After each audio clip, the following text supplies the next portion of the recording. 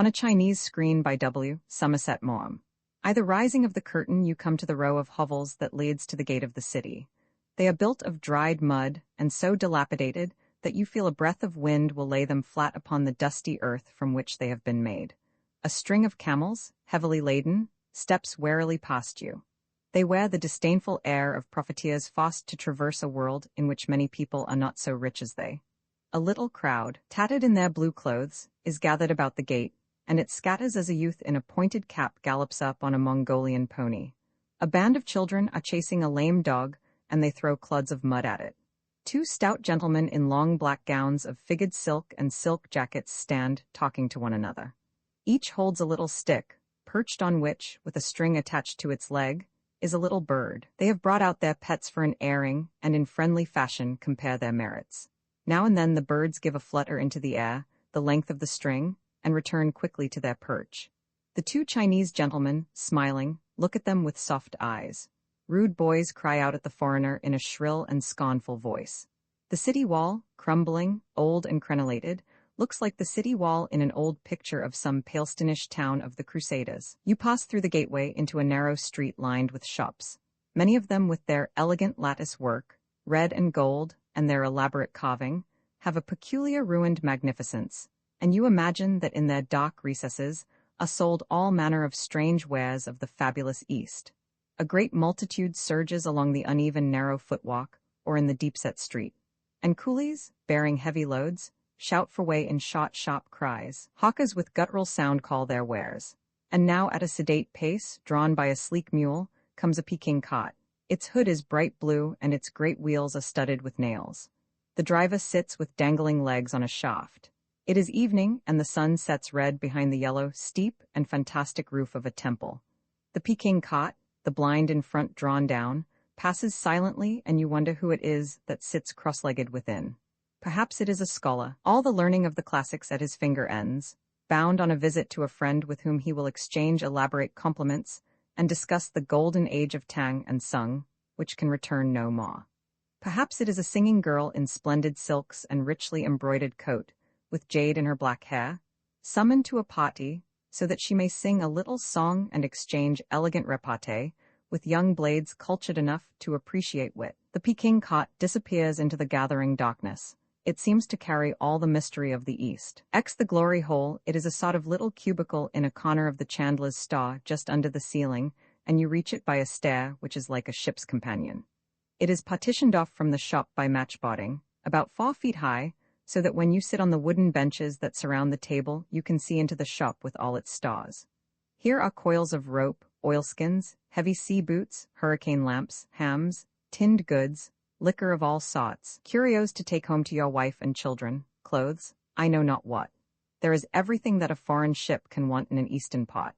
You can watch the Chinese, salesmen and customers, and they have a pleasantly mysterious air, as though they were concerned in nefarious business. You can see who comes into the shop, and since it is certainly a friend, bid him join you in the glory hole. Through the wide doorway, you see the sun beating down on the stone pavement of the roadway and the coolies scurrying past with their heavy loads. At about midday, the company begins to assemble. 2 or 3 pilots, Captain Thompson and Captain Brown, old men who have sailed the China seas for 30 years and now have a comfortable billet ashore, the skipper of a tramp from Shanghai, and the tape-ends of 1 or 2 tea firms. The boy stands silently waiting for orders, and he brings the drinks and the dice box. Talk flows rather prosily at first. A boat was wrecked the other day going into Foochow. That fellow McLean, the engineer of the Anshan, has made a pot of money in rubber lately. The consul's wife is coming out from home in the Empress. But by the time the dice box has traveled round the table and the loser has signed the chit, the glasses are empty and the dice box is reached for once more. The boy brings the second round of drinks. Then the tongues of these stolid, stubborn men are loosened a little, and they begin to talk of the past. One of the pilots knew the pot first hot on 50 years ago. Ah, those were the great days. That's when you ought to have seen the glory hole, he says, with a smile. Those were the days of the tea clippers, when there would be 30 or 40 ships in the harbor, waiting for their cargo. Everyone had plenty of money to spend then, and the glory hole was the center of life in the pot.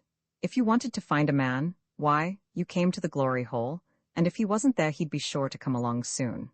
The agents did their business with the skippers there, and the doctor didn't have office hours. He went to the glory hole at noon, and if anyone was sick, he attended to him there and then. Those were the days when men knew how to drink. They would come at midday and drink all through the afternoon, a boy bringing them a bite if they were hungry, and drink all through the night. Fortunes were lost and won in the glory hole, for they were gamblers then, and a man would risk all the profits of his run in a game of cards. Those were the good old days. But now the trade was gone, the tea clippers no longer thronged the harbor, the pot was dead, and the young men of the APC or of Jardines, turned up their noses at the glory hole. And as the old pilot talked, that dingy little cubicle with its stained table seemed to be for a moment peopled with those old skippers, haughty, reckless, and adventurous, of a day that has gone forever. Roman 11 Fear, I was staying a night with him on the road. The mission stood on a little hill just outside the gates of a populous city. The first thing I noticed about him was the difference of his taste. The missionary's house, as a rule, is furnished in a style which is almost an outrage to decency. The parlor, with its air of an unused room, is papered with a gaudy paper, and on the wall hang texts, engravings of sentimental pictures. The soul's awakening, and Luke filled as the doctor. If the missionary has been long in the country, congratulatory scrolls on stiff red paper. There is a Brussels carpet on the floor, rocking chairs if the household is American, and a stiff armchair on each side of the fireplace if it is English. There is a sofa which is so placed that nobody sits on it, and by the grim look of it few can want to. There are lace curtains on the windows. Here and there are occasional tables on which are photographs and whatnots with modern porcelain on them. The dining room has an appearance of more use, but almost the whole of it is taken up by a large table, and when you sit at it, you are crowded into the fireplace. But in Mr. Wingrove's study there were books from floor to ceiling, a table littered with papers, curtains of a rich green stuff, and over the fireplace a Tibetan banner. There was a row of Tibetan Buddhas on the chimney piece. I don't know how it is, but you've got just the feeling of college rooms about the place, I said. Do you think so? He answered. I was a tutor at Oriel for some time. He was a man of nearly 50, I should think, tall and well-covered though not stout, with grey hair cut very short and a reddish face. One imagined that he must be a jovial man fond of laughter, an easy talker and a good fellow. But his eyes disconcerted you. They were grave and unsmiling. They had a look that I could only describe as harassed. I wondered if I had fallen upon him at an inconvenient moment when his mind was taken up with irksome matters. Yet somehow I felt that this was not a passing expression, but a settled one rather, and I could not understand it. He had just that look of anxiety which you see in certain forms of heart disease. He chatted about one thing and another. Then he said, I hear my wife come in. Shall we go into the drawing room? He led me in and introduced me to a little thin woman with gold-rimmed spectacles and a shy manner. It was plain that she belonged to a different class from her husband. The missionaries, for the most part with all manner of virtues, have not those which we can find no better way to describe than under the category of good breeding. They may be saints, but they are not often gentlemen. Now it struck me that Mr. Wingrove was a gentleman, for it was evident that his wife was not a lady. She had a vulgar intonation. The drawing-room was furnished in a way I had never before seen in a missionary's house. There was a Chinese carpet on the floor. Chinese pictures, old ones, hung on the yellow walls. 2 or 3 Ming tiles gave a dash of color. In the middle of the room was a blackwood table, elaborately carved, and on it was a figure in white porcelain. I made a trivial remark. I don't much care for all these Chinese things myself, answered my hostess briskly, but Mr. Wingrove said on them, I'd clear them all out if I had my way. I laughed, not because I was amused, and then I caught in Mr. Wingrove's eyes a flash of icy hatred. I was astonished, but it passed in a moment. We won't have them if you don't like them, my dear, he said gently. They can be put away. Oh, I don't mind them if they please you. We began to talk about my journey, and in the course of conversation I happened to ask Mr. Wingrove how long it was since he had been in England. 17 years, he said. I was surprised. But I thought you had 1 year's furlough every 7? Yes, but I haven't cared to go. Mr. Wingrove thinks it's bad for the work to go away for a year like that, explained his wife. Of course I don't care to go without him. I wondered how it was that he had ever come to China. The actual details of the call fascinate me, and often enough you find people who are willing to talk of it, though you have to form your own opinion on the matter less from the words they say than from the implications of them. But I did not feel that Mr. Wingrove was a man who would be induced either directly or indirectly to speak of that intimate experience. He evidently took his work very seriously. "Are there other foreigners here?" I asked. "No. It must be very lonely," I said. "I think I prefer it so," he answered, looking at one of the pictures on the wall. "They'd only be business people, and he smiled, "they haven't much use for missionaries, and they're not so intellectual that it is a great hardship to be deprived of their company. And of course we're not really alone, said Mrs. Wingrove. "We have 2 evangelists, and then there are 2 young ladies who teach, and there are the school children." Tea was brought in, and we gossiped desultorily.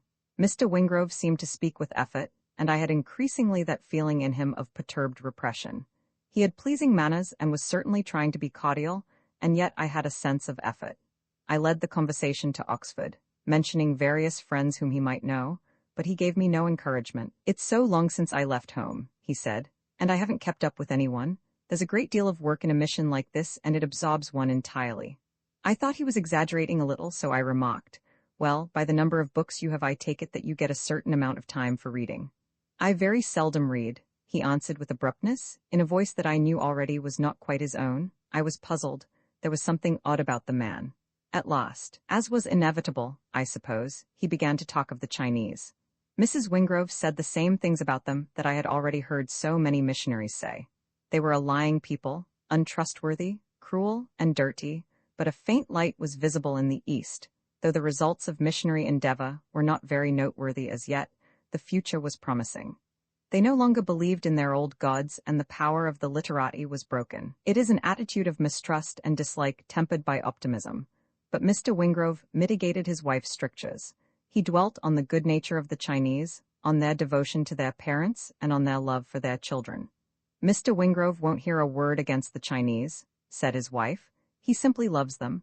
I think they have great qualities," he said. "You can't walk through those crowded streets of theirs without having that impressed on you." "I don't believe Mr. Wingrove notices the smells," his wife laughed. At that moment there was a knock at the door, and a young woman came in. She had the long skirts and the unbound feet of the native Christian, and on her face a look that was at once cringing and sullen. She said something to Mrs. Wingrove. I happened to catch sight of Mr. Wingrove's face. When he saw her, there passed over it an expression of the most intense physical repulsion. It was distorted as though by an odor that nauseated him, and then immediately it vanished and his lips twitched to a pleasant smile, but the effort was too great, and he showed only a tortured grimace. I looked at him with amazement. Mrs. Wingrove, with an "excuse me," got up and left the room. "That is one of our teachers," said Mr. Wingrove in that same set voice which had a little puzzled me before. "She's invaluable. I put infinite reliance on her. She has a very fine character." Then, I hardly know why, in a flash I saw the truth. I saw the disgust in his soul for all that his will loved. I was filled with the excitement which an explorer may feel when after a hazardous journey he comes upon a country with features new and unexpected. Those tortured eyes explained themselves, the unnatural voice, the measured restraint with which he praised, that air he had of a hunted man. Notwithstanding all he said, he hated the Chinese with a hatred beside which his wife's distaste was insignificant. When he walked through the teeming streets of the city, it was an agony to him. His missionary life revolted him. His soul was like the raw shoulders of the coolies, and the carrying pole burnt the bleeding wound. He would not go home because he could not bear to see again what he cared for so much. He would not read his books because they reminded him of the life he loved so passionately, and perhaps he had married that vulgar wife in order to cut himself off more resolutely from a world that his every instinct craved for. He martyred his tortured soul with a passionate exasperation. I tried to see how the call had come. I think that for years he had been completely happy in his easy ways at Oxford, and he had loved his work, with its pleasant companionship, his books, his holidays in France and Italy. He was a contented man, and asked nothing better than to spend the rest of his days in just such a fashion. But I know not what obscure feeling had gradually taken hold of him that his life was too lazy, too contented. I think he was always a religious man, and perhaps some early belief, instilled into him in childhood and long forgotten, of a jealous God who hated his creatures to be happy on earth, rankled in the depths of his heart. I think because he was so well satisfied with his life, he began to think it was sinful. A restless anxiety seized him. Whatever he thought with his intelligence, his instincts began to tremble with the dread of eternal punishment. I do not know what put the idea of China into his head, but at first he must have thrust it aside with violent repulsion. and perhaps the very violence of his repulsion impressed the idea on him, for he found it haunting him. I think he said that he would not go, but I think he felt that he would have to. God was pursuing him, and wherever he hid himself, God followed. With his reason he struggled, but with his heart he was caught. He could not help himself. At least he gave in. I knew I should never see him again, and I had not the time to spend on the commonplaces of conversation before a reasonable familiarity would permit me to talk of more intimate matters. I seized the opportunity while we were still alone. "Tell me," I said, "do you believe God will condemn the Chinese to eternal punishment if they don't accept Christianity?" I am sure my question was crude and tactless, for the old man in him tightened his lips, but nevertheless he answered. The whole teaching of the gospel forces one to that conclusion. There is not a single argument which people have adduced to the contrary, which has the force of the plain words of Jesus Christ. Romans 12, the picture. I do not know whether he was a mandarin bound for the capital of the province, or some student traveling to a seat of learning, nor what the reason that delayed him in the most miserable of all the miserable inns in China. Perhaps one or other of his bearers, hidden somewhere to smoke a pipe of opium, for it is cheap in that neighborhood, and you must be prepared for trouble with your coolies, could not be found. Perhaps a storm of torrential rain had held him for an hour, an unwilling prisoner. The room was so low that you could easily touch the rafters with your hand. The mud walls were covered with dirty whitewash, here and there worn away, and all round on wooden pallets were straw beds for the coolies who were the inn's habitual guests. The sun alone enabled you to support the melancholy squalor. It shone through the latticed window, a beam of golden light, and threw on the trodden earth of the floor a pattern of an intricate and splendid richness. And here, to pass an idle moment, he had taken his stone tablet, and mixing a little water with the stick of ink which he rubbed on it, seized the fine brush with which he executed the beautiful characters of the Chinese writing. He was surely proud of his exquisite calligraphy, and it was a welcome gift which he made his friends when he sent them a scroll on which was written a maxim, glitteringly compact, of the divine Confucius, and with a bold hand he drew on the wall a branch of plum blossom, and a bird perched on it. It was done very lightly, but with an admirable ease. I know not what happy chance guided the artist's touch, for the bird was all a-quiver with life, and the plum blossoms were tremulous on their stalks.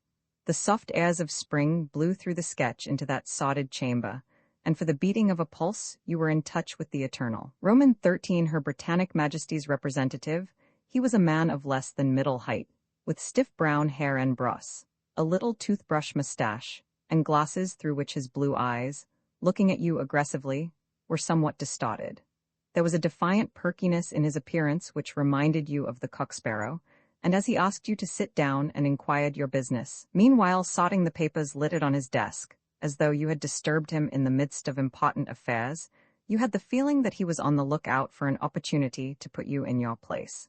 He had cultivated the official manner to perfection. You were the public, an unavoidable nuisance, and the only justification for your existence was that you did what you were told without argument or delay. But even officials have their weakness, and somehow it chanced that he found it very difficult to bring any business to an end without confiding his grievance to you. It appeared that people, missionaries especially, thought him supercilious and domineering. He assured you that he thought there was a great deal of good in missionaries. It is true that many of them were ignorant and unreasonable, and he didn't like their attitude. In his district, most of them were Canadians, and personally, he didn't like Canadians, but as for saying that he put on airs of superiority, he fixed his pince-nez more firmly on his nose, it was monstrously untrue. On the contrary, he went out of his way to help them, but it was only natural that he should help them in his way rather than in theirs. It was hard to listen to him without a smile, for in every word he said you felt how exasperating he must be to the unfortunate persons over whom he had control. His manner was deplorable. He had developed the gift of putting up your back to a degree which is very seldom met with. He was in short a vain, irritable, bumptious, and tiresome little man. During the Revolution, while a lot of firing was going on in the city between the rival factions, he had occasion to go to the Southern General on official business connected with the safety of his nationals, and on his way through the Yemen, he came across 3 prisoners being led out to execution. He stopped the officer in charge of the firing party, and finding out what was about to happen vehemently protested. These were prisoners of war, and it was barbarity to kill them. The officer, very rudely, in the consul's words, told him that he must carry out his orders. The consul fired up. He wasn't going to let a confounded Chinese officer talk to him in that way. An altercation ensued. The general, informed of what was occurring, sent out to ask the consul to come in to him, but the consul refused to move till the prisoners, 3 wretched coolies green with fear, were handed over to his safekeeping. The officer waved him aside and ordered his firing squad to take aim. Then the consul, I can see him fixing his glasses on his nose and his hair bristling fiercely. Then the consul stepped forwards between the leveled rifles and the 3 miserable men, and told the soldiers to shoot and be damned. There was hesitation and confusion. It was plain that the rebels did not want to shoot a British consul. I suppose there was a hurried consultation. The 3 prisoners were given over to him, and in triumph the little man marched back to the consulate. "Damn it, sir," he said furiously. "I almost thought the blighters would have the confounded cheek to shoot me. They are strange people, the British. If their manners were as good as their courage is great, they would merit the opinion they have of themselves." Roman 14. The opium den on the stage. It makes a very effective set. It is dimly lit. The room is low and squalid. In one corner a lamp burns mysteriously before a hideous image, and incense fills the theater with its exotic scent. A pig-tailed Chinaman wanders to and fro, aloof and saturnine, while on wretched pallets lie stupefied the victims of the drug. Now and then one of them breaks into frantic raving. There is a highly dramatic scene where some poor creature, unable to pay for the satisfaction of his craving, with prayers and curses begs the villainous proprietor for a pipe to still his anguish. I have read also in novels descriptions which made my blood run cold. And when I was taken to an opium den by a smooth-spoken Eurasian, the narrow, winding stairway up which he led me prepared me sufficiently to receive the thrill I expected. I was introduced into a neat enough room, brightly lit, divided into cubicles, the raised floor of which, covered with clean matting, formed a convenient couch.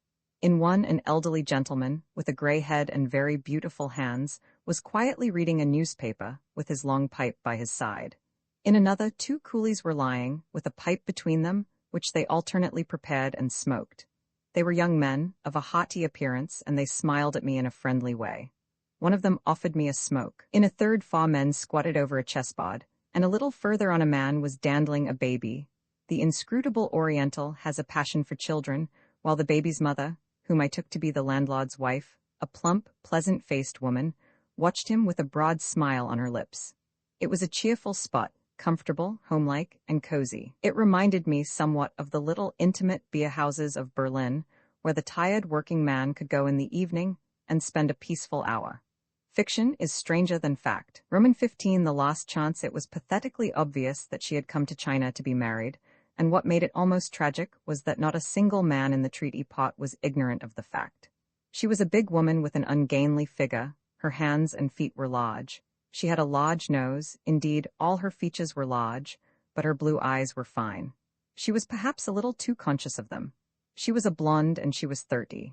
In the daytime, when she wore sensible boots, a short skirt, and a slouch hat, she was personable.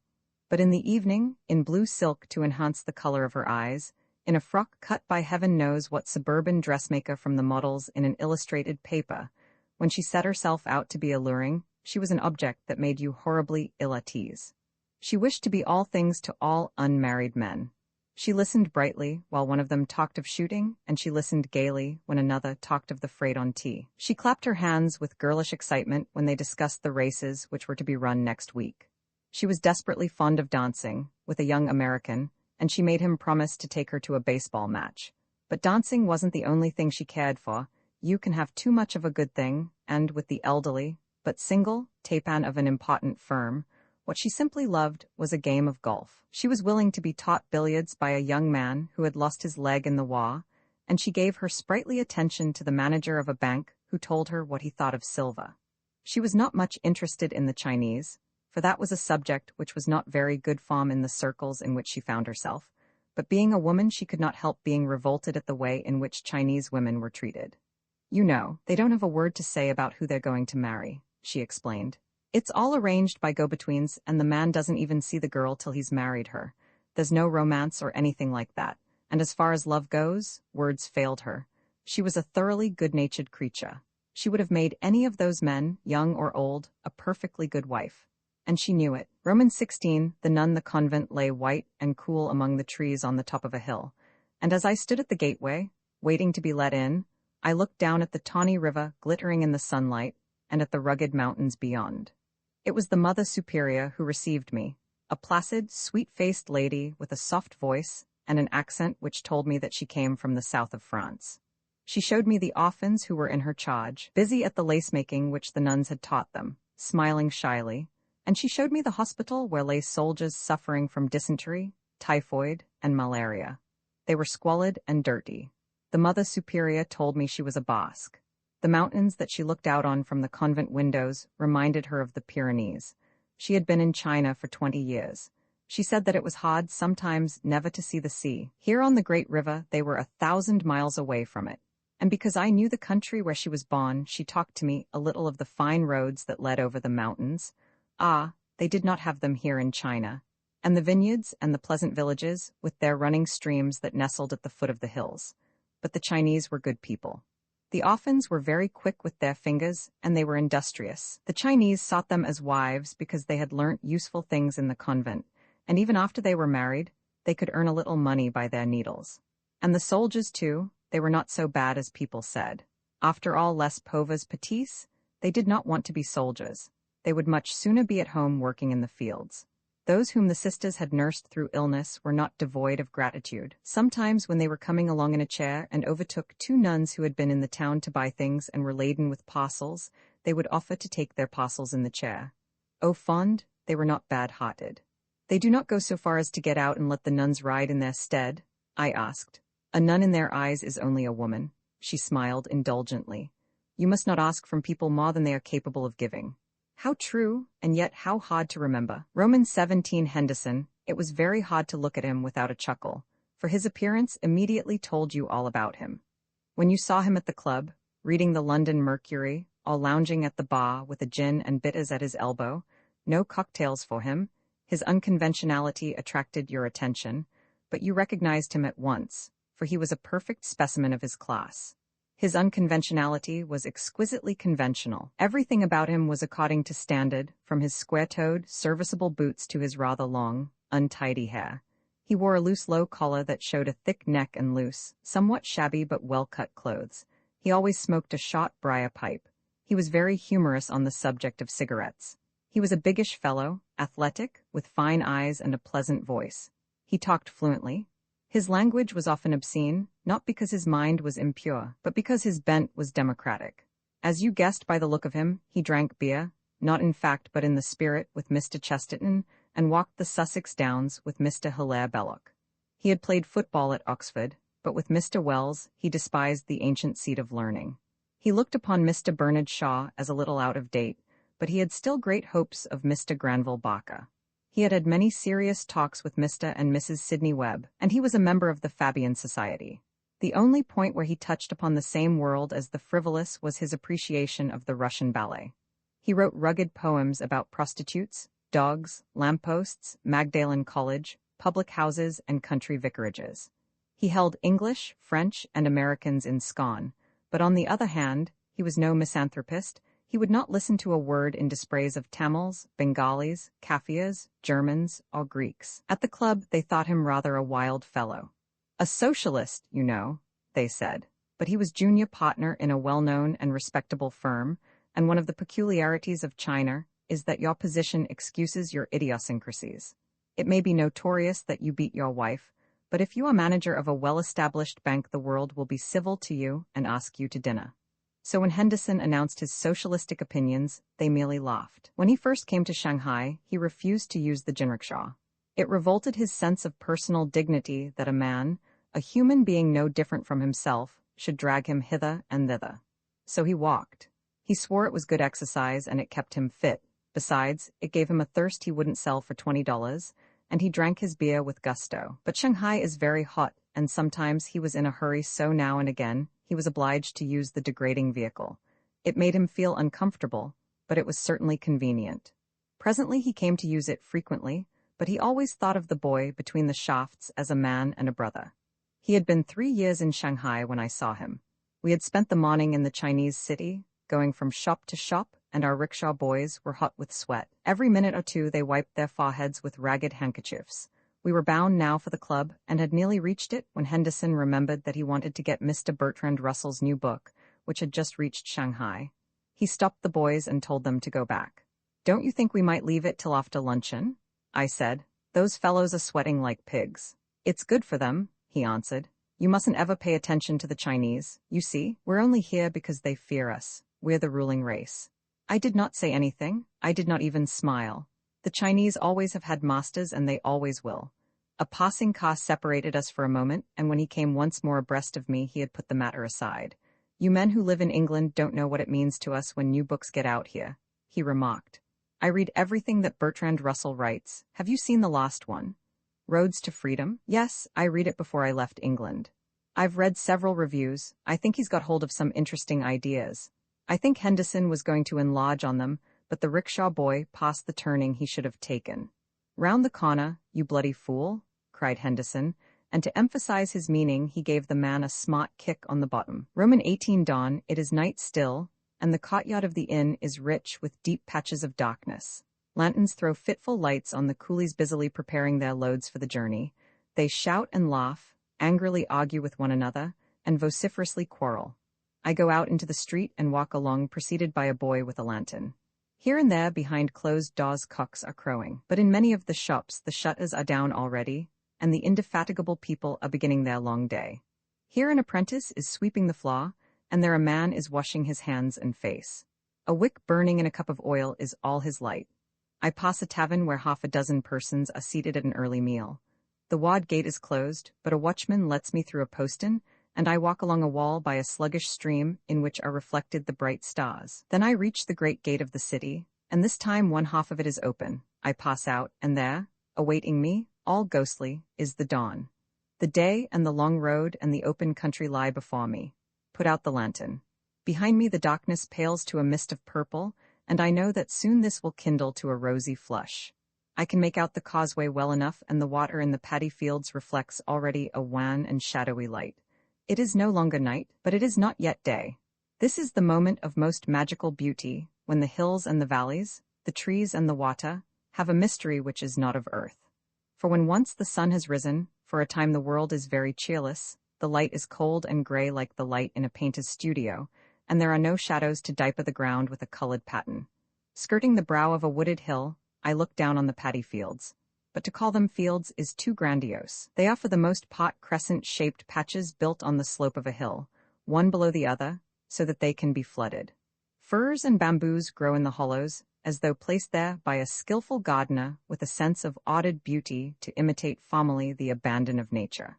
In this moment of enchantment, you do not look upon the scene of humble toil, but on the pleasure gardens of an emperor.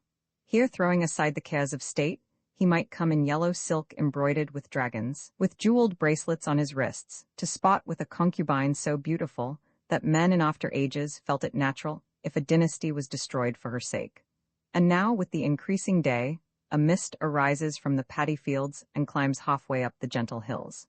You may see 100 pictures of the sight before you, for it is one that the old masters of China loved exceedingly. The little hills, wooded to their summit, with a line of fir trees along the crest, a firm silhouette against the sky, the little hills rise behind one another, and the varying level of the mist, forming a pattern, gives the composition a completeness which yet allows the imagination ample scope. The bamboos grow right down to the causeway, their thin leaves shivering in the shadow of a breeze, and they grow with a high-bred grace so that they look like groups of ladies in the great Ming dynasty resting languidly by the wayside. They have been to some temple, and their silken dresses are richly wrought with flowers, and in their hair are precious ornaments of jade. They rest there for a while on their small feet, their golden lilies, gossiping elegantly, for do they not know that the best use of culture is to talk nonsense with distinction, and in a moment slipping back into their chairs they will be gone. But the road turns, and my God, the bamboos, the Chinese bamboos, transformed by some magic of the mist, look just like the hops of a Kentish field. Do you remember the sweet-smelling hop fields and the fat green meadows, the railway line that runs along the sea, and the long shining beach, and the desolate grayness of the English Channel? The seagull flies over the wintry coldness, and the melancholy of its cry, is almost unbearable. Roman 19, the point of honor, nothing hinders friendly relations between different countries so much as the fantastic notions which they cherish about one another's characteristics, and perhaps no nation has suffered so much from the misconception of its neighbors as the French.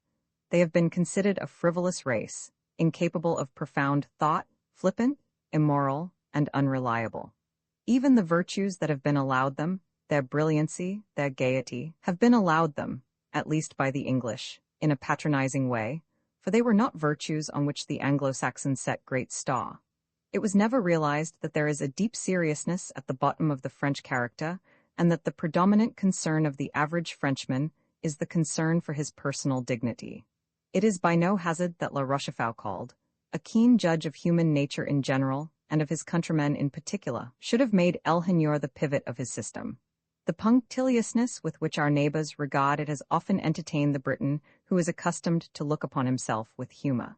But it is a living farce, as the phrase goes, with the Frenchman, and you cannot hope to understand him unless you bear in mind always the susceptibility of his sense of honor. These reflections were suggested to me whenever I saw the Vicomte de Steenvoorde driving in his sumptuous car, or seated at the head of his own table.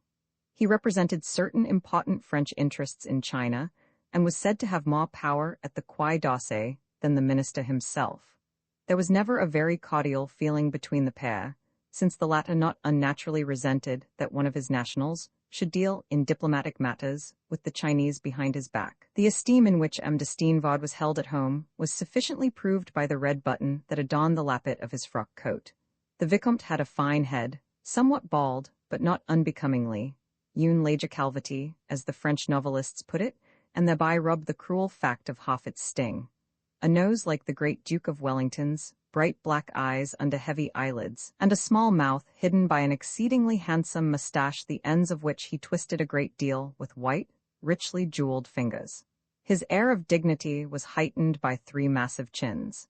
He had a big trunk and an imposing corpulence, so that when he sat at table, he sat a little away from it, as though he ate under protest and were just there for a snack. But nature had played a dirty, though not uncommon trick on him, for his legs were much too short for his body, so that, though seated he had all the appearance of a tall man, you were taken aback to find when he stood up that he was hardly of average height. It was for this reason that he made his best effect at table, or when he was driving through the city in his car. Then his presence was commanding. When he waved to you or, with a broad gesture, took off his hat, you felt that it was incredibly affable of him to take any notice of human beings. He had all the solid respectability of those statesmen of Louis Philippe, in sober black, with their long hair and clean-shaven faces, who look out at you with portentous solemnity from the canvases of Ingres. One often hears of people who talk like a book. M. de Steenvoorde talked like a magazine, not of course a magazine devoted to light literature and the distraction of an idle hour, but a magazine of sound learning and influential opinion. M. de Steenvoorde talked like the Revue des Deux Mondes. It was a treat, though a little fatiguing, to listen to him. He had the fluency of those who have said the same thing over and over again. He never hesitated for a word. He put everything with lucidity, an admirable choice of language, and such an authority that in his lips the obvious had all the sparkle of an epigram. He was by no means without wit. He could be very amusing at the expense of his neighbors. And when, having said something peculiarly malicious, he turned to you with an observation, less absence Aunt Tauges taught, he managed to invest it with the freshness of an original aphorism. He was an ardent Catholic, but he flattered himself, no reactionary, a man of standing, substance, and principle. A poor man, but ambitious, fame, the lost infirmity of noble mind, he had married for her enormous the daughter of a sugar broker, now a painted little lady with henna'd hair, in beautiful clothes, and it must have been a sore trial to him that when he gave her his honored name he could not also endow her with the sense of personal pride, which was so powerful a motive in all his actions. For like many great men, M. de Steenvoorde was married to a wife who was extremely unfaithful to him. But this misfortune he bore with a courage and a dignity which were absolutely characteristic. His demeanor was so perfect that his infelicity positively raised him in the eyes of his friends. He was to all an object of sympathy. He might be a cuckold, but he remained a person of quality. Whenever, indeed, MME, De Steenvod took a new lover. He insisted that her parents should give him a sufficient sum of money to make good the outrage to his name and honor. Common report put it at 250,000 francs, but with silver at its present price, I believe that a businessman would insist on being paid in dollars. M. de Steenvod is already a man of means, but before his wife reaches the canonical age, he will undoubtedly be a rich one. Roman to my lady's parlor. I really think I can make something of it, she said. She looked about her briskly, and the light of the creative imagination filled her eyes with brightness. It was an old temple, a small one in the city which she had taken and was turning into a dwelling house.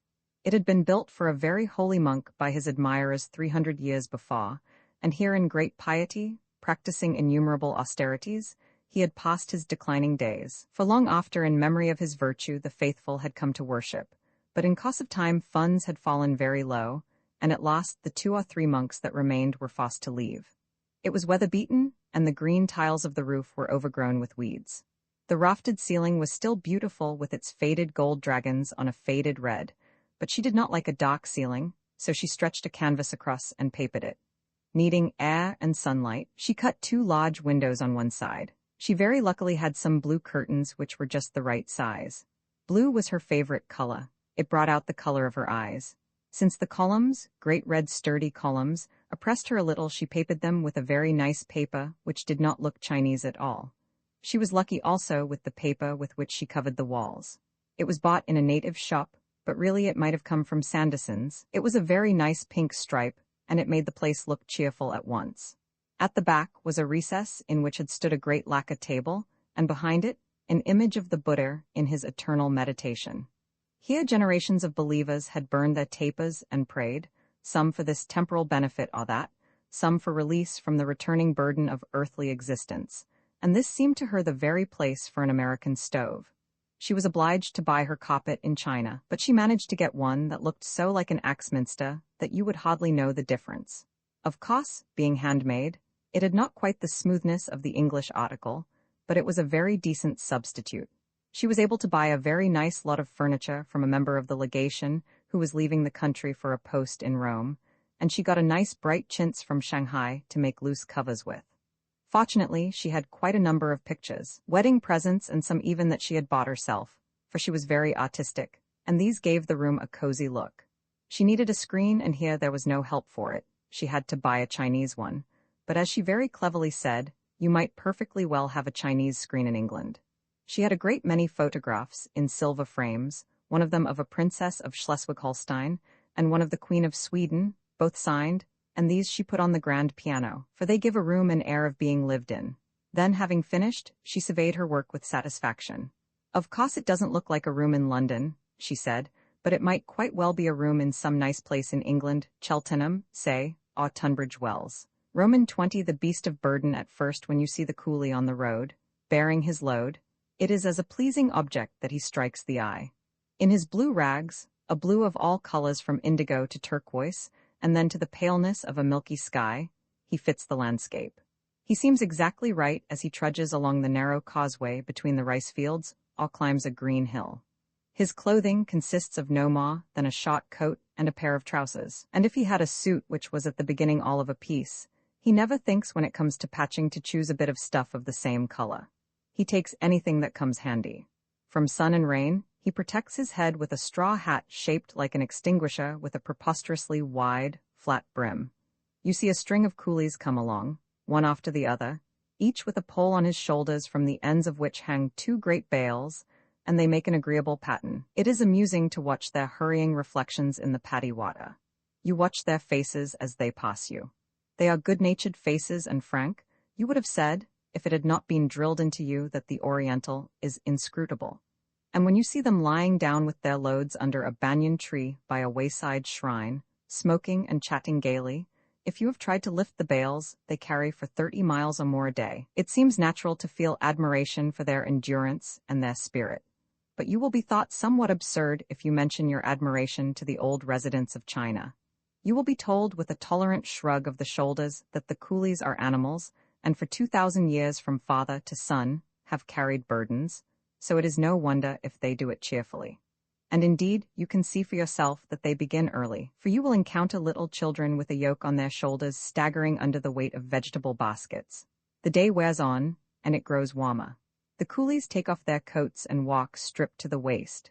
Then sometimes in a man resting for an instant, his load on the ground but the pole still on his shoulders, so that he has to rest slightly crouched. You see the poor tired heart beating against the ribs. You see it as plainly as in some cases of heart disease in the outpatient's room of a hospital. It is strangely distressing to watch. Then also you see the coolies' backs. The pressure of the pole for long years, day after day, has made hard red scars, and sometimes even there are open saws, great saws without bandages, or dressing that rub against the wood. But the strangest thing of all is that sometimes, as though nature sought to adapt man for these cruel uses to which he is put, an odd malformation seems to have arisen, so that there is a sort of hump, like a camel's, against which the pole rests. But beating hot or angry saw, bitter rain or burning sun notwithstanding, they go on eternally, from dawn till dusk, year in year out, from childhood to the extreme of age. You see old men without an ounce of fat on their bodies, their skin loose on their bones, wizened, their little faces wrinkled and ape-like, with hair thin and gray, and they totter under their burdens to the edge of the grave in which at last they shall have rest. And still the coolies go, not exactly running, but not walking either, sidling quickly, with their eyes on the ground to choose the spot to place their feet, and on their faces a strained, anxious expression. You can make no longer a pattern of them as they wend their way. Their effort oppresses you. You are filled with a useless compassion. In China, it is man that is the beast of burden. To be harassed by the wear and tear of life, and to pass rapidly through it without the possibility of arresting one's course, is not this pitiful indeed? To labor without ceasing, and then, without living to enjoy the fruit, worn out, to depart suddenly, one knows not whither, is not that a just cause for grief? So wrote the Chinese mystic. Roman 21 Dr. Macalister. He was a fine figure of a man, hard upon 60, I should think, when I knew him, but hale still and active. He was stout, but his great height enabled him to carry his corpulence with dignity. He had a strong, almost a handsome face, with a hooked nose, bushy white eyebrows, and a firm chin. He was dressed in black, and he wore a low collar and a white bow tie. He had the look of an English divine of a past generation. His voice was resonant and haughty, and he laughed boisterously. His career was somewhat out of the common. He had come to China 30 years before as a medical missionary, but now, though still on good terms with the mission, he was no longer a member.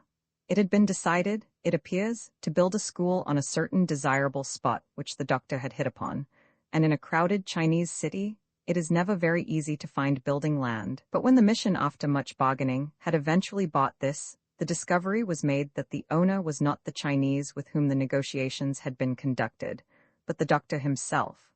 Knowing that the school must be built, and seeing that no other piece of land was available, he had borrowed money from a Chinese banker and bought it himself. The transaction was not dishonest, but perhaps it was a little unscrupulous, and the other members of the mission did not look upon it as the good joke that Dr. Macalister did. They displayed even a certain acrimony, and the result was that Dr. Macalister, though preserving friendly relations with persons with whose aims and interests he was in the fullest sympathy, resigned his position.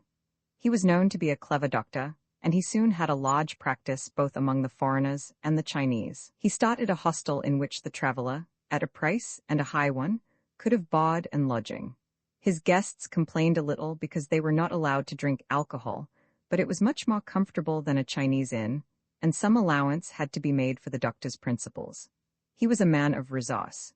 He bought a large piece of land on a hill on the other side of the river, and put up bungalows, which he sold one by one to the missionaries as summer resorts. And he owned a large store in which he sold everything, from picture postcards and curios to Worcester sauce and knitted jumpers, which a foreigner could possibly want. He made a very good thing out of it. He had a commercial bent. The tiffin he invited me to was quite an imposing function. He lived above his store in a large apartment overlooking the river. The party consisted of Dr. Macalister and his third wife, a lady of 45 in gold-rimmed spectacles and black satin, a missionary spending a few days with the doctor on his way into the interior, and two silent young ladies who had just joined the mission and were busily learning Chinese. On the walls of the dining room hung a number of congratulatory scrolls which had been presented to my host by Chinese friends and converts on his 50th birthday. There was a great deal of food, as there always is in China, and Dr. McAllister did full justice to it. The meal began and ended with a long grace which he said in his deep voice, with an impressive unction. When we returned to the drawing room, Dr. McAllister, standing in front of the grateful fire, for it can be very cold in China, took a little photograph from the chimney piece and showed it to me. "Do you know who that is?" he asked. It was the photograph of a very thin young missionary in a low collar and a white tie, with large melancholy eyes and a look of profound seriousness. "Nice-looking fellow, eh?" boomed the doctor. "Very," I answered. "A somewhat priggish young man possibly, but priggishness is a pardonable defect in youth, and here it was certainly counterbalanced by the appealing wistfulness of the expression. It was a fine, a sensitive, and even a beautiful face, and those disconsolate eyes were strangely moving. There was fanaticism there, perhaps, but there was the courage that would not fear martyrdom. There was a charming idealism, and its youth, its ingenuousness, warmed one's heart. A most attractive face," I said as I returned the photograph. Dr. McAllister gave a chuckle. "That's what I looked like when I first came out to China," he said. It was a photograph of himself. "No one recognizes it," smiled Mrs. McAllister. "It was the very image of me," he said. He spread out the tails of his black coat and planted himself more firmly in front of the fire. "I often laugh when I think of my first impressions of China," he said. "I came out expecting to undergo hardships and privations. My first shock was the steamer with 10-course dinners and first-class accommodation. There wasn't much hardship in that, but I said to myself, wait till you get to China. Well, at Shanghai, I was met by some friends and I stayed in a fine house and was waited on by fine servants and I ate fine food. Shanghai, I said, the plague spot of the East. It'll be different in the interior. At last, I reached here. I was to stay with the head of the mission till my own quarters were ready. He lived in a large compound. He had a very nice house with American furniture in it, and I slept in a better bed than I'd ever slept in. He was very fond of his garden, and he grew all kinds of vegetables in it. We had salads just like the salads we had in America and fruit, all kinds of fruit. He kept a cow, and we had fresh milk and butter. I thought I'd never eaten so much and so well in my life. You did nothing for yourself. If you wanted a glass of water, you called a boy and he brought it to you. It was the beginning of summer when I arrived, and they were all packing up to go to the hills. They hadn't got bungalows then, but they used to spend the summer in a temple. I began to think I shouldn't have to put up with much privation after all. I had been looking forward to a martyr's crown. Do you know what I did? Dr. McAllister chuckled as he thought of that long past time. The first night I got here, when I was alone in my room, I threw myself on my bed, and I just cried like a child. Dr. McAllister went on talking, but I could not pay much attention to what he said. I wondered by what steps he had come to be the man I knew now from the man he had been then. That is the story I should like to write. Roman 22, the road it is not a road at all but a causeway, made of paving stones about a foot wide and 4 feet broad, so that there is just room for 2 sedan chairs with caution to pass each other. For the most part it is in good enough repair, but here and there the stones are broken or swept away by the flooding of the rice fields, and then walking is difficult. It winds tortuously along the path, which has connected city to city since first 1,000 years ago, or more there were cities in the land. It winds between the rice fields, following the accidents of the country with a careful nonchalance, and you can tell that it was built on a track made by the peasant of dim ages past, who sought not the quickest but the easiest way to walk. The beginnings of it you may see when, leaving the main road, you cut across country, bound for some town that is apart from the main line of traffic. Then the causeway is so narrow that there is no room for a coolie bearing a load to pass, and if you are in the midst of the rice fields he has to get on the little bank, planted with beans, that divides one from another, till you go by. Presently the stones are wanting, and you travel along a path of trodden mud so narrow that your bearers step warily. The journey, for all the stories of bandits with which they sought to deter you, and the ragged soldiers of your escort, is devoid of adventure, but it is crowded with incident. First there is the constant variety of the dawn. Poets have written of it with enthusiasm, but they are lie-a-beds, and they have trusted for inspiration to their fancy rather than to their sleepy eyes. Like a mistress known in the dream of a moonlit night, who has charms unshared by the beauties of the wakeful day, they have ascribed to it excellencies which are only of the imagination. For the most exquisite dawn has none of the splendor of an indifferent sunset, but because it is a less accustomed sight, it seems to have a greater diversity. Every dawn is a little different from every other, and you can fancy that each day the world is created anew, not quite the same as it was the day before. Then there are the common sights of the wayside.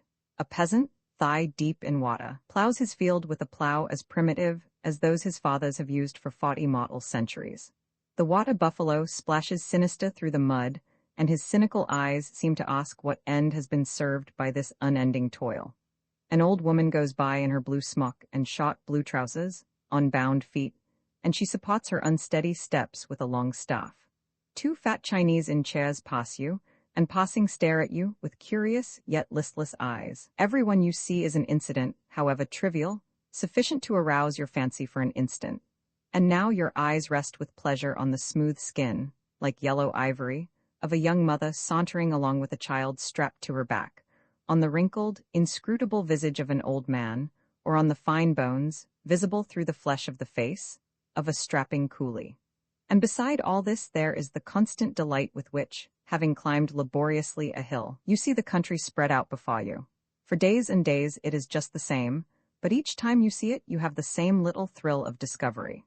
The same little rounded hills, like a flock of sheep, surrounding you, succeeding one another as far as the eye can reach.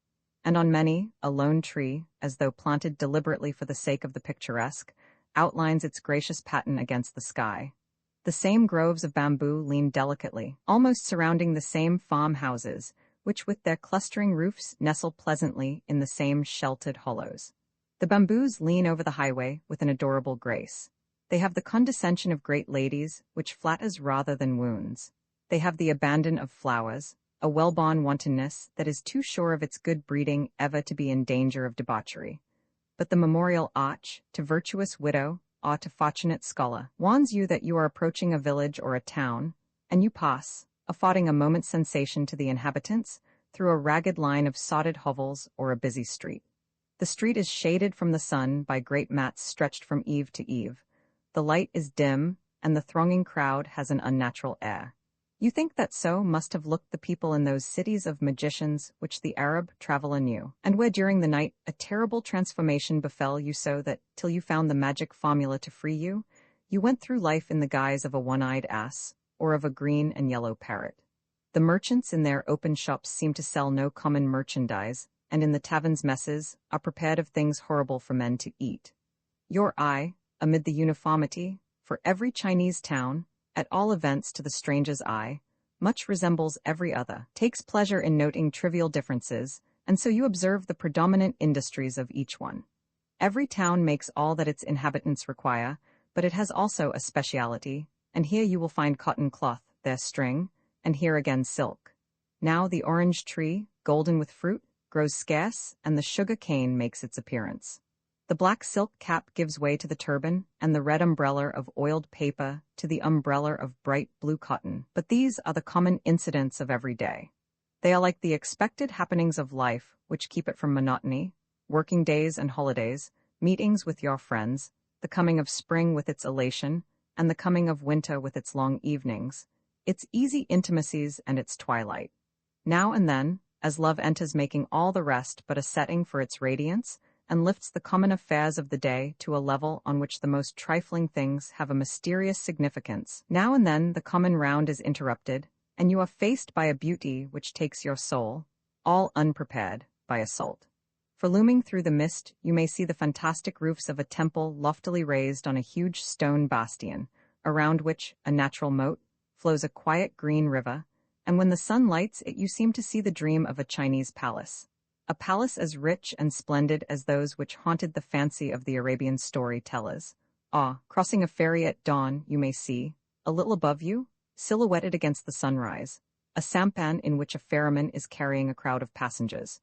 You recognize on a sudden Charon, and you know that his passengers are the melancholy dead. Roman 23 God's Truth Birch was the agent of the Beatty, and he was stationed in a little town of the interior with streets which, after it had rained, were a foot deep in mud. Then you had to get right inside your cot to prevent yourself from being splashed from head to foot. The roadway, worn to pieces by the ceaseless traffic, was so full of holes that the breath was jolted out of your body as you jogged along at a foot pace. There were 2 or 3 streets of shops, but he knew by heart everything that was in them, and there were interminable winding alleys, which presented a monotonous expanse of wall broken only by solid closed doors. These were the Chinese houses, and they were as impenetrable to one of his color as the life which surrounded him. He was very homesick. He had not spoken to a white man for 3 months. His day's work was over.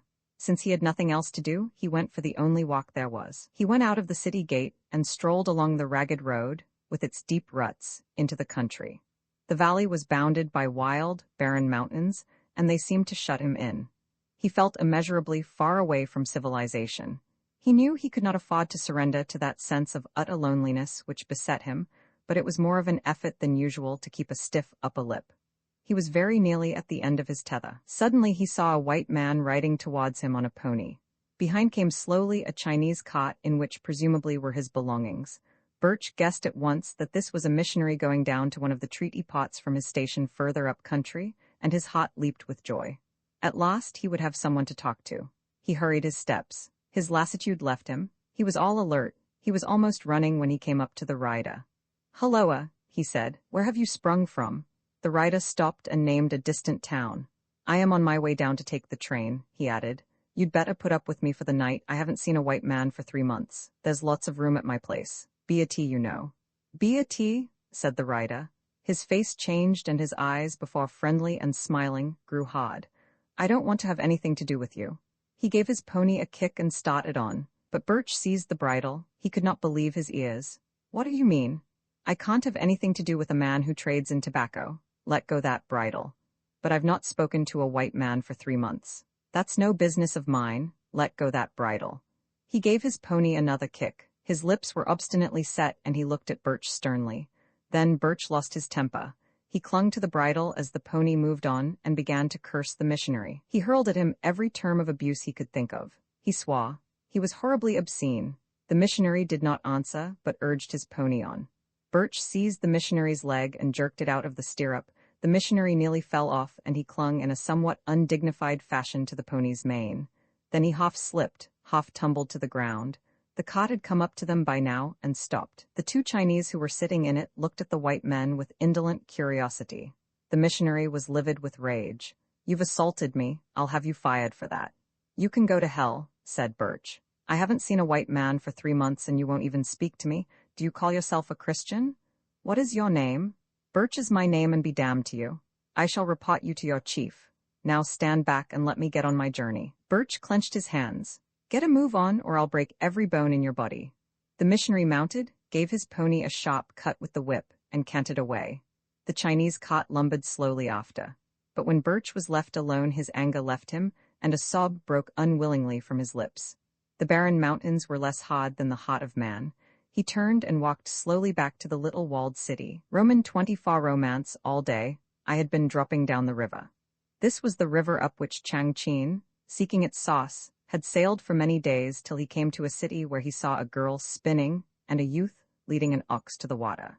He asked what place this was, and in reply the girl gave him her shuttle, telling him to show it on his return to the astrologer Yen Chunping, who would thus know where he had been. He did so, and the astrologer at once recognized the shuttle as that of the spinning damsel, further declaring that on the day, and at the hour when Chang Chin received the shuttle, he had noticed a wandering star intrude itself between the spinning damsel and the cowherd. So Chang Chin knew that he had sailed upon the bosom of the Milky Way. I, however, had not been so far. All day, as for 7 days before, my 5 rowers, standing up, had rowed, and there rang still in my ears the monotonous sound of their oars against the wooden pin that served as rowlock. Now and again, the water became very shallow, and there was a jar and a jolt as we scraped along the stones of the river bed. Then 2 or 3 of the rowers turned up their blue trousers to the hip and let themselves over the side. Shouting, they dragged the flat-bottomed boat over the shoal. Now and again, we came to a rapid, of no great consequence when compared with the turbulent rapids of the Yangtze, but sufficiently swift to call for trackers to pull the junks that were going upstream, and we, going down, passed through them with many shouts, shot the foaming breakers, and presently reached water as smooth as any lake. Now it was night and my crew were asleep, forward, huddled together in such shelter as they had been able to rig up when we moored at dusk. I sat on my bed. Bamboo matting spread over 3 wooden arches made the sorry cabin which for a week had served me as parlor and bedroom. It was closed at one end by matchboarding so roughly put together that there were large chinks between each board. The bitter wind blew through them. It was on the other side of this that the crew, fine sturdy fellows, rowed by day and slept by night, joined then by the steersman who had stood from dawn to dusk, in a tattered blue gown and a wadded coat of faded grey, a black turban round his head, at the long awe which was his helm. There was no furniture but my bed, a shallow dish like an enormous soup plate in which burned charcoal, for it was cold, a basket containing my clothes which I used as a table, and a hurricane lamp which hung from one of the arches and swayed slightly with the motion of the water. The cabin was so low that I, a person of no great height, I comfort myself with Bacon's observation that with tall men it is as with tall houses, the top story is commonly the least furnished, could only just stand upright. One of the sleepers began to snore more loudly, and perhaps he awoke two of the others, for I heard the sound of speaking. But presently this ceased, the snorer was quiet, and all about me once more was silence. Then suddenly I had a feeling that here, facing me, touching me almost, was the romance I sought. It was a feeling like no other, just as specific as the thrill of aught, but I could not for the life of me tell what it was that had given me just then that rare emotion. In the course of my life, I have been often in situations which, had I read of them, would have seemed to me sufficiently romantic, but it is only in retrospect, comparing them with my ideas of what was romantic, that I have seen them as at all out of the ordinary. It is only by an effort of the imagination, making myself as it were a spectator of myself acting a part, that I have caught anything of the precious quality in circumstances which in others would have seemed to me instinct with its fine flower.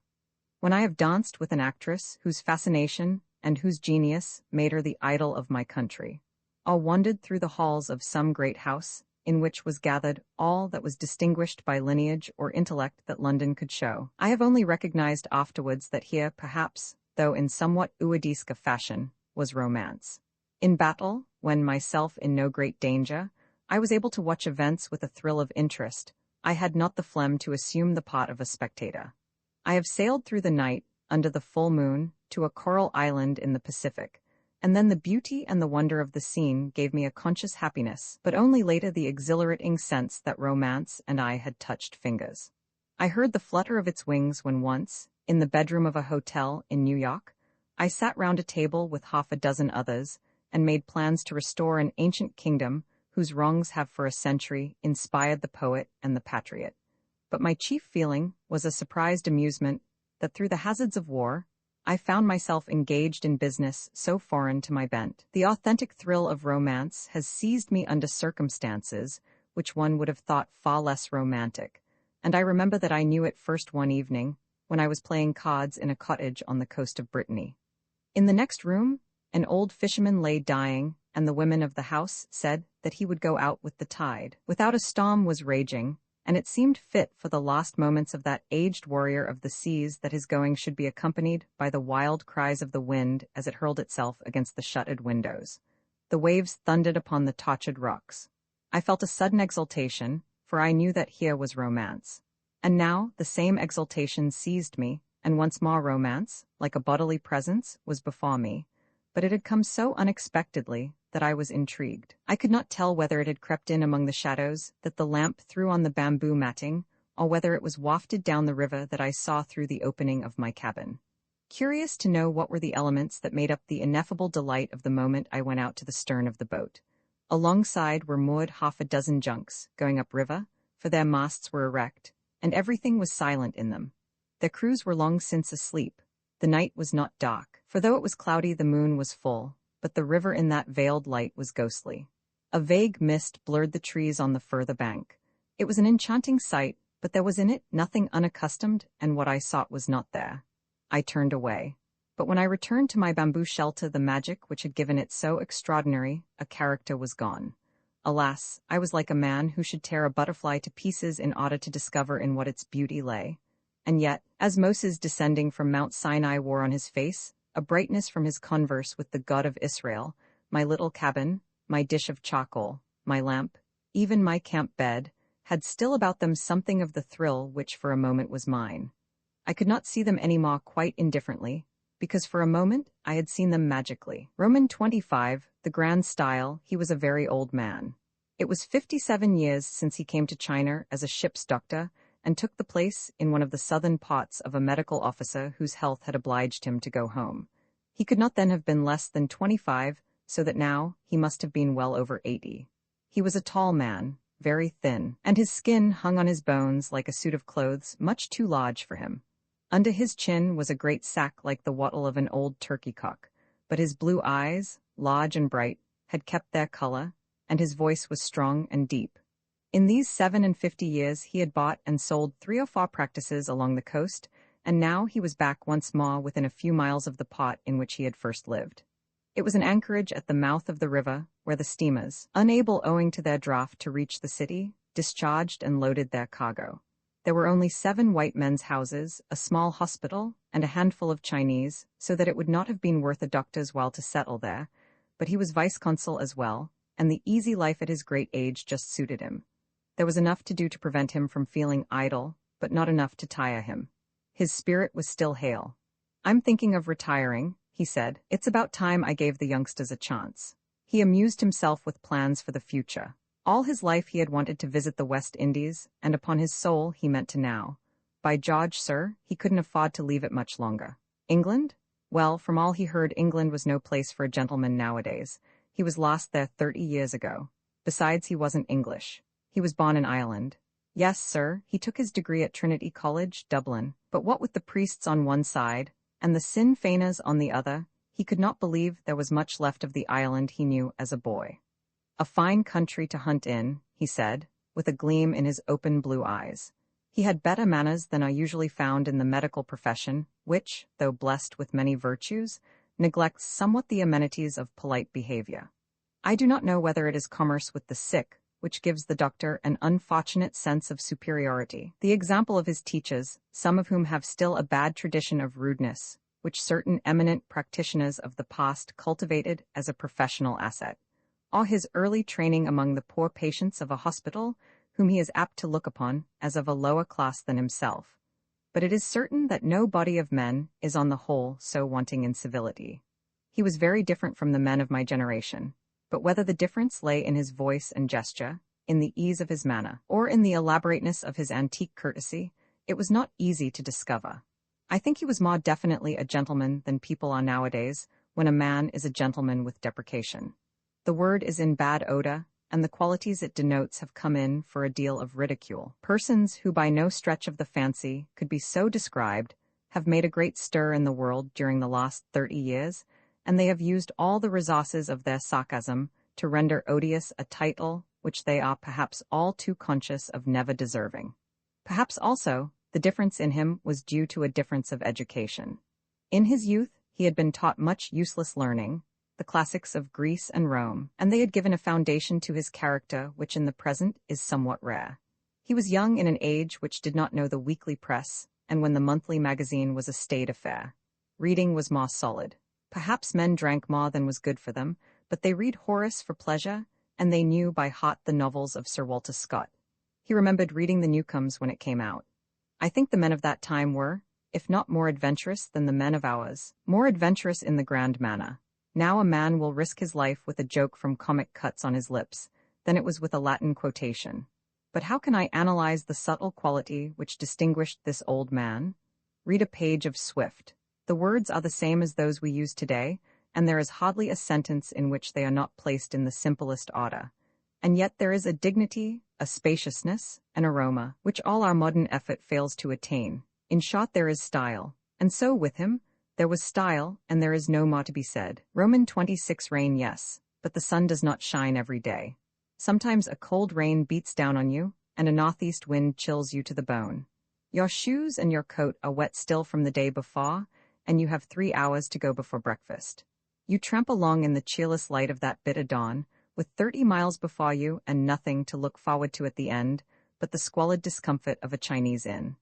There you will find bare walls, a clammy floor of trodden earth, and you will dry yourself as best you can over a dish of burning charcoal. Then you think of your pleasant room in London. The rain driving in squalls against the windows only makes its warmth more grateful. You sit by the fire, your pipe in your mouth, and read the Times from cover to cover, not the leading articles of course, but the agony column and the advertisements of country houses you will never be able to afford. On the Chiltern Hills, standing in its own park of 150 acres, with spacious garden, orchard, etc., a Georgian house in perfect condition, with original woodwork and chimney pieces, 6 reception rooms, 14 bedrooms and usual offices, modern sanitation, stabling with rooms over and excellent garage. 3 miles from first-rate golf course. I know then that Messrs. Knight, Frank, and Rutley are my favorite authors. The matters that they treat of like the great commonplaces, which are the material of all fine poetry, never stale, and their manner, like that of the best masters, is characteristic, but at the same time various. Their style, as is that of Confucius according to the sinologues, is glitteringly compact. Succinct but suggestive, it combines an admirable exactness with a breadth of image which gives the imagination an agreeable freedom. Their mastery of words, such as rude and perch, of which I suppose I once knew the meaning, but which for many years have been a mystery to me, is amazing, and they will use them with ease and assurance. They can play with technical terms with the ingenuity of Mr. Rudyard Kipling, and they can invest them with the Celtic glamour of Mr. W.B. Yeats. They have combined their individualities so completely that I defy the most discerning critic to discover traces of a divided authorship. Literary history is acquainted with the collaboration of 2 writers, and the names of Beaumont and Fletcher, Erckman Chatrian, Besant and Rice spring to the excited fancy. But now that the higher criticism has destroyed that belief in the triple authorship of the Bible which I was taught in my youth, I conjecture that the case of Knight, Frank, and Rutley is unique. Then Elizabeth, very smart in the white squirrel I brought her from China, comes in to say goodbye to me, for she, poor child, must go out whatever the weather, and I play trains with her while her pram is being got ready. Then of course I should do a little work, but the weather is so bad that I feel lazy, and I take up instead Professor Giles' book on Chuang-Tzu. The rigid Confucianists frown upon him because he is an individualist, and it is to the individualism of the age that they ascribe the lamentable decay of China, but he is very good reading. He has the advantage on a rainy day that he can be read without great application, and not seldom you come across a thought that sets your own wondering. But presently ideas, insinuating themselves into your consciousness like the lapping waves of a rising tide, absorb you to the exclusion of those which old Chuang-Tzu suggested, and notwithstanding your desire to idle, you sit down at your table. Only the dilettante uses a desk. Your pen goes easily and you write without effort. It is very good to be alive. Then 2 amusing people come to luncheon, and when they are gone you drop into Christie's. You see some Ming figures there, but they are not so good as those you brought from China yourself, and then you watch being sold pictures you are only too glad not to possess. You look at your watch. There is pretty sure to be a rubber going at the Garrick, and the shocking weather justifies you in wasting the rest of the afternoon. You cannot stay very late, for you have seats for a first night, and you must get home and dress for an early dinner. You will be just in time to tell Elizabeth a little story before she goes to sleep. She looks really very nice in her pajamas with her hair done up in 2 plaits. There is something about a first night which only the satiety of the critic can fail to be moved by. It is pleasant to see your friends and amusing to hear the pit's applause when a favorite of the stage, acting better than she ever does behind the footlights, a delightful embarrassment at being recognized, advances to take her seat. It may be a bad play that you are going to see, but it has at least the merit that no one has seen it before, and there is always the chance of a moment's emotion or of a smile.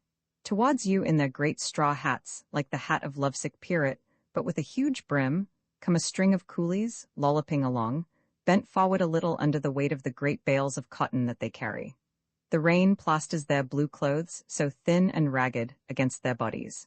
The broken stones of the causeway are slippery, and with toil you pick your muddy way. Roman 27 Sullivan, he was an Irish sailor. He deserted his ship at Hong Kong and took it into his head to walk across China. He spent 3 years wandering about the country and soon acquired a very good knowledge of Chinese.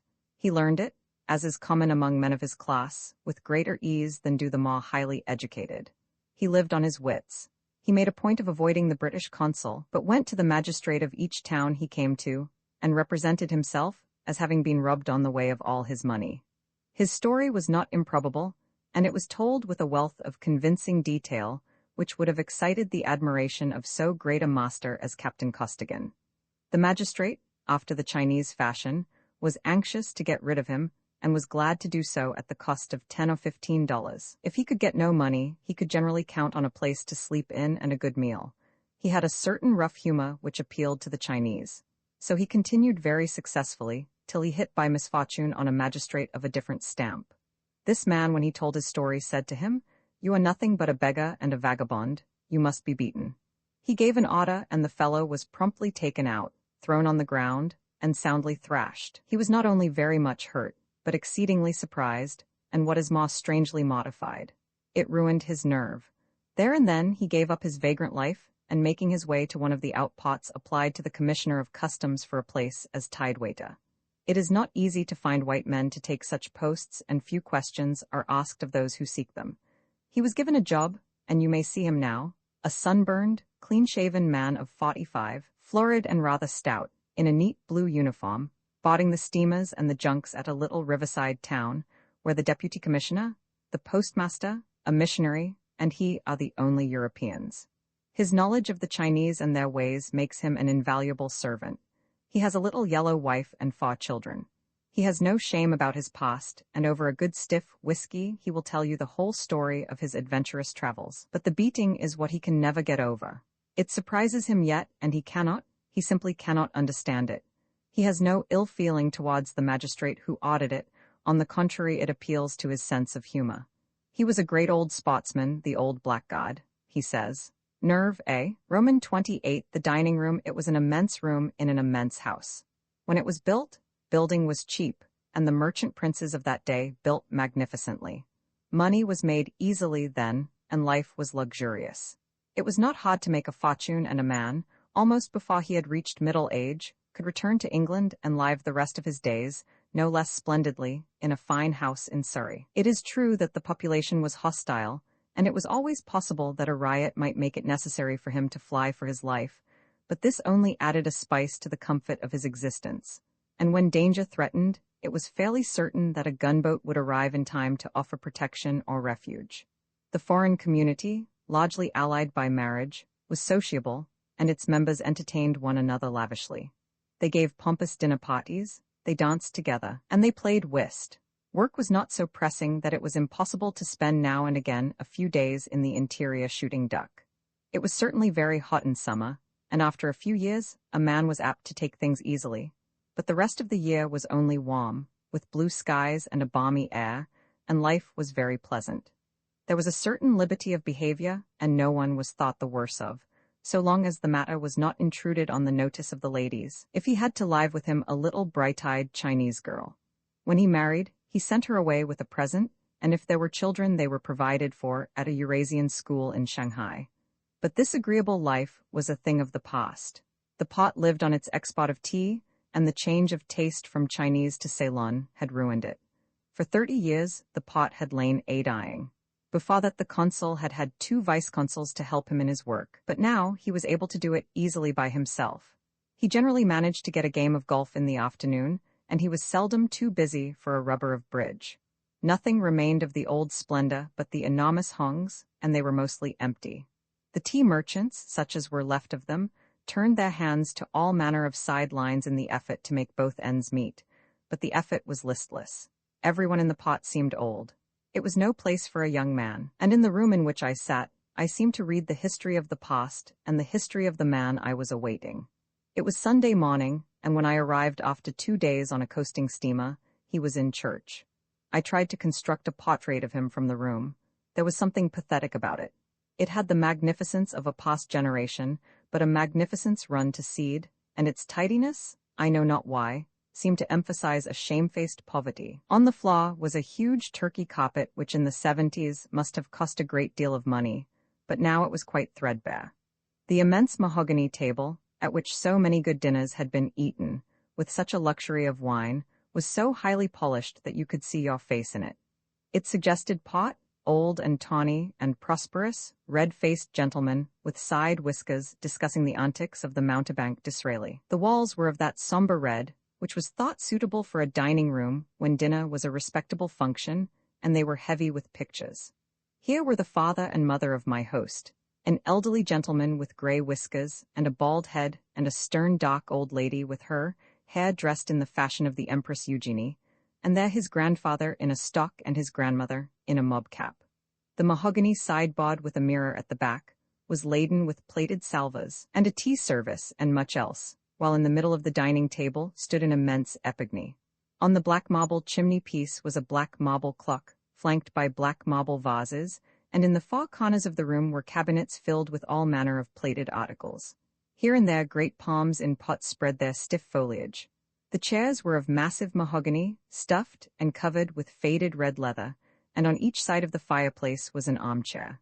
The room, large though it was, seemed crowded, but because everything was rather shabby it gave you an impression of melancholy.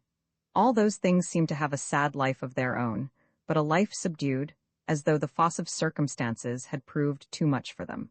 They had no longer the strength to struggle against fate, but they clung together with a tremulous eagerness, as though they had a vague feeling that only so could they retain their significance, and I felt that it was only a little time before the end came when they would lie haphazard, in an unlovely confusion, with little numbers pasted on them, in the dreary coldness of an auction room. Roman 29 arabesque there in the mist, enormous, majestic, silent, and terrible, stood the Great Wall of China.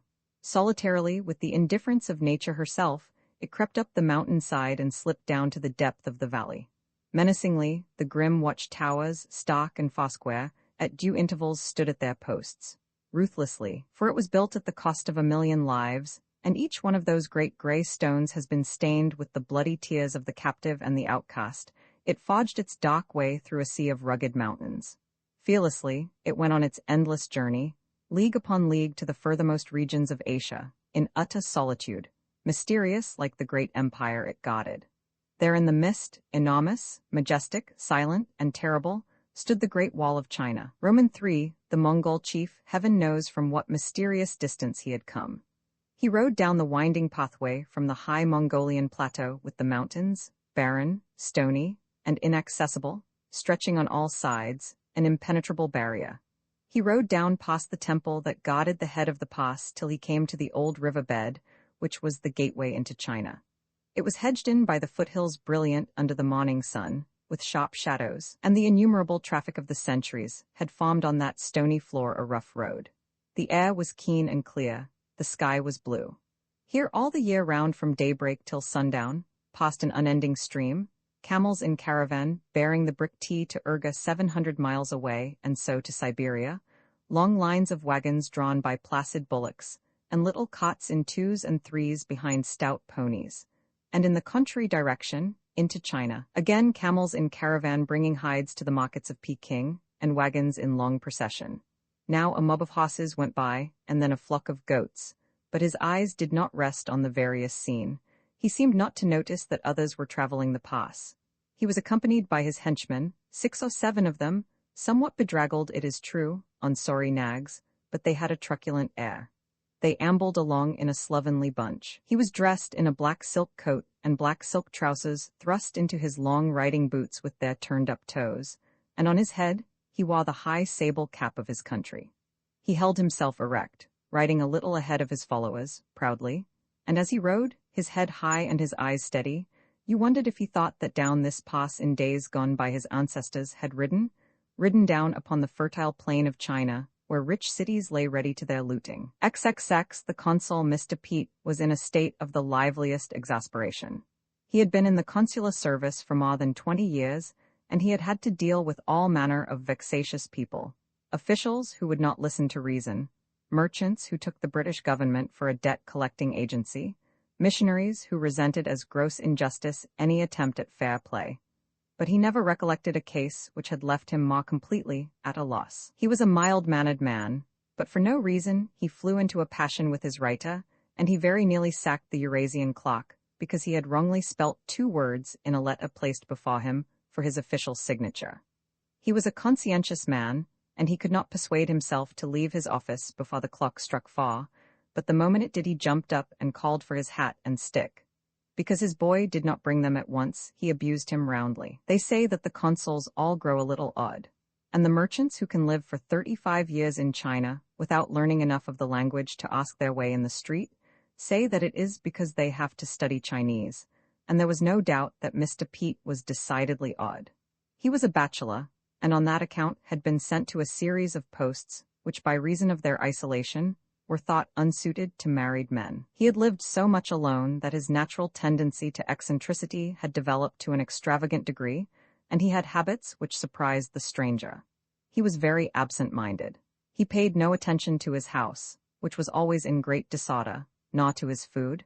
His boys gave him to eat what they liked, and for everything he had made him pay through the nose. He was untiring in his efforts to suppress the opium traffic, but he was the only person in the city who did not know that his servants kept opium in the consulate itself, and a busy traffic in the drug was openly conducted at the back door of the compound. He was an ardent collector, and the house provided for him by the government was filled with the various things which he had collected one after the other: pewter, brass, carved wood. These were his more legitimate enterprises. But he also collected stamps, birds' eggs, hotel labels, and postmarks. He boasted that he had a collection of postmarks which was unequaled in the empire. During his long sojourning in lonely places, he had read a great deal, and though he was no sinologue, he had a greater knowledge of China, its history, literature, and people, than most of his colleagues. But from his wide reading, he had acquired not toleration, but vanity. He was a man of a singular appearance. His body was small and frail, and when he walked he gave you the idea of a dead leaf dancing before the wind. And then there was something extraordinarily odd in the small Tyrolese hat, with a cock's feather in it, very old and shabby, which he wore perched rakishly on the side of his large head. He was exceedingly bald. You saw that his eyes, blue and pale, were weak behind the spectacles, and a drooping, ragged, dingy moustache did not hide the peevishness of his mouth. And now, turning out of the street in which was the consulate, he made his way on to the city wall, for there only in the multitudinous city was it possible to walk with comfort. He was a man who took his work hardly, worrying himself to death over every trifle, but as a rule a walk on the wall soothed and rested him. The city stood in the midst of a great plain, and often at sundown from the wall you could see in the distance the snow-capped mountains, the mountains of Tibet. But now he walked quickly, looking neither to the right nor to the left, and his fat spaniel frisked about him unobserved. He talked to himself rapidly in a low monotone. The cause of his irritation was a visit that he had that day received from a lady who called herself Mrs. Yu, and whom he, with a consular passion for precision, insisted on calling Miss Lambert. This in itself sufficed to deprive their intercourse of amenity. She was an Englishwoman married to a Chinese. She had arrived 2 years before with her husband from England, where he had been studying at the University of London. He had made her believe that he was a great personage in his own country, and she had imagined herself to be coming to a gorgeous palace and a position of consequence. It was a bitter surprise when she found herself brought to a shabby Chinese house crowded with people. There was not even a foreign bed in it, nor a knife and fork. Everything seemed to her very dirty and smelly. It was a shock to find that she had to live with her husband's father and mother, and he told her that she must do exactly what his mother bade her. But in her complete ignorance of Chinese, it was not till she had been 2 or 3 days in the house that she realized that she was not her husband's only wife. He had been married as a boy before he left his native city to acquire the knowledge of the barbarians. When she bitterly upbraided him for deceiving her, he shrugged his shoulders. There was nothing to prevent a Chinese from having 2 wives if he wanted them, and, he added with some disregard to truth, no Chinese woman looked upon it as a hardship. It was upon making this discovery that she paid her first visit to the consul. He had already heard of her arrival. In China, everyone knows everything about everyone, and he received her without surprise. Nor had he much sympathy to show her. That a foreign woman should marry a Chinese at all filled him with indignation, but that she should do so without making proper inquiries vexed him like a personal affront. She was not at all the sort of woman whose appearance led you to imagine that she would be guilty of such a folly. She was a solid, thick-set, young person, short, plain, and matter-of-fact. She was cheaply dressed in a tailor-made suit, and she wore a tam o' shanter. She had bad teeth and a muddy skin. Her hands were large and red and ill-cared for. You could tell that she was not unused to hard work. She spoke English with a Cockney whine. "How did you meet Mr. Yu?" asked the consul frigidly. "Well, you see, it's like this," she answered. "Dad was in a very good position, and when he died, Mother said, 'Well, it seems a sinful waste to keep all these rooms empty. I'll put a card in the window.'" The consul interrupted her. "He had lodgings with you?" "Well, they weren't exactly lodgings," she said. "Shall we say apartments, then?" replied the consul, with his thin, slightly vain smile. That was generally the explanation of these marriages. Then, because he thought her a very foolish, vulgar woman, he explained bluntly that according to English law, she was not married to you, and that the best thing she could do was to go back to England at once. She began to cry, and his heart softened a little to her. He promised to put her in charge of some missionary ladies who would look after her on the long journey, and indeed, if she liked, he would see if meanwhile she could not live in one of the missions. But while he talked, Miss Lambert dried her tears. "What's the good of going back to England?" she said at last. "I haven't got nowhere to go to. You can go to your mother. She was all against my marrying Mr. Yu. I should never hear the last of it if I was to go back now." The consul began to argue with her, but the more he argued, the more determined she became, and at last he lost his temper. "If you like to stay here with a man who isn't your husband, it's your own lookout, but I wash my hands of all responsibility." Her retort had often rankled. "Then you've got no cause to worry," she said, and the look on her face returned to him whenever he thought of her. That was 2 years ago, and he had seen her once or twice since then. It appeared that she got on very badly, both with her mother-in-law and with her husband's other wife, and she had come to the consul with preposterous questions about her rights according to Chinese law. He repeated his offer to get her away, but she remained steadfast in her refusal to go, and their interview always ended in the consul's flying into a passion. He was almost inclined to pity the rascally Yu, who had to keep the peace between 3 warring women. According to his English wife's account, he was not unkind to her.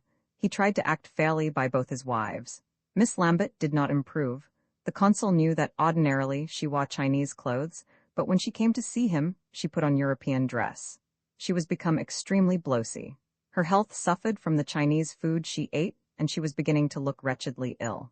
But really he was shocked when she had been shown into his office that day. She wore no hat and her hair was disheveled. She was in a highly hysterical state. "They're trying to poison me," she screamed, and she put before him a bowl of some foul-smelling food. "It's poisoned," she said.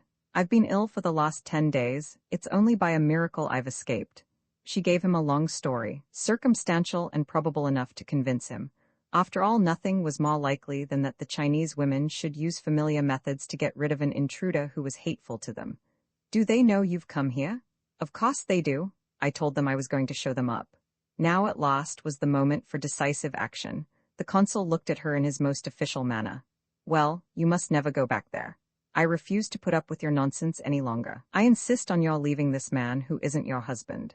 But he found himself helpless against the woman's insane obstinacy. He repeated all the arguments he had used so often, but she would not listen, and as usual he lost his temper.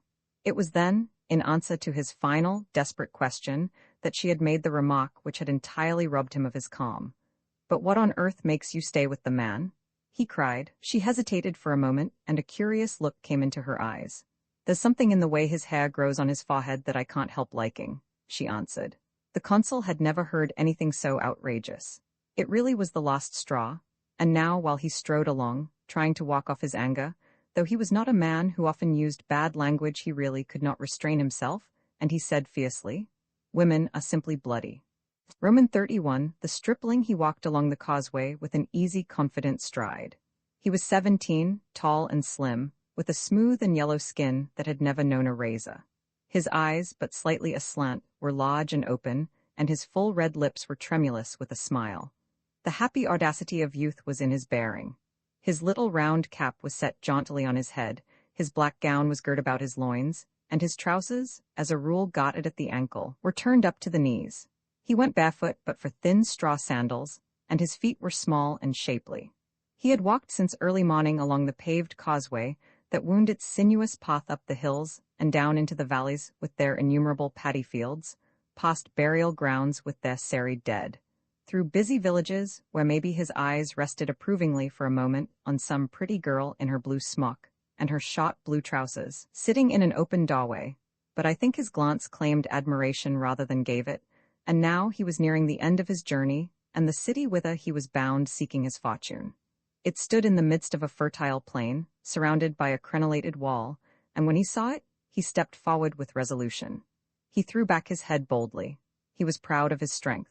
All his worldly goods were wrapped up in a parcel of blue cotton which he carried over his shoulder. Now Dick Whittington, setting out to win fame and fortune, had a cat for his companion, but the Chinese carried with him a round cage with red bars, which he held with a peculiar grace between finger and thumb, and in the cage was a beautiful green parrot. Roman 32, the Fannings they lived in a fine square house, with a veranda all round it, on the top of a low hill that faced the river, and below them, a little to the right, was another fine square house which was the customs.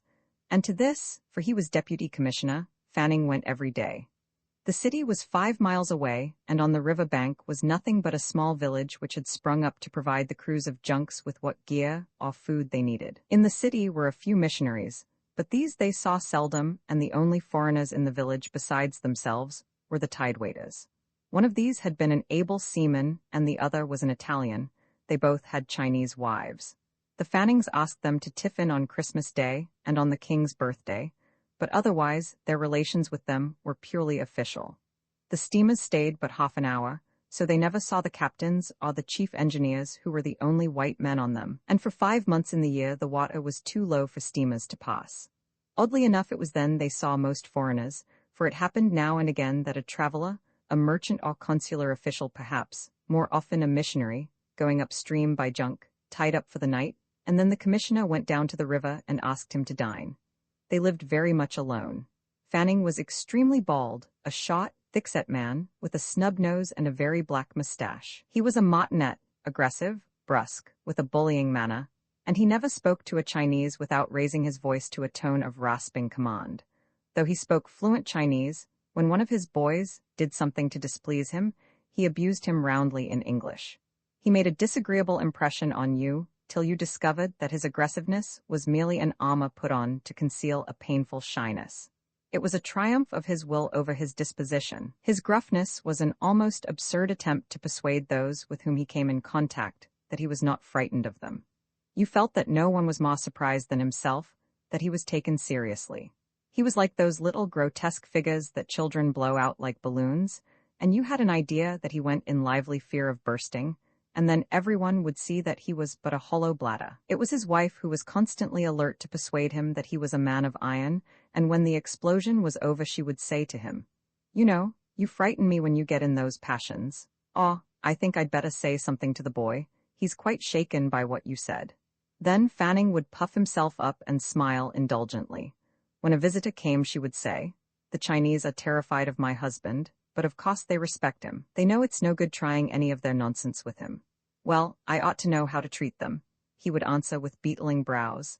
"I've been over 20 years in the country." Mrs. Fanning was a little plain woman, wizened like a crabapple, with a big nose and bad teeth. She was always very untidy. Her hair, going a little gray, was continually on the point of falling down. Now and then, in the midst of conversation, she would abstractedly take out a pin or two, give it a shake, and without troubling to look in the glass, insecurely fix its few thin wisps. She had a love of brilliant color, and she wore fantastic clothes which she and the sewing Amma ran up together from the fashion papers. But when she dressed, she could never find anything that went with anything else, and she looked like a woman who had been rescued from shipwreck and clothed in any oddments that could be found. She was a caricature, and you could not help smiling when you looked at her. The only attractive thing she had was a soft and extremely musical voice, and she spoke with a little drawl which came from I know not what part of England. The Fannings had 2 sons, one of 9 and one of 7, and they completed the solitary household. They were attractive children, affectionate and demonstrative, and it was pleasant to see how united the family was. They had little jokes together that amused them hugely, and they played pranks with one another, as though not one of them was more than 10. Though they had so much of one another's society, it really looked as though they could not bear to be out of one another's sight, and each day, when Fanning went to his office, his boys would hardly let him go, and each day, when he returned, they greeted him with extravagant delight. They had no fear of his gruff bluster. And presently you discovered that the center of this concord was that little, grotesque, ugly woman. It was not chance that kept the family united, nor peculiarly agreeable dispositions, but a passion of love in her. From the moment she got up in the morning till the time she went to bed, her thoughts were occupied with the welfare of the 3 male persons who were in her charge. Her active mind was busy all the time with schemes for their happiness. I do not think a thought of self ever entered her untidy head. She was a miracle of unselfishness. It was really hardly human. She never had a hard word for anyone. She was very hospitable, and it was she who caused her husband to go down to the houseboats and invite travelers to come up to dinner. But I do not think she wanted them for her own sake. She was quite happy in her solitude, but she thought her husband enjoyed a talk with strangers. I don't want him to get in a rut, she said. My poor husband, he misses his billiards and his bridge. It's very hard for a man to have no one to talk to but a woman. Every evening when the children had been put to bed, they played piquet. She had no head for cards, poor dear, and she always made mistakes, but when her husband upbraided her, she said, "You can't expect everyone to be as clever as you are." And because she so obviously meant what she said, he could not find it in his heart to be angry with her. Then, when the commissioner was tired of beating her, they would turn on the gramophone, and sitting side by side listen, in silence, to the latest songs from the musical comedies of London. You may turn up your nose. They lived 10,000 miles away from England, and it was their only tie with the home they loved. It made them feel not quite so utterly cut off from civilization. And presently they would talk of what they would do with the children when they grew up. Soon it would be time to send them home to school, and perhaps a pang passed through the little woman's gentle heart. "It'll be hard for you, Bertie, when they go," she said. "But perhaps we shall be moved then to some place where there's a club, and then you'll be able to go and play bridge in the evenings." Roman 33, the song of the river. You hear it all along the river. You hear it, loud and strong, from the rowers as they urge the junk with its high stern, the mast lashed alongside, down the swift-running stream. You hear it from the trackers, a more breathless chant as they pull desperately against the current, half a dozen of them perhaps if they are taking up a whoopan, a couple of hundred if they are hauling a splendid junk, its square sail set, over a rapid. On the junk a man stands amidships beating a drum incessantly to guide their efforts, and they pull with all their strength, like men possessed, bent double, and sometimes in the extremity of their travail they crawl on the ground, on all fours, like the beasts of the field. They strain fiercely, against the pitiless might of the stream. The leader goes up and down the line, and when he sees one who is not putting all his will into the task, he brings down his split bamboo on the naked back. Each one must do his utmost, or the labor of all is vain. And still they sing a vehement, eager chant, the chant of the turbulent waters. I do not know how words can describe what there is in it of effort. It serves to express the straining heart, the breaking muscles, and at the same time the indomitable spirit of man which overcomes the pitiless force of nature. Though the rope may part and the great junk swing back, in the end the rapid will be passed, and at the close of the weary day, there is the hearty meal and perhaps the opium pipe with its dreams of ease. But the most agonizing song is the song of the coolies who bring the great bales from the junk up the steep steps to the town wall. Up and down they go, endlessly, and endless as their toil rises their rhythmic cry. He-ah-ah-oh, they are barefoot and naked to the waist. The sweat pours down their faces and their song is a groan of pain. It is a sigh of despair. It is heartrending. It is hardly human. It is the cry of souls in infinite distress, only just musical, and that last note is the ultimate sob of humanity. Life is too hard, too cruel, and this is the final despairing protest. That is the song of the river. Roman 34 Mirage, he is a tall man with bulging, sky-blue eyes and an embarrassed manner. He looks as though he were a little too large for his skin, and you feel that he would be more comfortable if it were a trifle looser. His hair, very smooth and crisp, fits so tightly on his head that it gives you the impression of a wig, and you have an almost irresistible inclination to pull it. He has no small talk. He hunts for topics of conversation and, racking his brain to no purpose, in desperation offers you a whiskey and soda.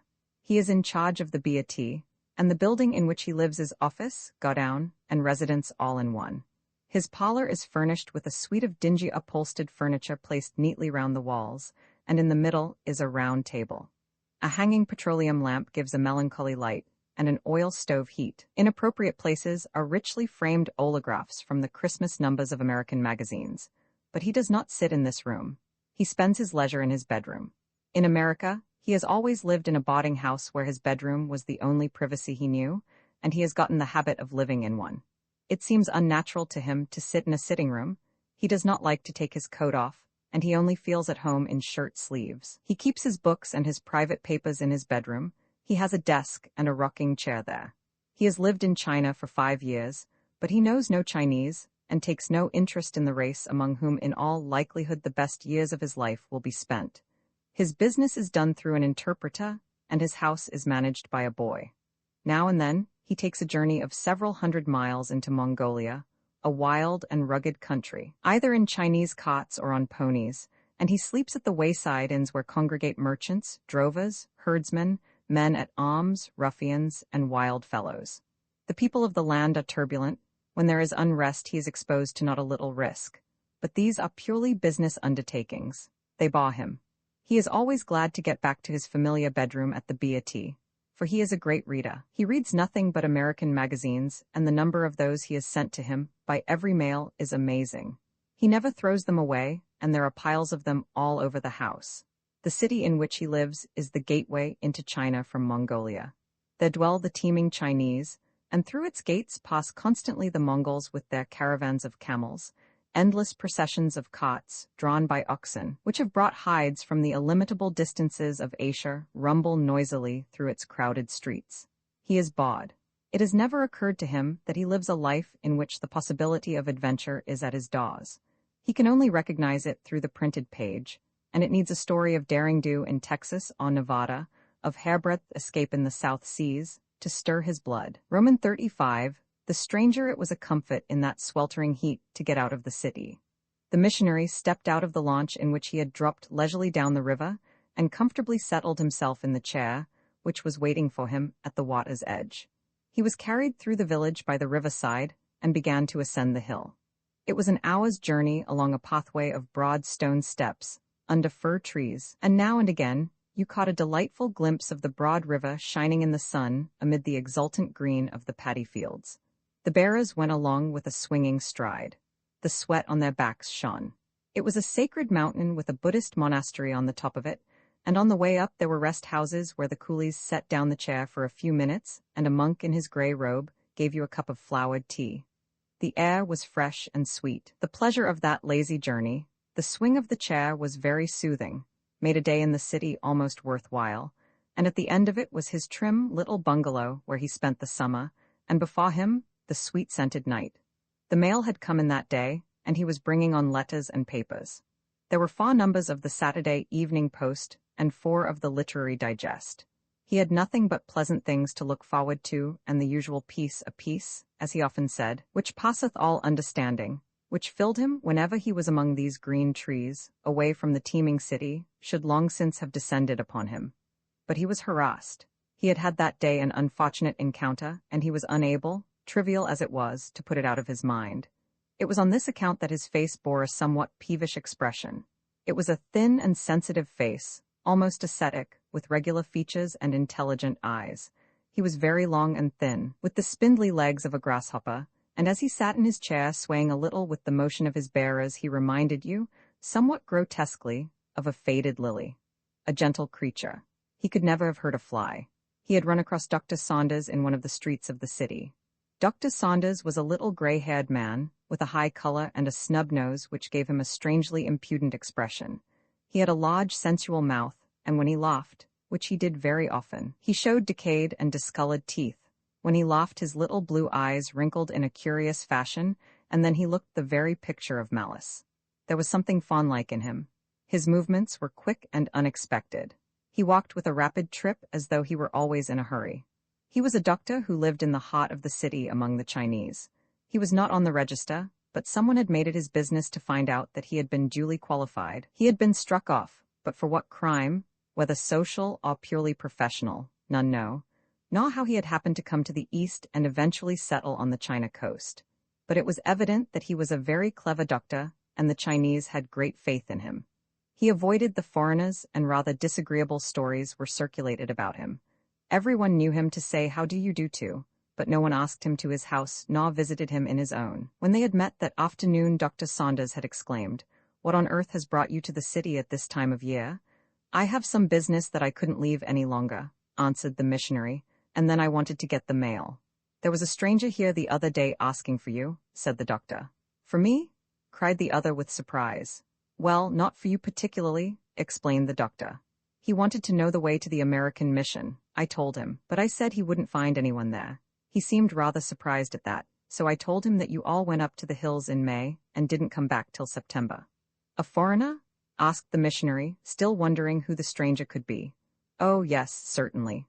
The doctor's eyes twinkled. Then he asked me about the other missions. I told him the London mission had a settlement here, but it wasn't the least use going there as all the missionaries were away in the hills. After all, it's devilish hot in the city.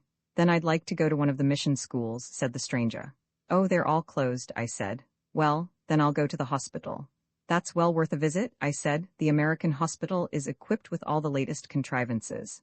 Their operating theater is perfect. What is the name of the doctor in charge? Oh, he's up in the hills. But what about the sick? There are no sick between May and September, I said, and if there are, they have to put up with the native dispensers. Dr. Saunders paused for a moment. The missionary looked ever so slightly vexed. Well, he said. The stranger looked at me irresolutely for a moment or two. I wanted to see something of the missions before I left, he said.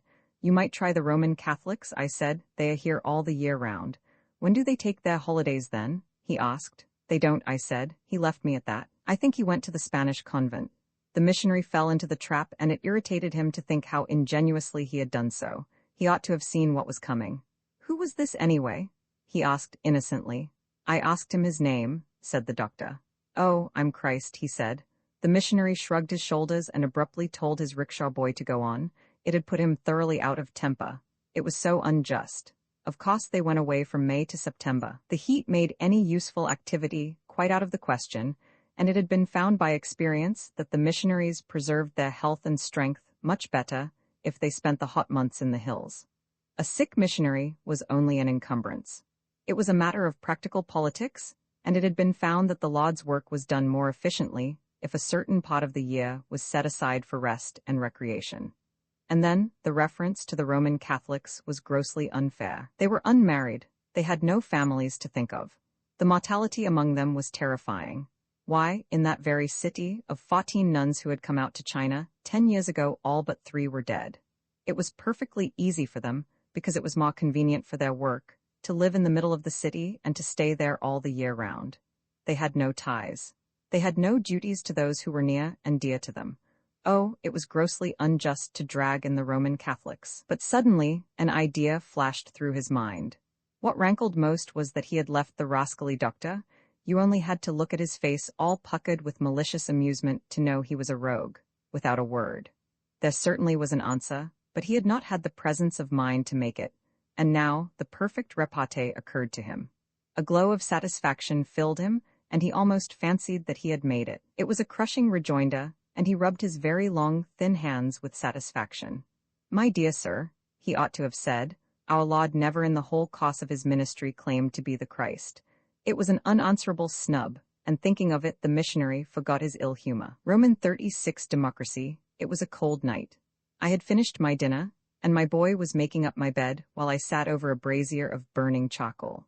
Most of the coolies had already settled themselves for the night in a room next to mine, and through the thin matchboarding of the wall that separated us, I heard a couple of them talk.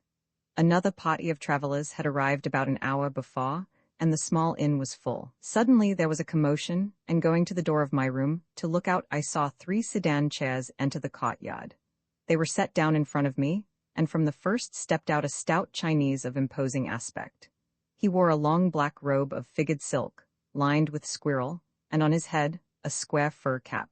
He seemed taken aback when he saw me at the door of the principal guest chamber, and turning to the landlord, addressed him in authoritative tones. It appeared that he was an official, and he was much annoyed to find that the best apartment in the inn was already taken. He was told that but one room was available. It was small, with pallets covered with tumbled straw lining the walls, and was used as a rule only by coolies. He flung into a violent passion, and on a sudden arose a scene of the greatest animation. The official, his 2 companions, and his bearers exclaimed against the indignity which it was sought to thrust upon him, while the landlord and the servants of the inn argued, expostulated, and entreated. The official stormed and threatened. For a few minutes the courtyard, so silent before, rang with the angry shouts. Then, subsiding as quickly as it began, the hubbub ceased and the official went into the vacant room. Hot water was brought by a bedraggled servant, and presently the landlord followed with great bowls of steaming rice. All was once more quiet. An hour later I went into the yard to stretch my legs for 5 minutes before going to bed, and somewhat to my surprise, I came upon the stout official, a little while ago so pompous and self-important, seated at a table in the front of the inn with the most ragged of my coolies. They were chatting amicably, and the official quietly smoked a water pipe. He had made all that to do to give himself face, but having achieved his object was satisfied, and feeling the need of conversation, had accepted the company of any coolie without a thought of social distinction. His manner was perfectly cordial, and there was in it no trace of condescension. The coolie talked with him on an equal footing. It seemed to me that this was true democracy. In the East, man is man's equal in a sense you find neither in Europe nor in America. Position and wealth put a man in a relation of superiority to another that is purely adventitious, and they are no bar to sociability. When I lay in my bed, I asked myself why in the despotic East there should be between men an equality so much greater than in the free and democratic West, and was forced to the conclusion that the explanation must be sought in the cesspool. For in the West we are divided from our fellows by our sense of smell. The working man is our master, inclined to rule us with an iron hand, but it cannot be denied that he stinks. None can wonder at it, for a bath in the dawn when you have to hurry to your work before the factory bell rings is no pleasant thing, nor does heavy labor tend to sweetness, and you do not change your linen more than you can help when the week's washing must be done by a sharp-tongued wife. I do not blame the working man because he stinks, but stink he does. It makes social intercourse difficult to persons of a sensitive nostril. The matutinal tub divides the classes more effectually than birth, wealth, or education. It is very significant that those novelists who have risen from the ranks of labor are apt to make it a symbol of class prejudice, and one of the most distinguished writers of our day always mocks the rascals of his entertaining stories by the fact that they take a bath every morning. Now, the Chinese live all their lives in the proximity of very nasty smells. They do not notice them. Their nostrils are blunted to the odors that assail the Europeans, and so they can move on an equal footing with the tiller of the soil, the coolie, and the artisan. I venture to think that the cesspool is more necessary to democracy than parliamentary institutions. The invention of the sanitary convenience has destroyed the sense of equality in men.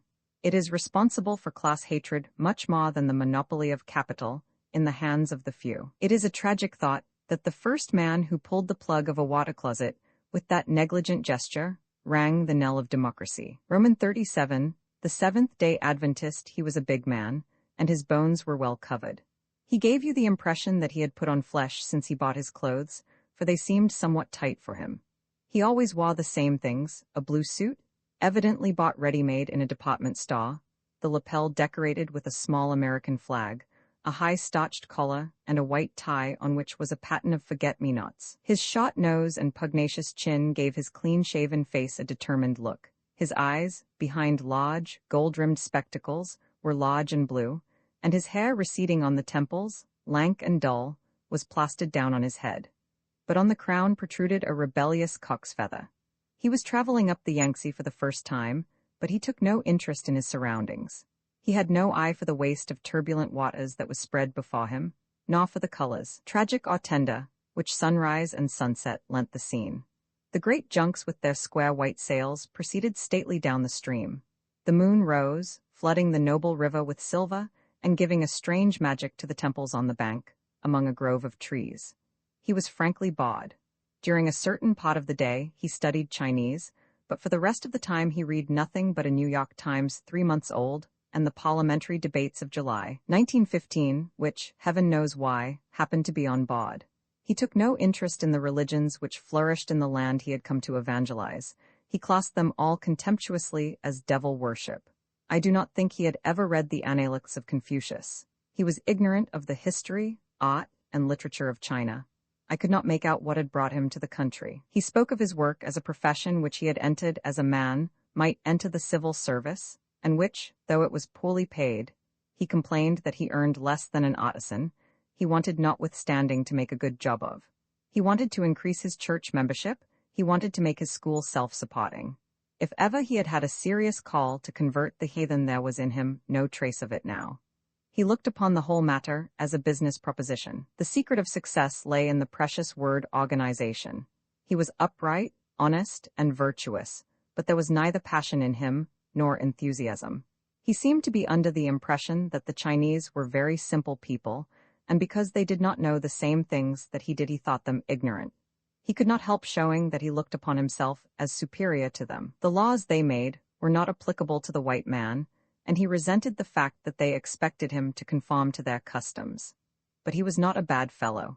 Indeed, he was a good-humored one, and so long as you did not attempt to question his authority, there is no doubt that he would have done everything in his power to serve you. Roman 38. The philosopher, it was surprising to find so vast a city in a spot that seemed to me so remote. From its battlemented gate towards sunset, you could see the snowy mountains of Tibet. It was so populous that you could walk at ease only on the walls, and it took a rapid walker 3 hours to complete their circuit. There was no railway within 1,000 miles, and the river on which it stood was so shallow that only junks of light burden could safely navigate it. 5 days in a sampan were needed to reach the upper Yangtze. For an uneasy moment, you asked yourself whether trains and steamships were as necessary to the conduct of life as we who use them every day consider. For here, 1,000,000 persons throve, married, begat their kind, and died.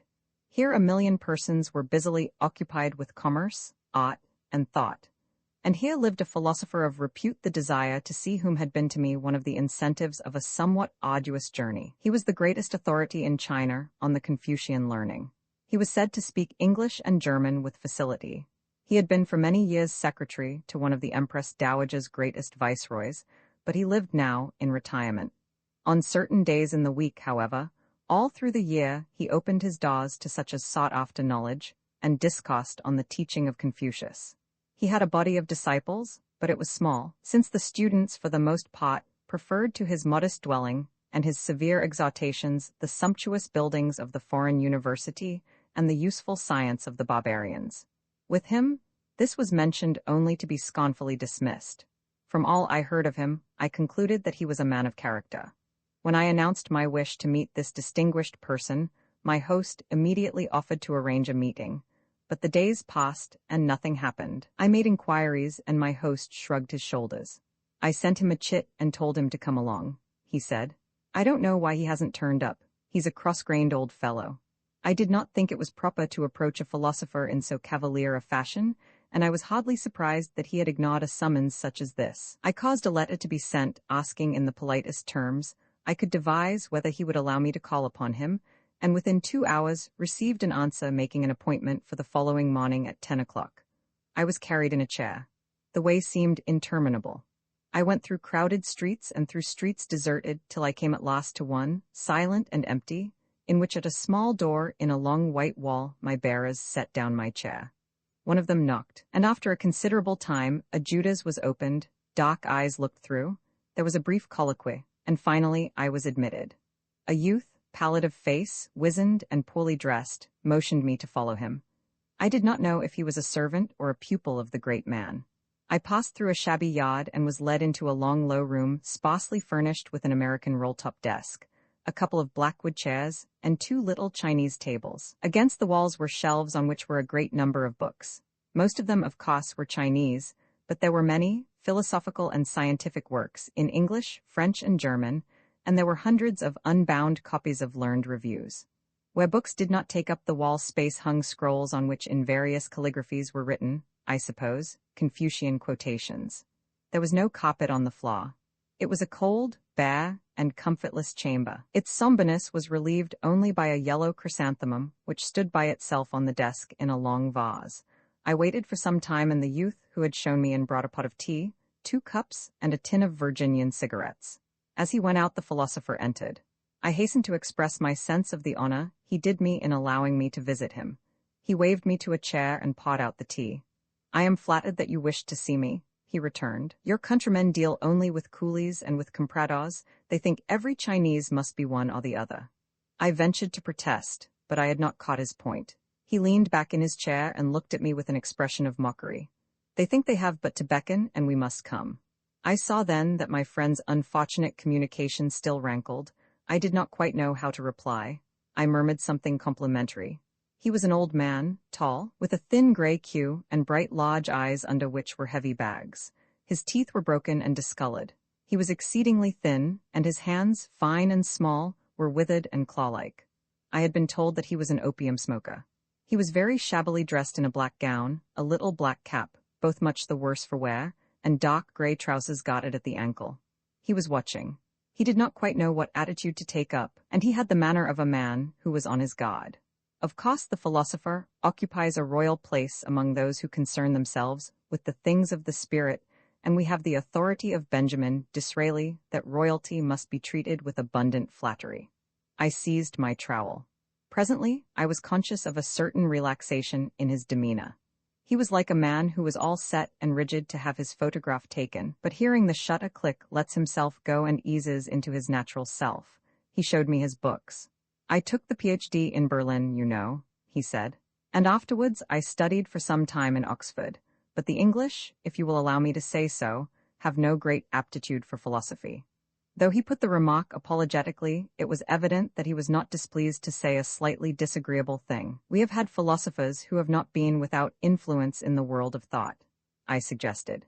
Hume and Berkeley, the philosophers who taught at Oxford when I was there, were anxious not to offend their theological colleagues. They would not follow their thought to its logical consequences in case they should jeopardize their position in university society. Have you studied the modern developments of philosophy in America? I asked. Are you speaking of pragmatism? It is the last refuge of those who want to believe the incredible. I have more use for American petroleum than for American philosophy. His judgments were taut. We sat down once more and drank another cup of tea. He began to talk with fluency. He spoke a somewhat formal but an idiomatic English. Now and then, he helped himself out with a German phrase. So far as it was possible for a man of that stubborn character to be influenced, he had been influenced by Germany. The method and the industry of the Germans had deeply impressed him, and their philosophical acumen was patent to him when a laborious professor published in a learned magazine an essay on one of his own writings.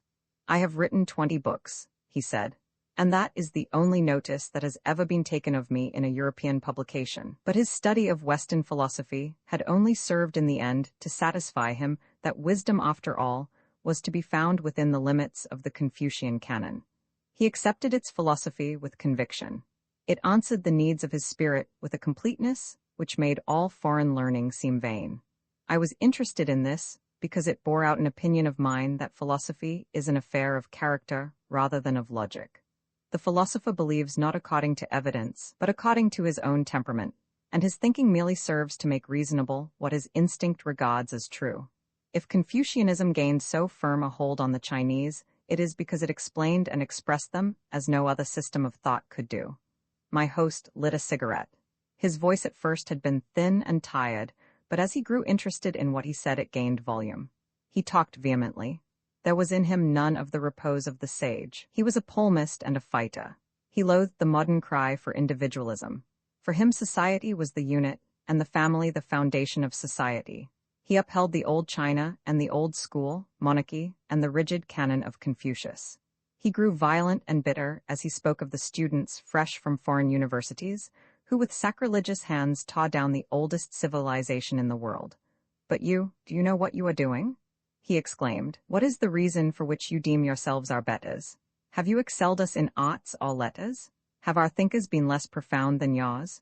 Has our civilization been less elaborate, less complicated, less refined than yours? Why, when you lived in caves and clothed yourselves with skins, we were a cultured people. Do you know that we tried an experiment which is unique in the history of the world? We sought to rule this great country not by force, but by wisdom, and for centuries we succeeded. Then why does the white man despise the yellow? Shall I tell you? Because he has invented the machine gun. That is your superiority. We are a defenseless horde, and you can blow us into eternity. You have shattered the dream of our philosophers that the world could be governed by the power of law and order, and now you are teaching our young men your secret. You have thrust your hideous inventions upon us. Do you not know that we have a genius for mechanics? Do you not know that there are in this country 400 millions of the most practical and industrious people in the world? Do you think it will take us long to learn? And what will become of your superiority when the yellow man can make as good guns as the white and fire them as straight? You have appealed to the machine gun, and by the machine gun shall you be judged. But at that moment we were interrupted. A little girl came softly in and nestled close up to the old gentleman. She stared at me with curious eyes. He told me that she was his youngest child. He put his arms round her, and with a murmur of caressing words, kissed her fondly. She wore a black coat and trousers that barely reached her ankles, and she had a long pigtail hanging down her back. She was born on the day the revolution was brought to a successful issue by the abdication of the emperor. I thought she heralded the spring of a new era, he said. She was but the last flower of this great nation's fall. From a drawer in his roll-top desk, he took a few cash and handing them to her, sent her away. You see that I wear a queue, he said, taking it in his hands. It is a symbol. I am the last representative of the old China. He talked to me, more gently now, of how philosophers in long past days wandered from state to state with their disciples, teaching all who were worthy to learn. Kings called them to their councils, and made them rulers of cities. His erudition was great, and his eloquent phrases gave a multicolored vitality to the incidents he related to me of the history of his country. I could not help thinking him a somewhat pathetic figure. He felt in himself the capacity to administer the state, but there was no king to entrust him with office. He had vast stores of learning which he was eager to impart to the great band of students that his soul hankered after, and there came to listen but a few, wretched, half-starved, and obtuse provincials. Once or twice discretion had made me suggest that I should take my leave, but he had been unwilling to let me go. Now at last I was obliged to. I rose. He held my hand. I should like to give you something as a recollection of your visit to the lost philosopher in China, but I am a poor man, and I do not know what I can give you that would be worthy of your acceptance. I protested that the recollection of my visit was in itself a priceless gift. He smiled. Men have short memories in these degenerate days, and I should like to give you something more substantial. I would give you one of my books, but you cannot read Chinese. He looked at me with an amicable perplexity. I had an inspiration. Give me a sample of your calligraphy, I said. Would you like that? He smiled. In my youth, I was considered to wield the brush in a manner that was not entirely despicable. He sat down at his desk, took a fair sheet of paper, and placed it before him. He poured a few drops of water on a stone, rubbed the ink stick in it, and took his brush. With a free movement of the arm, he began to write. And as I watched him, I remembered with not a little amusement something else which had been told me of him. It appeared that the old gentleman, whenever he could scrape a little money together, spent it wantonly in the streets inhabited by ladies to describe whom a euphemism is generally used. His eldest son, a person of standing in the city, was vexed and humiliated by the scandal of this behavior, and only his strong sense of filial duty prevented him from reproaching the libertine with severity. I dare say that to a son such looseness would be disconcerting, but the student of human nature could look upon it with equanimity. Philosophers are apt to elaborate their theories in the study, forming conclusions upon life, which they know only at second hand, and it has seemed to me often that their works would have a more definite significance if they had exposed themselves to the vicissitudes which befall the common run of men. I was prepared to regard the old gentleman's dalliance in hidden places with leniency. Perhaps he sought but to elucidate the most inscrutable of human illusions. He finished. To dry the ink, he scattered a little ash on the paper and rising handed it to me. "What have you written?" I asked. I thought there was a slightly malicious gleam in his eyes. "I have ventured to offer you 2 little poems of my own. I did not know you were a poet. When China was still an uncivilized country," he retorted with sarcasm, "all educated men could write verse at least with elegance." I took the paper and looked at the Chinese characters. They made an agreeable pattern upon it. "Won't you also give me a translation?" "Traduta, tradita," he answered. "You cannot expect me to betray myself. Ask one of your English friends. Those who know most about China know nothing, but you will at least find one who is competent to give you a rendering of a few rough and simple lines." I bade him farewell, and with great politeness he showed me to my chair. When I had the opportunity, I gave the poems to a sinologue of my acquaintance, and here is the version he made. Point 1. I confess that, doubtless unreasonably, I was somewhat taken aback when I read it. "You loved me not. Your voice was sweet. Your eyes were full of laughter. Your hands were tender. And then you loved me. Your voice was bitter. Your eyes were full of tears. Your hands were cruel. Sad. Sad that love should make you unlovable. I craved the years would quickly pass that you might lose the brightness of your eyes, the peach bloom of your skin, and all the cruel splendor of your youth. Then I alone would love you, and you at last would care. The envious years have passed full soon, and you have lost the brightness of your eyes, the peach bloom of your skin, and all the charming splendor of your youth. Alas, I do not love you, and I care not if you care." Roman 39, the missionary lady, she was certainly 50, but a life of convictions harassed by never a doubt had left her face unwrinkled. The hesitations of thought had never lined the smoothness of her brow. Her features were bold and regular, somewhat masculine, and her determined chin bore out the impression given you by her eyes. They were blue, confident, and unperturbed. They summed you up through large, round spectacles. You felt that here was a woman to whom command came easily. Her charity was above all things competent, and you were certain that she ran the obvious goodness of her heart on thoroughly business lines. It was possible to suppose that she was not devoid of human vanity, and this is to be counted to her for grace, since she wore a dress of violet silk, heavily embroidered, and a toque of immense pansies which on a less respectable head would have been almost saucy. But my Uncle Henry, for 27 years vicar of Whitstable, who had decided views on the proper manner of dress for a clergyman's wife, never objected to my Aunt Sophie wearing violet, and he would have found nothing to criticize in the missionary lady's gown. She spoke fluently, with the even flow of water turned on at a tap. Her conversation had the admirable volubility of a politician at the end of an electioneering campaign. You felt that she knew what she meant, with most of us so rare an accomplishment, and meant what she said. I always think, she remarked pleasantly, that if you know both sides of a question you'll judge differently from what you will if you only know one side. But the fact remains that 2 and 2 make 4 and you can argue all night and you won't make them 5. Am I right or am I wrong? I hastened to assure her that she was right, though with these new theories of relativity and parallel lines behaving at infinity in such a surprising manner, I was in my heart of hearts none too sure. No one can eat their cake and have it, she continued, exemplifying Benedetto Croce's theory that grammar has little to do with expression, and one has to take the rough with the smooth, but as I always say to the children, you can't expect to have everything your own way. No one is perfect in this world, and I always think that if you expect the best from people you'll get the best. I confess that I was staggered, but I determined to do my part. It was only civil. Most men live long enough to discover that every cloud has a silver lining. I began earnestly. With perseverance, you can do most things that are not beyond your powers, and after all, it's better to want what you have than to have what you want. I thought her eyes were glazed with a sudden perplexity when I made this confident statement, but I dare say it was only my fancy, for she nodded vigorously.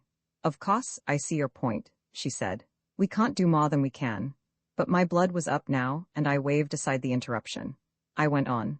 Few people realize the profound truth that there are 20 shillings in every pound and 12 pence in every shilling. I'm sure it's better to see clearly to the end of your nose than indistinctly through a brick wall. If there's one thing we can be certain about it, is that the whole is greater than the pot. When with a haughty shake of the hand, firm and characteristic, she bade me farewell, she said, "Well, we've had a most interesting chat. It does one good in a place like this, so far away from civilization, to exchange ideas with one's intellectual equals. Especially other people's," I murmured. "I always think that one should profit by the great thoughts of the past," she retorted. "It shows that the mighty dead have not lived in vain." Her conversation was devastating. Roman Faw the Rolling Stone, I heard his extraordinary story before I saw him, and I expected someone of striking appearance.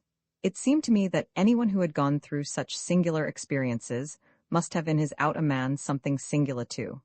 But I found a person in whose aspect there was nothing remarkable. He was smaller than the average, somewhat frail, sunburned, with hair beginning to turn gray, though he was still under 30, and brown eyes. He looked like anybody else, and you might see him half a dozen times before remembering who he was. If you had happened upon him behind the counter of a department store or on a stool in a broker's office, you would have thought him perfectly in place. But you would have noticed him as little as you noticed the counter or the stool. There was so little in him to attract attention that in the end it became intriguing. His face, empty of significance, reminded you of the blank wall of a Manchu palace, in a sodded street, behind which you knew were painted courtyards, carved dragons, and heaven knows what subtle intricacy of life. For his whole career was remarkable. The son of a veterinary surgeon, he had been a reporter in the London police courts, and then had gone as steward on board a merchant ship to Buenos Aires. There he had deserted and somehow or other had worked his way across South America. From a pot in Chile, he managed to get to the Marquesas, where for 6 months he had lived on the natives, always ready to offer hospitality to a white man, and then, begging a passage on a schooner to Tahiti, had shipped to Amoy as second mate of an old tub which carried Chinese labor to the Society Islands. That was 9 years before I met him, and since then he had lived in China. First he got work with the B.A.T. Company, but after a couple of years, he found it monotonous, and having acquired a certain knowledge of the language, he entered the employment of a firm which distributed patent medicines through the length and breadth of the land. For 3 years, he wandered in province after province, selling pills, and at the end of it had saved $800. He cut himself adrift once more. He began then the most remarkable of his adventures. He set out from Peking on a journey right across the country, traveling in the guise of a poor Chinaman, with his roll of bedding, his Chinese pipe, and his toothbrush. He stayed in the Chinese inns, sleeping on the kangs huddled up with fellow wayfarers, and ate the Chinese food. This alone is no mean feat. He used the train but little, going for the most part on foot, by cart, or by river. He went through Shensi and Shanxi, he walked on the windy plateaus of Mongolia, and risked his life in barbaric Turkestan. He spent long weeks with the nomads of the desert, and traveled with the caravans that carried the brick tea across the arid wilderness of Gobi. At last, 4 years later, having spent his last dollar, he reached Peking once more. He set about looking for a job. The easiest way to earn money seemed to write, and the editor of one of the English papers in China offered to take a series of articles on his journey. I suppose his only difficulty was to choose from the fullness of his experience. He knew much which he was perhaps the only Englishman to know. He had seen all manner of things, quaint, impressive, terrible, amusing, and unexpected. He wrote 24 articles. I will not say that they were unreadable, for they showed a careful and a sympathetic observation, but he had seen everything at haphazard, as it were, and they were but the material of art. They were like the catalogue of the Army and Navy stars, a mine to the imaginative man, but the foundation of literature, rather than literature itself. He was the field naturalist who patiently collects an infinity of facts, but has no gift for generalization. They remain facts that await the synthesis of minds more complicated than his. He collected neither plants nor beasts, but men. His collection was unrivaled, but his knowledge of it slender. When I met him, I sought to discern how the variety of his experience had affected him, but though he was full of anecdote, a jovial, friendly creature, willing to talk at length of all he had seen, I could not discover that any of his adventures had intimately touched him. The instinct to do all the queer things he had done showed that there was in him a streak of queerness. The civilized world irked him, and he had a passion to get away from the beaten trail. The oddities of life amused him. He had an insatiable curiosity, but I think his experiences were merely of the body, and were never translated into experiences of the soul. Perhaps that is why at bottom you felt he was commonplace. The insignificance of his mien was a true index to the insignificance of his soul. Behind the blank wall was blankness. That was certainly why with so much to write about he wrote tediously, for in writing the important thing is less richness of material than richness of personality. A game of billiards. I was sitting in the lobby of the hotel, reading a number, several days old, of the South China Times, when the door of the bar was somewhat brusquely thrown open and a very long, thin man appeared. "Do you care for a game of billiards?" he said. "By all means." I got up and went with him into the bar. It was a small hotel of stone, somewhat pretentious in appearance, and it was kept by a half-caste Portuguese who smoked opium. There were not half a dozen people staying there. A Portuguese official and his wife waiting for a ship to take them to a distant colony, a Lancashire engineer who was sullenly drunk all day long, a mysterious lady, no longer young but of voluptuous appearance, who came to the dining room for meals and went back to her room immediately afterwards, and I had not seen the stranger before. I supposed he had come in that evening on a Chinese boat. He was a man of over 50, I should think, shriveled as though the sap had been dried out of him by tropical suns, with a face that was almost brick red. I could not place him. He might have been a skipper out of a job or the agent of some foreign firm in Hong Kong. He was very silent, and he made no answer to the casual remarks that I made in the course of the game. He played billiards well enough, though not excellently, but he was a very pleasant fellow to play with, and when he pocketed my ball, instead of leaving me a double balk, gave me a reasonable shot.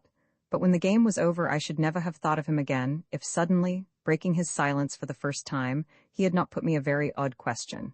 "Do you believe in fate?" he asked. "At billiards?" I retorted, not a little astonished at his remark. "No, in life." I did not want to answer him seriously. "I hardly know," I said. He took his shot. He made a little break. At the end of it, chalking his cue, he said, "I do. I believe if things are coming to you, you can't escape them." That was all. He said nothing more. When we had finished the game he went up to bed, and I never saw him again. I shall never know what strange emotion impelled him to put that sudden question to a stranger. Roman 41, the skipper. I knew he was drunk. He was a skipper of the new school, a neat little man, clean-shaven, who might easily have passed for the commander of a submarine. In his cabin, there hung a beautiful new coat with gold braid on it, the uniform which for its good service in the war has been granted to the mercantile marine, but he was shy of using it. It seemed absurd when he was no more than captain of a small boat on the Yangtze, and he stood on his bridge in a neat brown suit and a Homburg hat. You could almost see yourself in his admirably polished shoes. His eyes were clear and bright, and his skin was fresh. Though he had been at sea for 20 years, and could not have been much less than 40, he did not look more than 28. You might be sure that he was a clean-living fellow, as healthy in mind as he was in body, and the depravity of the East of which they talk had left him untouched. He had a pleasant taste in light literature, and the works of E.V. Lucas adorned his bookcase. In his cabin, you saw a photograph of a football team in which he figured, and two of a young woman with neatly waved hair whom it was possible enough he was engaged to. I knew he was drunk, but I did not think he was very drunk till he asked me suddenly, "What is democracy?" I returned an evasive, perhaps a flippant answer, and for some minutes the conversation turned on less unseasonable topics to the occasion. Then breaking his silence, he said, "I hope you don't think I'm a socialist because I said, 'What is democracy?'" "Not at all," I answered, "but I don't see why you shouldn't be a socialist." "I give you my word of honor I'm not," he protested. "If I had my way I'd stand them up against a wall and shoot them." "What is socialism?" I asked. "Oh, you know what I mean. Henderson and Ramsay MacDonald and all that sort of thing," he answered. "I'm about fed up with the working man." "But you're a working man yourself," I should have thought. He was silent for quite a long time, and I thought his mind had wandered to other things. But I was wrong. He was thinking my statement over in all its bearings, for at last he said, "Look here, I'm not a working man.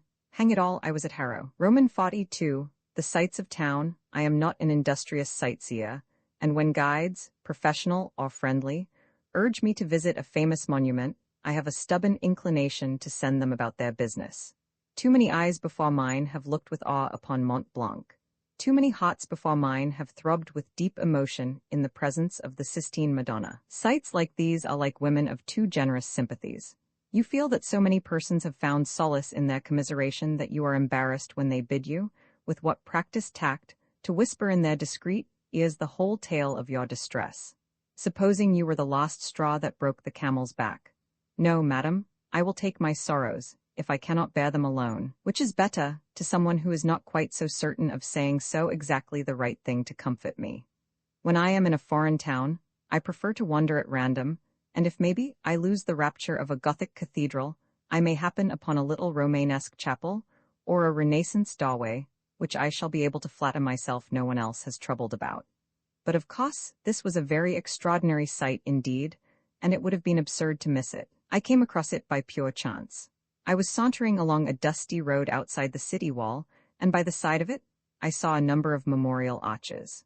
They were small and undecorated, standing not across the way but along it, close to one another, and sometimes one in front of the other, as though they had been erected by no impulse of gratitude to the departed or of admiration for the virtuous, but in formal compliment, as knighthoods on the king's birthday are conferred on prominent citizens of provincial towns. Behind this row of arches the land rose sharply, and since in this part of the country the Chinese bury their dead by preference on the side of a hill, it was thickly covered with graves. A trodden path led to a little tower, and I followed it. It was a stumpy little tower, 10 feet high perhaps, made of rough-hewn blocks of stone. It was cone-shaped, and the roof was like a pirate's hat. It stood on a hillock, quaint and rather picturesque against the blue sky, amid the graves. At its foot were a number of rough baskets thrown about in disorder. I walked round and on one side saw an oblong hole, 18 inches by 8, perhaps, from which hung a stout string. From the hole there came a very strange, a nauseating odor. Suddenly I understood what the queer little building was. It was a baby tower. The baskets were the baskets in which the babies had been brought. 2 or 3 of them were quite new. They could not have been there more than a few hours. And the string? Why, if the person who brought the baby, parent or grandmother, midwife or obliging friend, were of a humane disposition and did not care to let the newborn child drop to the bottom, for underneath the tower was a deep pit, it could be let down gently by means of the string. The odor was the odor of putrefaction. A lively little boy came up to me while I stood there and made me understand that 4 babes had been brought to the tower that morning. There are philosophers who look upon evil with a certain complacency, since without it, they opine, there would be no possibility of good.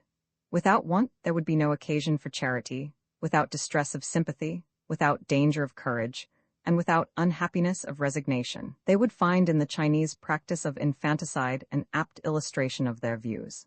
Except for the baby tower, there would not be in this city an orphanage.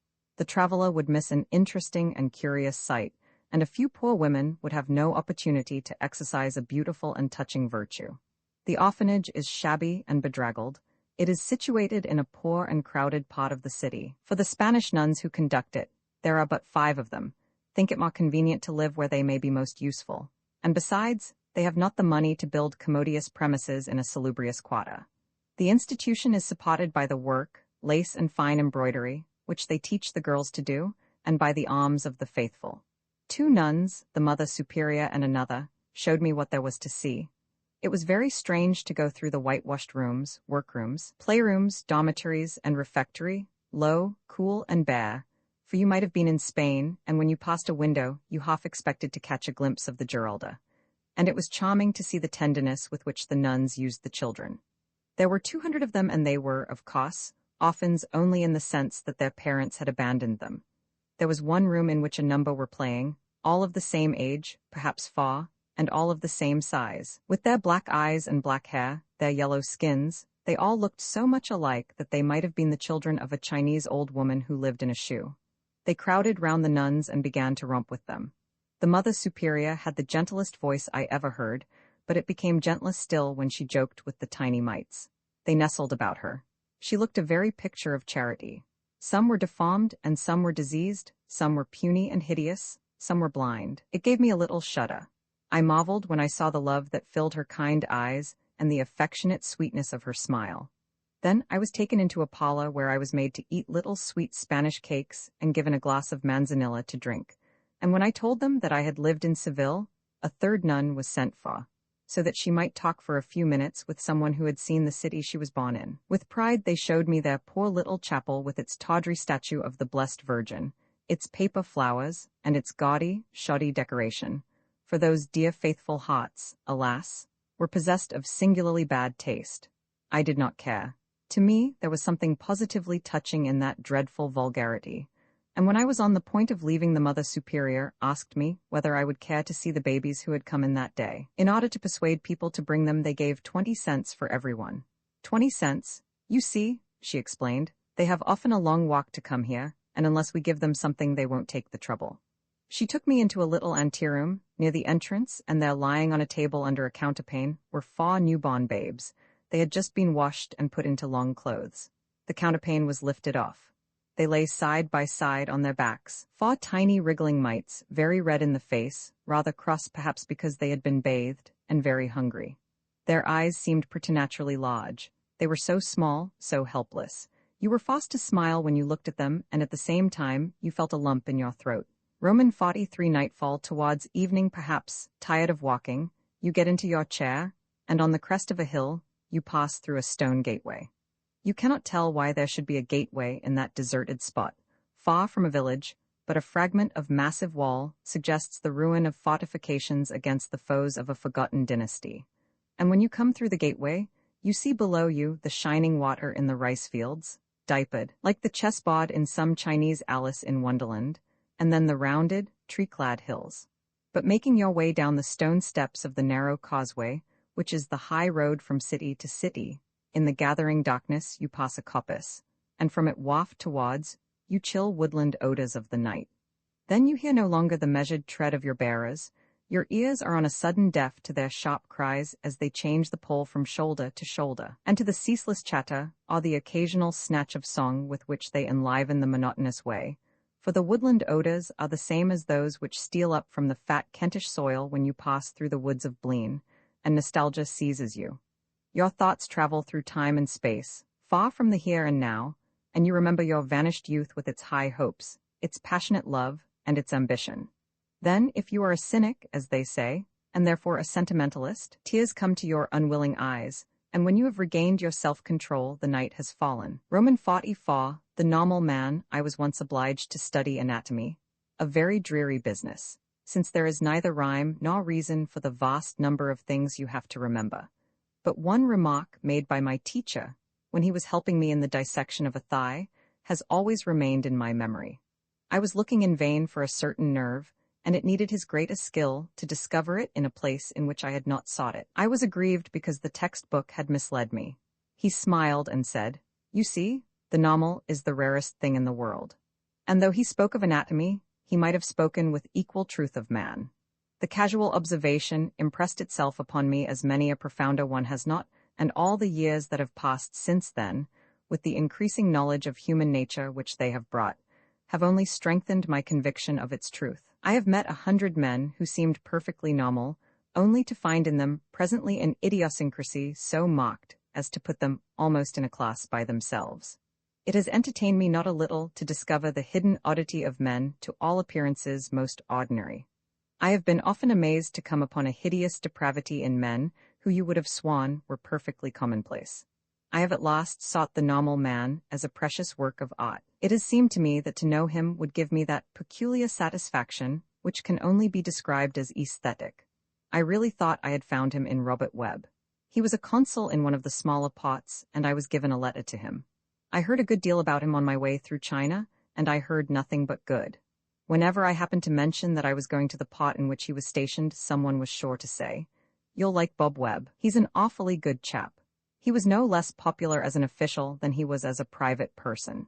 He managed to please the merchants because he was active in their interests, without antagonizing the Chinese who praised his firmness, or the missionaries who approved his private life.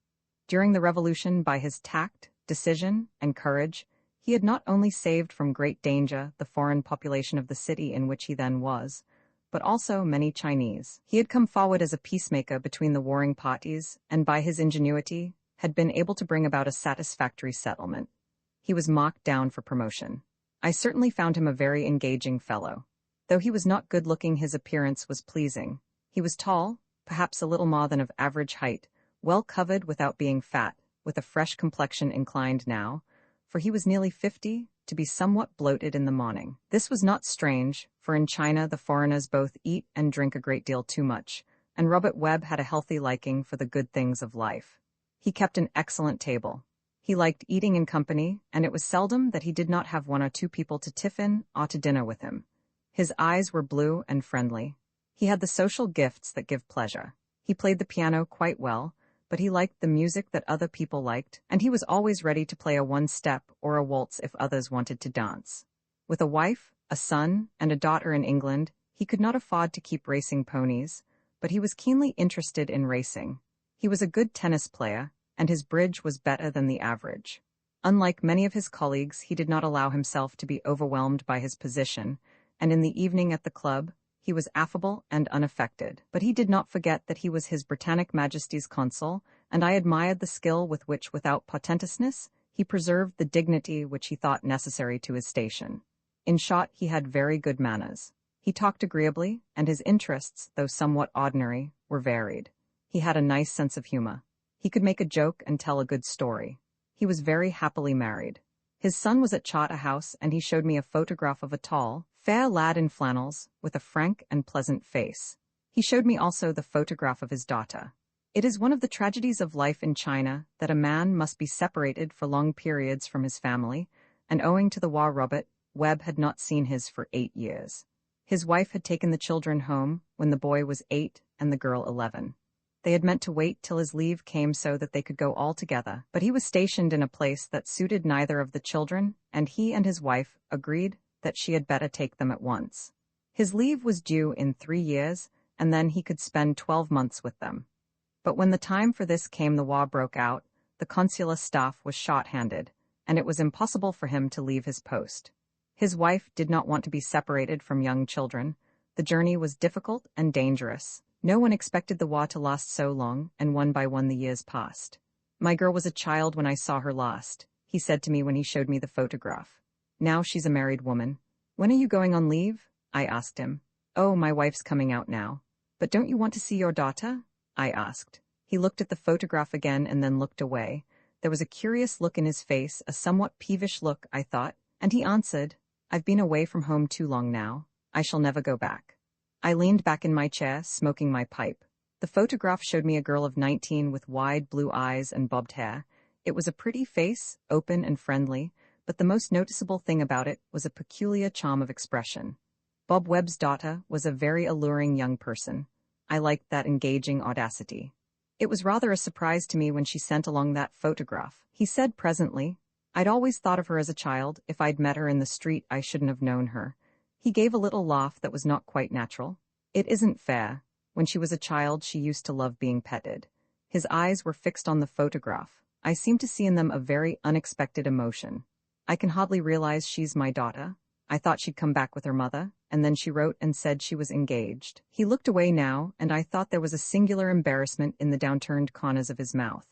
"I suppose one gets selfish out here." I felt awfully sore, but I gave a big dinner party to all the fellows here the day she was married, and we all got blind.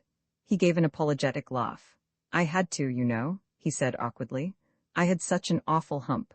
"What's the young man like?" I asked. "She's awfully in love with him. When she writes to me, her letters are about nothing else." There was an odd quaver in his voice. "It's a bit thick to bring a child into the world and to educate her and be fond of her and all that sort of thing just for some man whom you've never even seen. I've got his photograph somewhere. I don't know where it is. I don't think I'd care about him very much."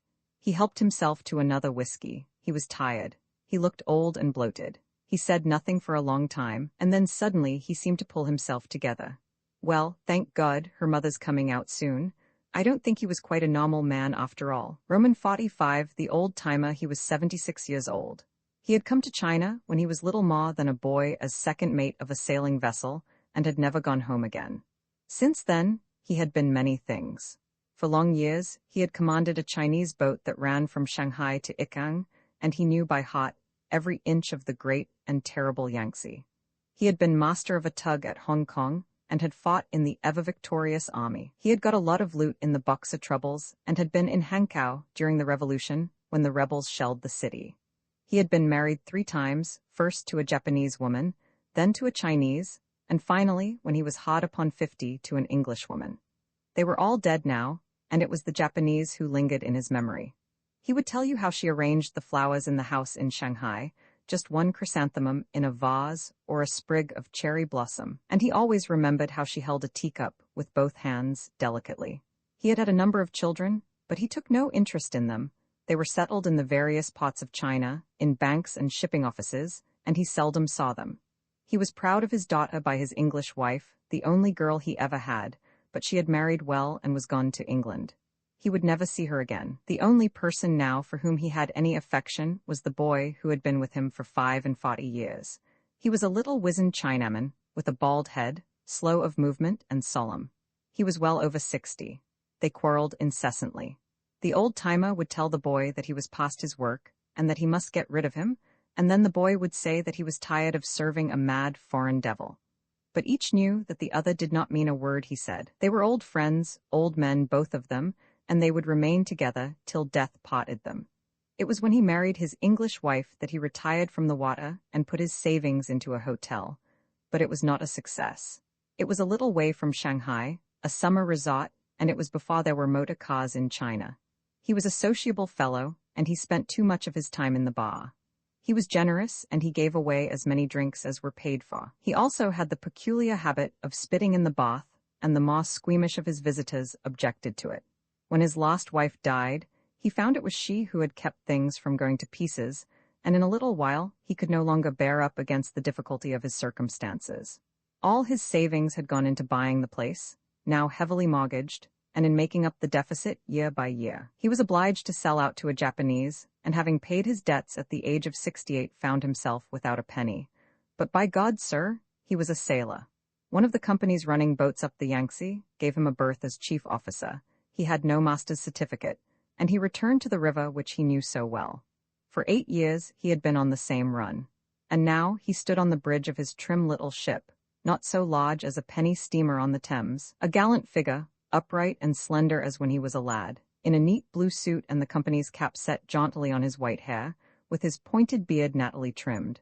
76 years old. It is a great age. With his head thrown back, his glasses in his hand, the Chinese pilot by his side, he watched the vast expanse of the winding river. A fleet of junks with their high sterns, their square sails set, descended on the swift current, and the rowers chanted a monotonous chant as they worked at their creaking oars. The yellow water in the setting sun was lovely with pale, soft tints. It was as smooth as glass.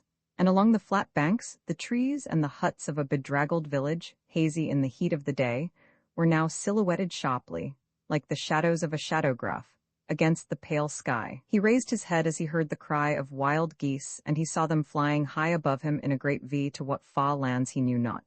In the distance against the sunlight stood a solitary hill crowned with temples. Because he had seen all this so often, it affected him strangely. The dying day made him think, he knew not why, of his long past and of his great age. He regretted nothing. "By George," he muttered, "I've had a fine life." Roman 46, the plane the incident was of course perfectly trivial, and it could be very easily explained. But I was surprised that the eyes of the spirit could blind me so completely to what was visible to the eyes of sense. I was taken aback to find how completely one could be at the mercy of the laws of association. Day after day, I had marched among the uplands, and today, I knew that I must come to the great plain in which lay the ancient city whither I was bound. But when I set out in the morning, there was no sign that I approached it. Indeed, the hills seemed no less sheer, and when I reached the top of one, thinking to see the valley below, it was only to see before me one steeper and taller yet. Beyond, climbing steadily, I could see the white causeway that I had followed so long, shining in the sunlight as it skirted the brow of a rugged tawny rock. The sky was blue and in the west hung here, and their little clouds like fishing boats becalmed towards evening off Dungeness. I trudged along, mounting all the time, alert for the prospect that awaited me, if not round this bend, then round the next, and at last, suddenly, when I was thinking of other things, I came upon it. But it was no Chinese landscape that I saw, with its paddy fields, its memorial arches and its fantastic temples, with its farmhouses set in a bamboo grove, and its wayside inns where under the banyan trees the poor coolies may rest them of their weary loads. It was the valley of the Rhine, the broad plain all golden in the sunset, the valley of the Rhine with its river, a silvery streak running through it, and the distant towers of Worms.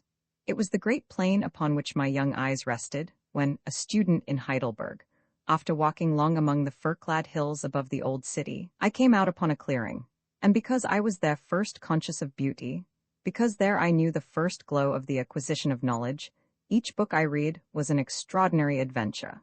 Because there I first knew the delight of conversation, those wonderful commonplaces which each boy discovers as though none had discovered them before.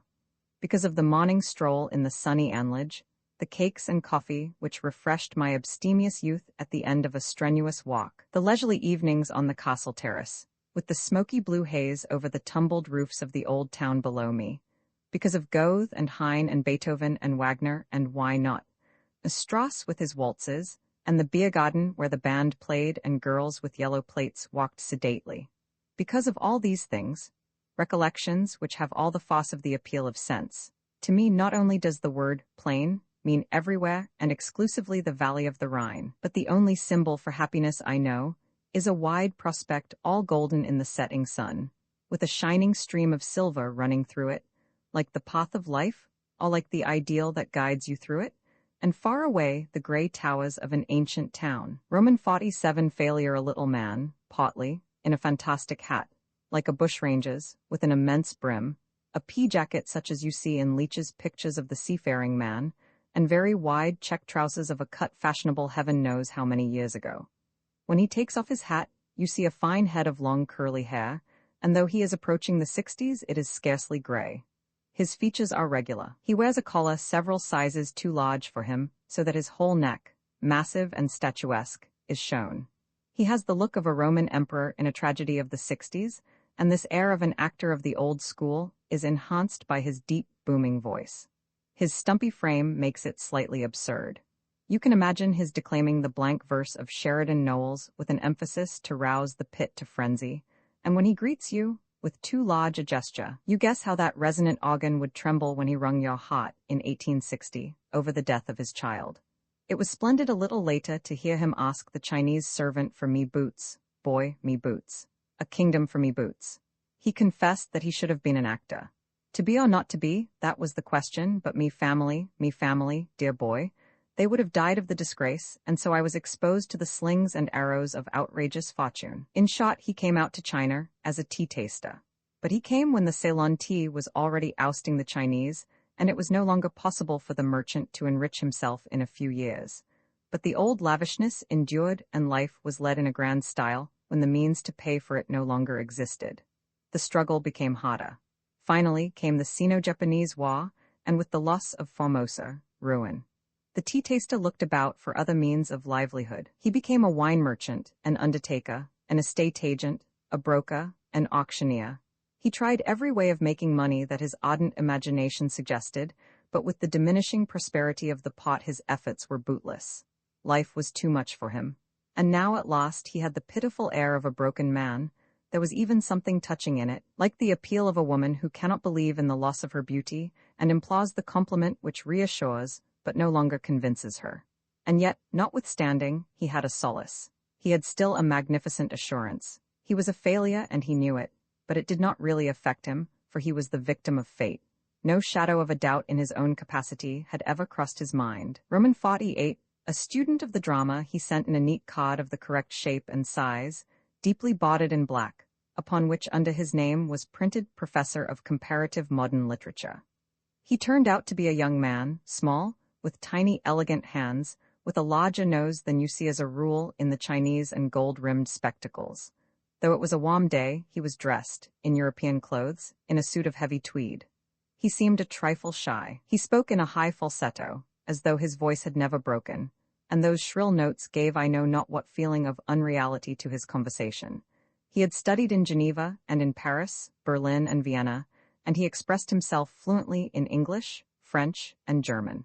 It appeared that he lectured on the drama, and he had lately written, in French, a work on the Chinese theatre. His studies abroad had left him with a surprising enthusiasm for scribe, and this was the model he proposed for the regeneration of the Chinese drama. It was curious to hear him demand that the drama should be exciting. He was asking for the piece by en fait, the scene of fait, the curtain, the unexpected, the dramatic. The Chinese theatre, with its elaborate symbolism, has been what we are always crying for, the theatre of ideas, and apparently it has been perishing of dullness.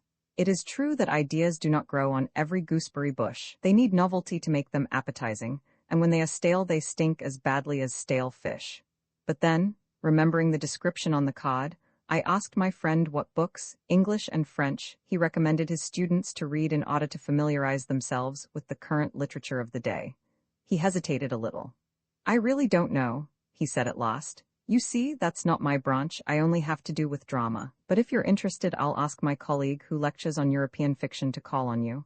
"I beg your pardon," I said. "Have you read Les Avariés?" he asked. "I think that is the finest play that has been produced in Europe since Scribe." "Do you?" I said politely. "Yes, you see our students are greatly interested in sociological questions. It is my misfortune that I am not." And so as deftly as I could I led the conversation to Chinese philosophy, which I was desultorily reading. I mentioned Chuang-Tzu. The professor's jaw fell. "He lived a very long time ago," he said, perplexed. "So did Aristotle," I murmured pleasantly. "I have never studied the philosophers," he said, "but of course we have at our university a professor of Chinese philosophy, and if you are interested in that I will ask him to come and call on you. It is useless to argue with a pedagogue, as the spirit of the ocean, somewhat portentously to my mind, remarked to the spirit of the river, and I resigned myself to discuss the drama. My professor was interested in its technique and indeed was preparing a course of lectures on the subject, which he seemed to think both complicated and abstruse. He flattered me by asking me what were the secrets of the craft. "I know only two," I answered. "One is to have common sense and the other is to stick to the point." "Does it require no more than that to write a play?" he inquired with a shade of dismay in his tone. "You want a certain knack," I allowed, "but no more than to play billiards. They lecture on the technique of the drama in all the important universities of America," said he. "The Americans are an extremely practical people," I answered. "I believe that Harvard is instituting a chair to instruct grandmothers how to suck eggs." "I do not think I quite understand you. If you can't write a play, no one can teach you, and if you can, it's as easy as falling off a log." Here his face expressed a lively perplexity, but I think only because he could not make up his mind whether this operation came within the province of the professor of physics or within that of the professor of applied mechanics. But if it is so easy to write a play, why do dramatists take so long about it? They didn't, you know. Lope de la Vega and Shakespeare and 100 others wrote copiously and with ease. Some modern playwrights have been perfectly illiterate men and have found it an almost insuperable difficulty to put two sentences together. A celebrated English dramatist once showed me a manuscript, and I saw that he had written the question, "Will you have sugar in your tea?" 5 times before he could put it in this form. A novelist would starve if he could not on the whole say what he wanted to without any beating about the bush. You would not call Ibsen an illiterate man, and yet it is well known that he took 2 years to write a play. It is obvious that Ibsen found a prodigious difficulty in thinking of a plot. He racked his brain furiously, month after month, and at last in despair, used the very same that he had used before. "What do you mean?" the professor cried, his voice rising to a shrill scream. "I do not understand you at all. Have you not noticed that Ibsen uses the same plot over and over again? A number of people are living in a closed and stuffy room, then someone comes, from the mountains, or from over the sea, and flings the window open. Everyone gets a cold in the head, and the curtain falls." I thought it just possible that the shadow of a smile might lighten for a moment the professor's grave face, but he knit his brows and gazed for 2 minutes into space. Then he rose. "I will peruse the works of Henrik Ibsen once more with that point of view in mind," he said. I did not omit before he left to put him the question which one earnest student of the drama always puts another when peradventure they meet. I asked him, namely, what he thought was the future of the theatre. I had an idea that he said, "Oh hell," but on reflection I believe his exclamation must have been, "Oh circumflex seal?" He sighed, he shook his head, he threw up his elegant hands, he looked the picture of dejection. It was certainly a comfort to find that all thoughtful people considered the drama's state in China no less desperate than all thoughtful people consider it in England. Roman 49, the Tapan, no one knew better than he that he was an important person. He was number 1 in not the least important branch of the most important English firm in China. He had worked his way up through solid ability, and he looked back with a faint smile at the callow clerk who had come out to China 30 years before.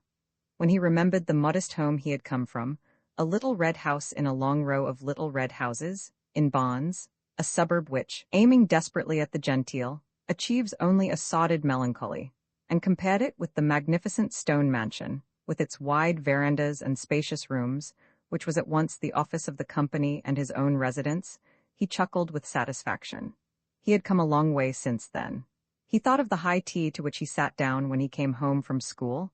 He was at St. Paul's, with his father and mother and his 2 sisters, a slice of cold meat, a great deal of bread and butter and plenty of milk in his tea, everybody helping himself, and then he thought of the state in which now he ate his evening meal. He always dressed, and whether he was alone or not he expected the 3 boys to wait at table. His number 1 boy knew exactly what he liked, and he never had to bother himself with the details of housekeeping. But he always had a set dinner with soup and fish, in tray, roast, sweet and savory, so that if he wanted to ask anyone in at the last moment he could. He liked his food, and he did not see why, when he was alone, he should have less good a dinner than when he had a guest. He had indeed gone far. That was why he did not care to go home now. He had not been to England for 10 years, and he took his leave in Japan or Vancouver, where he was sure of meeting old friends from the China coast. He knew no one at home.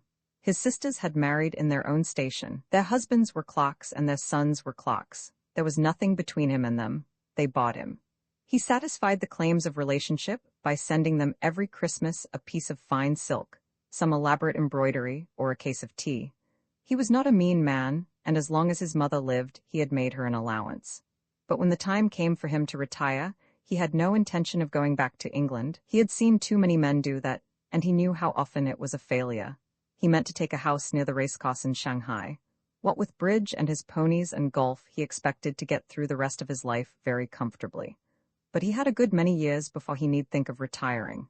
In another 5 or 6, Higgins would be going home, and then he would take charge of the head office in Shanghai. Meanwhile, he was very happy where he was. He could save money, which you couldn't do in Shanghai, and have a good time into the bargain. This place had another advantage over Shanghai. He was the most prominent man in the community, and what he said went. Even the consul took care to keep on the right side of him. Once a consul, and he had been at loggerheads, and it was not he who had gone to the wall. The Tapan thrust out his jaw pugnaciously as he thought of the incident, but he smiled, for he felt in an excellent humor. He was walking back to his office from a capital luncheon at the Hong Kong and Shanghai Bank. They did you very well there. The food was first-rate and there was plenty of liquor. He had started with a couple of cocktails, then he had some excellent sauterne, and he had finished up with 2 glasses of port and some fine old brandy. He felt good. And when he left, he did a thing that was rare with him. He walked. His bearers with his chair kept a few paces behind him in case he felt inclined to slip into it, but he enjoyed stretching his legs. He did not get enough exercise these days. Now that he was too heavy to ride, it was difficult to get exercise, but if he was too heavy to ride, he could still keep ponies, and as he strolled along in the balmy air, he thought of the spring meeting. He had a couple of griffins that he had hopes of, and one of the lads in his office had turned out a fine jockey. He must see they didn't sneak him away. Old Higgins in Shanghai would give a pot of money to get him over there, and he ought to pull off 2 or 3 races. He flattered himself that he had the finest stable in the city. He pouted his broad chest like a pigeon. It was a beautiful day, and it was good to be alive. He paused as he came to the cemetery. It stood there, neat and orderly, as an evident sign of the community's opulence. He never passed the cemetery without a little glow of pride. He was pleased to be an Englishman, for the cemetery stood in a place, valueless when it was chosen, which with the increase of the city's affluence was now worth a great deal of money. It had been suggested that the graves should be moved to another spot and the land sold for building, but the feeling of the community was against it. It gave the Tapan a sense of satisfaction to think that their dead rested on the most valuable site on the island. It showed that there were things they cared for more than money. Money be blowed? When it came to the things that mattered, this was a favorite phrase with the Tapan. Well, one remembered that money wasn't everything. And now he thought he would take a stroll through. He looked at the graves. They were neatly kept and the pathways were free from weeds. There was a look of prosperity, and as he sauntered along, he read the names on the tombstones.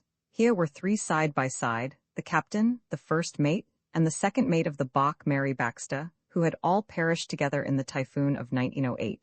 He remembered it well. There was a little group of 2 missionaries, their wives and children, who had been massacred during the Boxer troubles. Shocking thing that had been, not that he took much stock in missionaries, but hang it all, one couldn't have these damned Chinese massacring them. Then he came to a cross with a name on it he knew. Good chap, Edward Murlock, but he couldn't stand his liquor, drank himself to death, poor devil, at 25. The Tapan had known a lot of them do that. There were several more neat crosses with a man's name on them and the age, 25, 26, or 27. It was always the same story. They had come out to China. They had never seen so much money before. They were good fellows, and they wanted to drink with the rest. They couldn't stand it, and there they were in the cemetery. You had to have a strong head and a fine constitution to drink for drink on the China coast. Of course it was very sad, but the Tapan could hardly help a smile when he thought how many of those young fellows he had drunk underground. And there was a death that had been useful, a fellow in his own firm, senior to him and a clever chap too. If that fellow had lived, he might not have been Tapan now. Truly the ways of fate were inscrutable. Ah, and here was little Mrs. Turner, Violet Turner. She had been a pretty little thing. He had had quite an affair with her. He had been devilish cut up when she died. He looked at her age on the tombstone. She'd be no chicken if she were alive now. And as he thought of all those dead people, a sense of satisfaction spread through him. He had beaten them all. They were dead and he was alive, and by George he'd scarred them off. His eyes collected in one picture all those crowded graves, and he smiled scornfully. He very nearly rubbed his hands. No one ever thought I was a fool, he muttered. He had a feeling of good-natured contempt for the gibbering dead. Then, as he strolled along, he came suddenly upon 2 coolies digging a grave. He was astonished, for he had not heard that anyone in the community was dead. "Who the devil's that for?" he said aloud. The coolies did not even look at him. They went on with their work, standing in the grave, deep down, and they shoveled up heavy clods of earth. Though he had been so long in China, he knew no Chinese. In his day, it was not thought necessary to learn the damned language, and he asked the coolies in English whose grave they were digging. They did not understand. They answered him in Chinese, and he cursed them for ignorant fools. He knew that Mrs. Broom's child was ailing, and it might have died, but he would certainly have heard of it, and besides, that wasn't a child's grave, it was a man's and a big man's too. It was uncanny. He wished he hadn't gone into that cemetery. He hurried out and stepped into his chair. His good humor had all gone, and there was an uneasy frown on his face. The moment he got back to his office, he called to his number 2. "I say, Peters, who's dead, do you know?" But Peters knew nothing. The Tapan was puzzled. He called one of the native clerks and sent him to the cemetery to ask the coolies. He began to sign his letters. The clerk came back and said the coolies had gone and there was no one to ask. The Tapan began to feel vaguely annoyed. He did not like things to happen of which he knew nothing. His own boy would know. His boy always knew everything, and he sent for him, but the boy had heard of no death in the community. "I knew no one was dead," said the Tapan irritably. "But what's the grave for?" He told the boy to go to the overseer of the cemetery and find out what the devil he had dug a grave for when no one was dead. "Let me have a whiskey and soda before you go," he added, as the boy was leaving the room. He did not know why the sight of the grave had made him uncomfortable, but he tried to put it out of his mind. He felt better when he had drunk the whiskey, and he finished his work. He went upstairs and turned over the pages of Punch. In a few minutes he would go to the club and play a rubber or two of bridge before dinner. But it would ease his mind to hear what his boy had to say, and he waited for his return. In a little while the boy came back and he brought the overseer with him. "What are you having a grave dug for?" he asked the overseer point blank. "Nobody's dead." "I know dig glaive," said the man. "What the devil do you mean by that?" There were 2 coolies digging a grave this afternoon. The 2 Chinese looked at one another. Then the boy said they had been to the cemetery together. There was no new grave there. The Tapan only just stopped himself from speaking. "But damn it all, I saw it myself," were the words on the tip of his tongue, but he did not say them. He grew very red as he choked them down. The 2 Chinese looked at him with their steady eyes. For a moment his breath failed him. "All right, get out," he gasped. But as soon as they were gone, he shouted for the boy again, and when he came, maddeningly impassive, he told him to bring some whiskey. He rubbed his sweating face with a handkerchief. His hand trembled when he lifted the glass to his lips. They could say what they liked, but he had seen the grave. Why, he could hear still the dull thud as the coolies threw the spadefuls of earth on the ground above them. What did it mean? He could feel his heart beating. He felt strangely ill at ease, but he pulled himself together. It was all nonsense. If there was no grave there, it must have been an hallucination. The best thing he could do was to go to the club, and if he ran across the doctor, he would ask him to give him a look over. Everyone in the club looked just the same as ever. He did not know why he should have expected them to look different. It was a comfort. These men, living for many years with one another lives that were methodically regulated, had acquired a number of little idiosyncrasies. One of them hummed incessantly while he played bridge. Another insisted on drinking beer through a straw. And these tricks, which had so often irritated the Tapan, now gave him a sense of security. He needed it, for he could not get out of his head that strange sight he had seen. He played bridge very badly. His partner was censorious, and the Tapan lost his temper. He thought the men were looking at him oddly. He wondered what they saw in him that was unaccustomed. Suddenly, he felt he could not bear to stay in the club any longer. As he went out, he saw the doctor reading the Times in the reading room, but he could not bring himself to speak to him. He wanted to see for himself whether that grave was really there, and stepping into his chair, he told his bearers to take him to the cemetery. "You couldn't have an hallucination twice, could you?" And besides, he would take the overseer in with him, and if the grave was not there, he wouldn't see it, and if it was, he'd give the overseer the soundest thrashing he'd ever had. But the overseer was nowhere to be found. He had gone out and taken the keys with him. When the Tapan found he could not get into the cemetery, he felt suddenly exhausted. He got back into his chair and told his bearers to take him home. He would lie down for half an hour before dinner. He was tired out. That was it. He had heard that people had hallucinations when they were tired. When his boy came in to put out his clothes for dinner, it was only by an effort of will that he got up. He had a strong inclination not to dress that evening, but he resisted it. He made it a rule to dress. He had dressed every evening for 20 years, and it would never do to break his rule. But he ordered a bottle of champagne with his dinner, and that made him feel more comfortable. Afterwards, he told the boy to bring him the best brandy. When he had drunk a couple of glasses of this, he felt himself again. Hallucinations be damned. He went to the billiard room and practiced a few difficult shots. There could not be much the matter with him when his eye was so sure. When he went to bed, he sank immediately into a sound sleep. But suddenly he awoke. He had dreamed of that open grave and the coolies digging leisurely. He was sure he had seen them. It was absurd to say it was an hallucination when he had seen them with his own eyes. Then he heard the rattle of the night watchman going his rounds. It broke upon the stillness of the night so harshly that it made him jump out of his skin. And then terror seized him. He felt a horror of the winding multitudinous streets of the Chinese city, and there was something ghastly and terrible in the convoluted roofs of the temples with their devils grimacing and tortured. He loathed the smells that assaulted his nostrils. And the people. Those myriads of blue-clad coolies, and the beggars in their filthy rags, and the merchants and the magistrates, sleek, smiling, and inscrutable, in their long black gowns. They seemed to press upon him with menace. He hated the country, China. Why had he ever come? He was panic-stricken now. He must get out. He would not stay another year, another month. What did he care about Shanghai? Oh my God, he cried, if I were only safely back in England. He wanted to go home.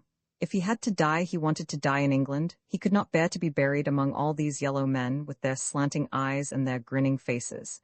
He wanted to be buried at home, not in that grave he had seen that day. He could never rest there. Never. What did it matter what people thought? Let them think what they liked. The only thing that mattered was to get away while he had the chance. He got out of bed and wrote to the head of the firm and said he had discovered he was dangerously ill. He must be replaced. He could not stay longer than was absolutely necessary. He must go home at once. They found the letter in the morning clenched in the tapan's hand. He had slipped down between the desk and the chair. He was stone dead. The cabinet minister, he received me in a long room looking on to a sandy garden. The roses withered on the stunted bushes, and the great old trees flagged fall on. He sat me down on a square stool at a square table and took his seat in front of me. A servant brought cups of flowered tea and American cigarettes. He was a thin man, of the middle height, with thin, elegant hands, and through his gold-rimmed spectacles he looked at me with large, dark, and melancholy eyes. He had the look of a student or of a dreamer. His smile was very sweet. He wore a brown silk gown and over it a short black silk jacket, and on his head a billycock hat. "Is it not strange," he said, with his charming smile, "that we Chinese wear this gown because 300 years ago the Manchus were horsemen?" "Not so strange," I retorted, "as that because the English won the Battle of Waterloo, your Excellency should wear a bola. Do you think that is why I wear it?"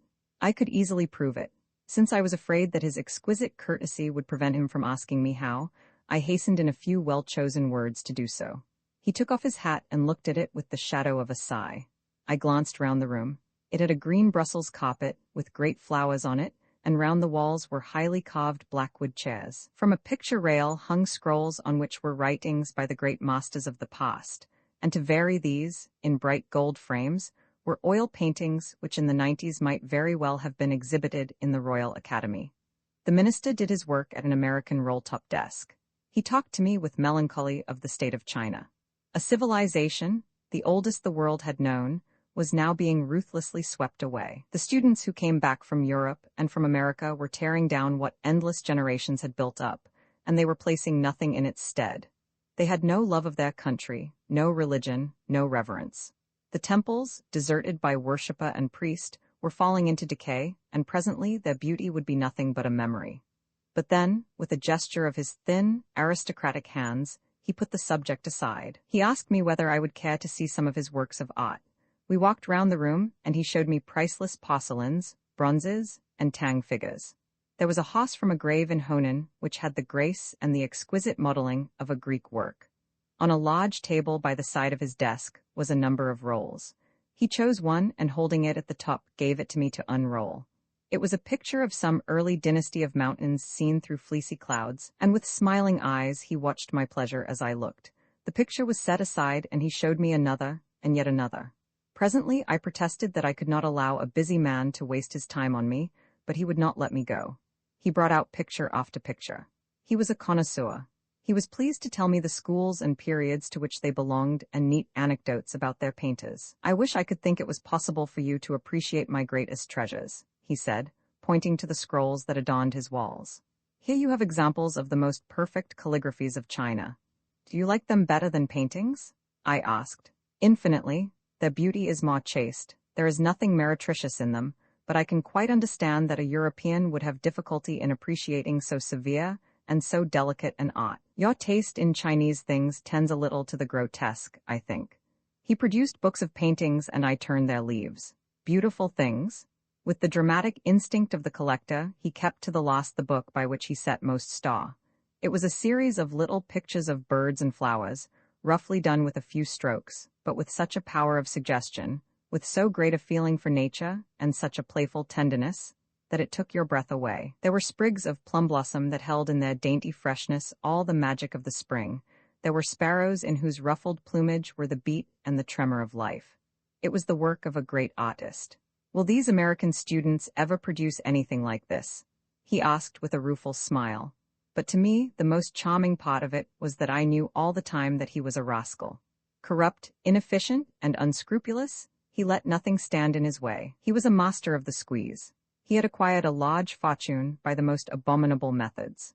He was dishonest, cruel, vindictive, and venal. He had certainly had a share in reducing China to the desperate plight which he so sincerely lamented. But when he held in his hand a little vase of the color of lapis lazuli, his fingers seemed to curl about it with a charming tenderness. His melancholy eyes caressed it as they looked, and his lips were slightly parted as though with a sigh of desire. Meetum psychoses, he was decently though far from richly clad. He had a small round cap of black silk on his head, and on his feet black silk shoes. His robe was pale green of the flowered silk which is made in Chiating, and over it he wore a short black jacket. He was an old man, with a white beard, long and for a Chinese full. His broad face, much wrinkled, especially between the brows, was benign, and his large horn spectacles did not conceal the friendliness of his eyes. He had all the look of one of those sages whom you may see in an old picture seated by a bamboo grove at the foot of a great rocky mountain, contemplating the eternal way.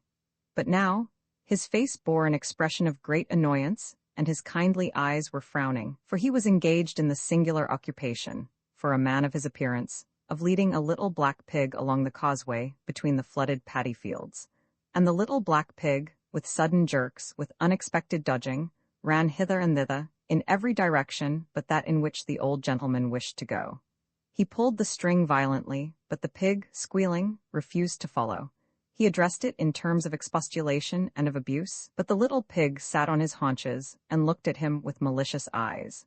Then I knew that, in the Tang dynasty, the old gentleman had been a philosopher who had juggled with facts, as philosophers will, making them suit the whims which he called his theories. And now, after who knows how many existences, he was expiating his sins in suffering in his turn the stubborn tyranny of the facts which he had outraged. The fragment when you travel in China, I think nothing amazes you more than the passion for decoration, which possesses the Chinese. It is not astonishing that you should find decoration in memorial arches or in temples. Here the occasion for it is obvious, and it is natural enough to find it in furniture. Nor does it surprise, though it delights you, to discover it on the commoner objects of household use. The pewter pot is enriched with a graceful design. The coolie's rice bowl has its rough, but not inelegant adornment. You may fancy that the Chinese craftsman does not look upon an article as complete till by line or color he has broken the plainness of a surface. He will even print an arabesque on the paper he uses for wrapping. But it is more unexpected when you see the elaborate embellishment of a shop front, the splendid carving, gilt or relieved with gold, of its counter, and the intricate sculpture of the signboard. It may be that this magnificence serves as an advertisement, but it does so only because the passerby, the possible customer, takes pleasure in elegance, and you are apt to think that the tradesman who owns the shop takes pleasure in it too. When he sits at his door, smoking his water pipe and through his great horn spectacles reading a newspaper, his eyes must rest with good humor sometimes on the fantastic ornamentation. On the counter, in a long-necked pot, stands a solitary carnation. You will find the same delight in the ornate in the poorest villages, where the severity of a door is mitigated by a charming piece of carving, and where the trellis of the windows forms a complicated and graceful pattern. You can seldom cross a bridge, in however unfrequented a district, without seeing in it the hand of an artist. The stones are so laid as to make an intricate decoration, and it seems as though these singular people judged with a careful eye whether a flat bridge or an arched one would fit in best with the surrounding scene. The balustrade is ornamented with lions or with dragons. I remember a bridge that must have been placed just where it was for the pure delight of its beauty rather than for any useful purpose, since, though broad enough for carriage and pair to pass over it, it served only to connect a narrow path that led from one ragged village to another. The nearest town was 30 miles away. The broad river, narrowing at this point, flowed between two green hills, and nut trees grew on the bank. The bridge had no balustrade. It was constructed of immense slabs of granite and rested on 5 piers, The middle pier consisted of a huge and fantastic dragon with a long and scaly tail. On the sides of the outer slabs, running the whole length of the bridge, was cut in very low relief a pattern of an unimaginable lightness, delicacy, and grace. But though the Chinese take such careful pains to avoid fatiguing your eye, with sure taste making the elaborateness of a decoration endurable by contrasting it with a plain surface, in the end weariness overcomes you. Their exuberance bewilders. You cannot refuse your admiration to the ingenuity with which they so diversify the ideas that occupy them as to give you an impression of changing fantasy, but the fact is plain that the ideas are few. The Chinese artist is like a fiddler who with infinite skill should play infinite variations upon a single tune. Now, I happened upon a French doctor who had been in practice for many years in the city in which I then found myself, and he was a collector of porcelain, bronze, and embroidery. He took me to see his things. They were beautiful, but they were a trifle monotonous. I admired perfunctorily. Suddenly, I came upon the fragment of a bust. "But that is Greek," I said, in surprise. "Do you think so? I am glad to hear you say it."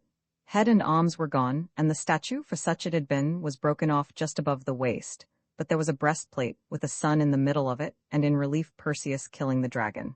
It was a fragment of no great importance, but it was Greek, and perhaps because I was surfeited with Chinese beauty, it affected me strangely. It spoke in a tongue with which I was familiar. It rested my heart. I passed my hands over its age-worn surface with a delight I was myself surprised at. I was like a sailor who, wandering in a tropic sea, has known the lazy loveliness of coral islands and the splendors of the cities of the East, but finds himself once more in the dingy alleys of a Channel pot. It is cold and grey and sodded, but it is England. The doctor, he was a little bald man, with gleaming eyes and an excitable manner, rubbed his hands. "Do you know it was found within 30 miles of here, on this side of the Tibetan frontier?" "Found?" I exclaimed. "Found where?" "Mon Dieu, in the ground. It had been buried for 2,000 years. They found this and several fragments more, 1 or 2 complete statues, I believe, but they were broken up and only this remained." It was incredible that Greek statues should have been discovered in so remote a spot. "But what is your explanation?" I asked. "I think this was a statue of Alexander," he said. "By George!" It was a thrill. Was it possible that one of the commanders of the Macedonian, after the expedition into India, had found his way into this mysterious corner of China under the shadow of the mountains of Tibet? The doctor wanted to show me Manchu dresses, but I could not give them my attention. What bold adventurer was he who had penetrated so far towards the east to found a kingdom? There he had built a temple to Aphrodite and a temple to Dionysus, and in the theatre actors had sunk the Antigone, and in his halls at night bards had recited the Odyssey. And he and his men listening may have felt themselves the peers of the old seaman and his followers.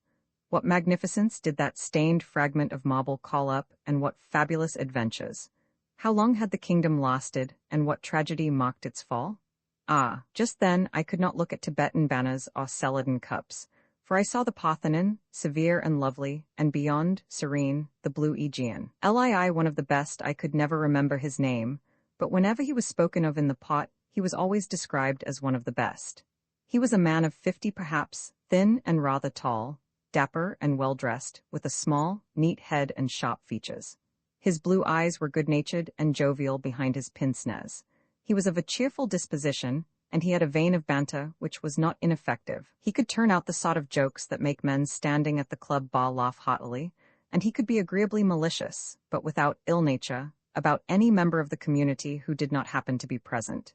His humor was of the same nature as that of the comedian in a musical play. When they spoke of him, they often said, "You know, I wonder he never went on the stage. He'd have made a hit." One of the best. He was always ready to have a drink with you, and no sooner was your glass empty than he was prompt with the China phrase, "Ready for the other half?" But he did not drink more than was good for him. "Oh, he's got his head screwed on his shoulders the right way," they said. One of the best. When the hat was passed round for some charitable object, he could always be counted on to give as much as anyone else, and he was always ready to go in for a golf competition or a billiards tournament. He was a bachelor. "Marriage is no use to a man who lives in China," he said. "He has to send his wife away every summer, and then, when the kids are beginning to be interesting, they have to go home. It costs a deuce of a lot of money, and you get nothing out of it." But he was always willing to do a good turn to any woman in the community. He was number one at Jardines, and he often had the power to make himself useful. He had been in China for 30 years, and he prided himself on not speaking a word of Chinese. He never went into the Chinese city. His comprador was Chinese, and some of the clerks, his boys of costs, and the chair coolies, but they were the only Chinese he had anything to do with, and quite enough too. "I hate the country, I hate the people," he said. "As soon as I've saved enough money, I mean to clear out." He laughed. "Do you know, last time I was home I found everyone cracked over Chinese junk, pictures and porcelain, and stuff. 'Don't talk to me about Chinese things,' I said to him. 'I never want to see anything Chinese as long as I live.' He turned to me. 'I'll tell you what, I don't believe I've got a single Chinese thing in my house.' But if you wanted him to talk to you about London, he was prepared to do so by the hour. He knew all the musical comedies that had been played for 20 years, and at the distance of 9,000 miles, he was able to keep up with the doings of Miss Lily Elsie and Miss Elsie Jannys. He played the piano, and he had a pleasing voice. It required little persuasion to induce him to sit down and sing you the popular ditties he had heard when last he was at home. It was quite singular to me, the unfathomable frivolity of this gray-haired man. It was even a little uncanny. But people applauded him loudly when he finished. "He's priceless, isn't he?" they said. "Oh, one of the best. Lie, the sea dog ship's captains, for the most part, are very dull men. Their conversation is of freights and cargoes. They have seen little more in the ports they visit than their agent's office, the bar which their kind frequents, and the bawdy houses. They owe the glamour of romance, which their connection with the sea has cast over them, to the imagination of the landsman. To them, the sea is a means of livelihood, and they know it, as an engine driver knows his engine, from a standpoint which is aridly practical. They are men, working men, of a narrow outlook, with small education for the most part and little culture. They are all of a piece, and they have neither subtlety nor imagination. Straightforward, courageous, honest, and reliable, they stand foursquare on the immutability of the obvious, and they are definite. They are placed in their surroundings like the objects in a stereoscopic photograph, so that you seem to see all round them. They offer themselves to you with salient traits, but no one could have adhered less to type than Captain Boots. He was the master of a little Chinese steamer on the upper Yangtze, and because I was his only passenger, we spent a good deal of time in one another's company. But though he was fluent of speech, garrulous even, I see him shadowly, and he remains in my mind indistinctly. I suppose it is on account of his elusiveness that he engages my imagination. There was certainly nothing elusive in his appearance. He was a big man, 6'2", powerfully built, with large features and a red, friendly face. When he laughed, he showed a row of handsome gold teeth. He was very bald and clean-shaven, but he had the most bushy, abundant, and aggressive eyebrows that I have ever seen, and under them mild blue eyes. He was a Dutchman, and though he had left Holland when he was 8, he still spoke with an accent. He could not pronounce th, but always made it d. His father, a fisherman who sailed his own schooner on the Zuyder Zee, hearing that fishing was good in Newfoundland, had set out with his wife and his 2 sons across the broad Atlantic. After some years, there and in Hudson's Bay, all this was hard on half a century ago, they had sailed round the Horn for the Bering Straits. They hunted seal until the law stepped in to save the beasts they were exterminating, and then Boots, a man now and a brave one, God knows, sailed here and there, as third, then as second mate on sailing vessels. He had been almost all his life in sail, and now on a steamer could not make himself at home. "It's only in a sailing boat you get comfort," he said. "There is no comfort anywhere when you got steam." He had been all along the coast of South America after nitrates, then to the west coast of Africa, then again, fishing caught off the coast of Maine to America, and after that with cargoes of salt fish to Spain and Portugal. A tavern acquaintance in Manila suggested that he should try the Chinese customs. He went to Hong Kong, where he was taken on as a tide waiter, and presently was put in command of a steam launch. He spent 3 years, chasing the opium smugglers, and then, having saved a little money, built himself a 45-ton schooner with which he determined to go to the Bering Straits and try his luck again with the seal fishery. "But I guess my crew got scared," he said. "When I got to Shanghai, they deserted and I couldn't get no order, so I had to sell the boat and I shipped on a vessel what was going to Vancouver." It was then he first left the sea. He met a man who was pushing a patent haycock, and this he agreed to take round the States. It was a queer occupation for a sailorman, and it was not a successful one, for at Salt Lake City, the firm that employed him having gone bankrupt, he found himself stranded. Somehow or other he got back to Vancouver, but he was taken with the idea of life ashore, and he found work with an estate agent. It was his duty to take the purchasers of land to their plots, and if they were not satisfied, persuade them that they need not regret their bargain. We sold one fellow a farm on the side of a mountain, he said, his blue eyes twinkling at the recollection, and it was so steep dat the chickens had one leg longer than der oder. After 5 years, he had the idea that he would like to go back to China. He had no difficulty in getting a job as mate of a ship sailing west, and soon he was at the old life once more. Since then, he had been on most of the China runs, from Vladivostok to Shanghai, from Amoy to Manila, and on all the big rivers, on steamers now, rising from second to first mate, and at last, on Chinese-owned ships to master. He talked willingly of his plans for the future. He had been in China long enough, and he hankered after a farm on the Fraser River. He would build himself a boat and do a bit of fishing, salmon and halibut. "It's time I settled down," he said. 53 years I've been to sea, and I shouldn't wonder but what I did a bit of boat building too. I'm not one to stick to one thing." There he was right, and this restlessness of his translated itself into a curious indecision of character. There was something fluid about him, so that you did not know where to take hold of him. He reminded you of a scene of mist and rain in a Japanese print where the design, barely suggested, almost escapes you. He had a peculiar gentleness which was somewhat unexpected in the rough old salt. "I don't want to offend anyone," he said. "Treat 'em kindly. That's what I try to do. If people won't do what you want, talk to 'em nicely, persuade 'em. There is no need to be nasty. Try what coaxing'll do."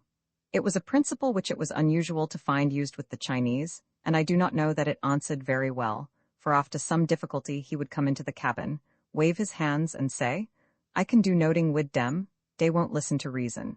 And then his moderation looked very like weakness. But he was no fool. He had a sense of humor.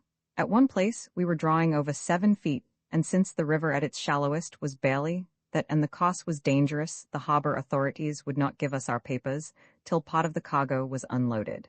It was the ship's last trip, and she was carrying the pay of regiments stationed several days downstream. The military governor refused to let the ship start unless the bullion was taken.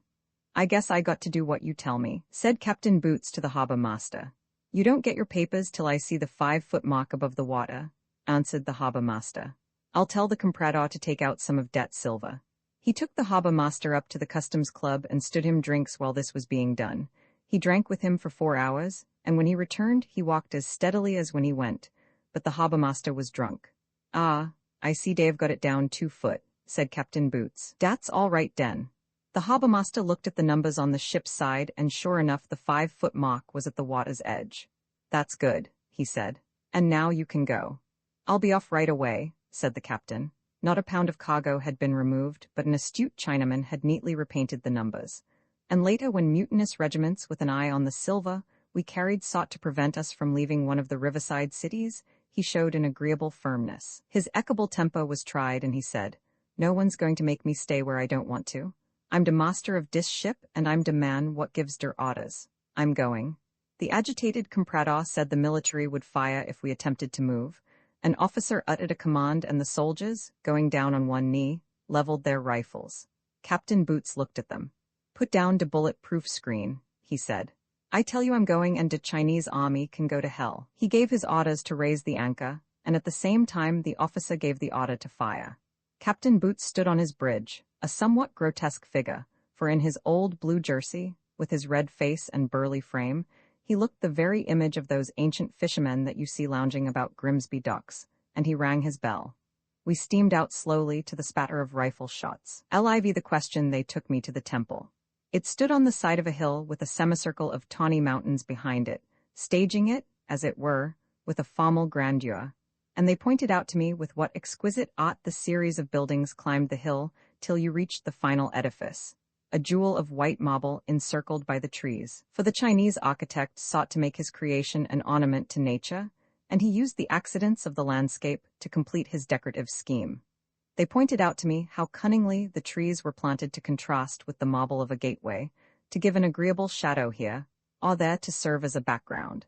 And they made me remark the admirable proportion of those great roofs, rising one beyond the other, in rich profusion, with the grace of flowers. And they showed me that the yellow tiles were of different hues, so that the sensibility was not offended by an expanse of color, but amused and pleased by a subtle variety of tone. They showed me how the elaborate carving of a gateway was contrasted with a surface without adornment, so that the eye was not wearied. All this they showed me as we walked through elegant courtyards, over bridges which were a miracle of grace, through temples with strange gods, dark and gesticulating. But when I asked them what was the spiritual state which had caused all this mass of building to be made, they could not tell me. LV the sinologue, he is a tall man, rather stout, flabby as though he does not take enough exercise, with a red, clean-shaven, broad face and gray hair. He talks very quickly, in a nervous manner, with a voice not quite big enough for his body. He lives in a temple just outside the city gate, inhabiting the guest chambers, and 3 Buddhist priests, with a tiny acolyte, tend the temple and conduct the rites. There is a little Chinese furniture in the rooms and a vast number of books, but no comfort. It is cold, and the study in which we sit is insufficiently warmed by a petroleum stove. He knows more Chinese than any man in China. He has been working for 10 years on a dictionary, which will supersede that of a noted scholar, whom for a quarter of a century he has personally disliked. He is thus benefiting sinological studies and satisfying a private grudge. He has all the manner of a don, and you feel that eventually he will be professor of Chinese at the University of Oxford, and then at last exactly in his place. He is a man of wider culture than most sinologues, who may know Chinese, and this you must take on trust, but who, it is lamentably obvious, know nothing else. And his conversation upon Chinese thought and literature has in consequence a fullness and a variety which you do not often find among students of the language, because he has immersed himself in his particular pursuits and has cared nothing for racing and shooting. The Europeans think him queer. They look upon him with the suspicion and awe with which human beings always regard those who do not share their tastes. They suggest that he is not quite sane, and some accuse him of smoking opium. It is the charge which is always brought against the white man, who has sought to familiarize himself with the civilization in which he is to pass the greater part of his career. You have only to spend a little while in that apartment bare of the most common luxury to know that this is a man who leads a life wholly of the spirit, but it is a specialized life. Art and beauty seem not to touch him, and as I listen to him talk so sympathetically of the Chinese poets, I cannot help asking myself if the best things have not after all slipped through his fingers. Here is a man who has touched reality only through the printed page. The tragic splendor of the lotus moves him only when its loveliness is enshrined in the verse of Lai Po, and the laughter of demure Chinese girls stirs his blood, but in the perfection of an exquisitely chiseled quatrain. LVI the vice-consul, his bearers, set down his chair in the yamen and unfastened the apron which protected him from the pouring rain. He put out his head, like a bird looking out of its nest, and then his long, thin body, and finally his thin, long legs. He stood for a moment as if he did not quite know what to do with himself. He was a very young man, and his long limbs with their ungainliness somehow added to the callowness of his air. His round face, his head looked too small for the length of his body, with its fresh complexion was quite boyish, and his pleasant brown eyes were ingenuous and candid. The sense of importance which his official position gave him, it was not long since he had been no more than a student interpreter, struggled with his native shyness. He gave his card to the judge's secretary, and was led by him into an inner cot and asked to sit down. It was cold and draughty, and the vice-consul was glad of his heavy waterproof. A ragged attendant brought tea and cigarettes. The secretary, an emaciated youth in a very shabby black gown, had been a student at Harvard and was glad to show off his fluent English. Then the judge came in, and the vice-consul stood up. The judge was a portly gentleman in heavily wadded clothes, with a large smiling face and gold-rimmed spectacles. They sat down and sipped their tea and smoked American cigarettes. They chatted affably. The judge spoke no English, but the vice-consul's Chinese was fresh in his mind, and he could not help thinking that he acquitted himself creditably. Presently, an attendant appeared and said a few words to the judge, and the judge very courteously asked the vice-consul if he was ready for the business which had brought him. The door into the outer cot was thrown open, and the judge, walking through, took his place on a large seat at a table that stood at the top of the steps. He did not smile now. He had assumed instinctively the gravity proper to his office, and in his walk, notwithstanding his obesity, there was an impressive dignity. The vice-consul, obeying a polite gesture, took a seat by his side. The secretary stood at the end of the table. Then the outer gateway was flung wide. It seemed to the vice-consul that there was nothing so dramatic as the opening of a door, and quickly, with an odd sort of flurry, the criminal walked in. He walked to the center of the courtyard and stood still, facing his judge. On each side of him walked a soldier in khaki. He was a young man, and the vice-consul thought that he could be no older than himself. He wore only a pair of cotton trousers and a cotton singlet. They were faded but clean. He was bareheaded and barefoot. He looked no different from any of the thousands of coolies in their monotonous blue that you passed every day in the crowded streets of the city. The judge and the criminal faced one another in silence. The vice-consul looked at the criminal's face, but then he looked down quickly. He did not want to see what was there to be seen so plainly. He felt suddenly embarrassed, and looking down, he noticed how small the man's feet were, shapely and slender. His hands were tied behind his back. He was slightly built, of the middle height, a lissome creature that suggested the wild animal, and standing on those beautiful feet of his there was in his carriage a peculiar grace. But the vice-consul's eyes were drawn back unwillingly to the oval, smooth, and unlined face. It was livid. The vice-consul had often read of faces that were green with terror, and he had thought it but a fanciful expression, and here he saw it. It startled him. It made him feel ashamed. And in the eyes, too, eyes that did not slant as the Chinese eye is wrongly supposed always to do, but were straight, in the eyes that seemed unnaturally large and bright, fixed on those of the judge, was a terror that was horrible to see. But when the judge put him a question, trial and sentence were over, and he had been brought there that morning only for purposes of identification. He answered in a loud, plain voice, boldly. However his body might betray him, he was still master of his will. The judge gave a brief order, and, flanked by his 2 soldiers, the man marched out. The judge and the vice-consul rose and walked to the gateway, where their chairs awaited them.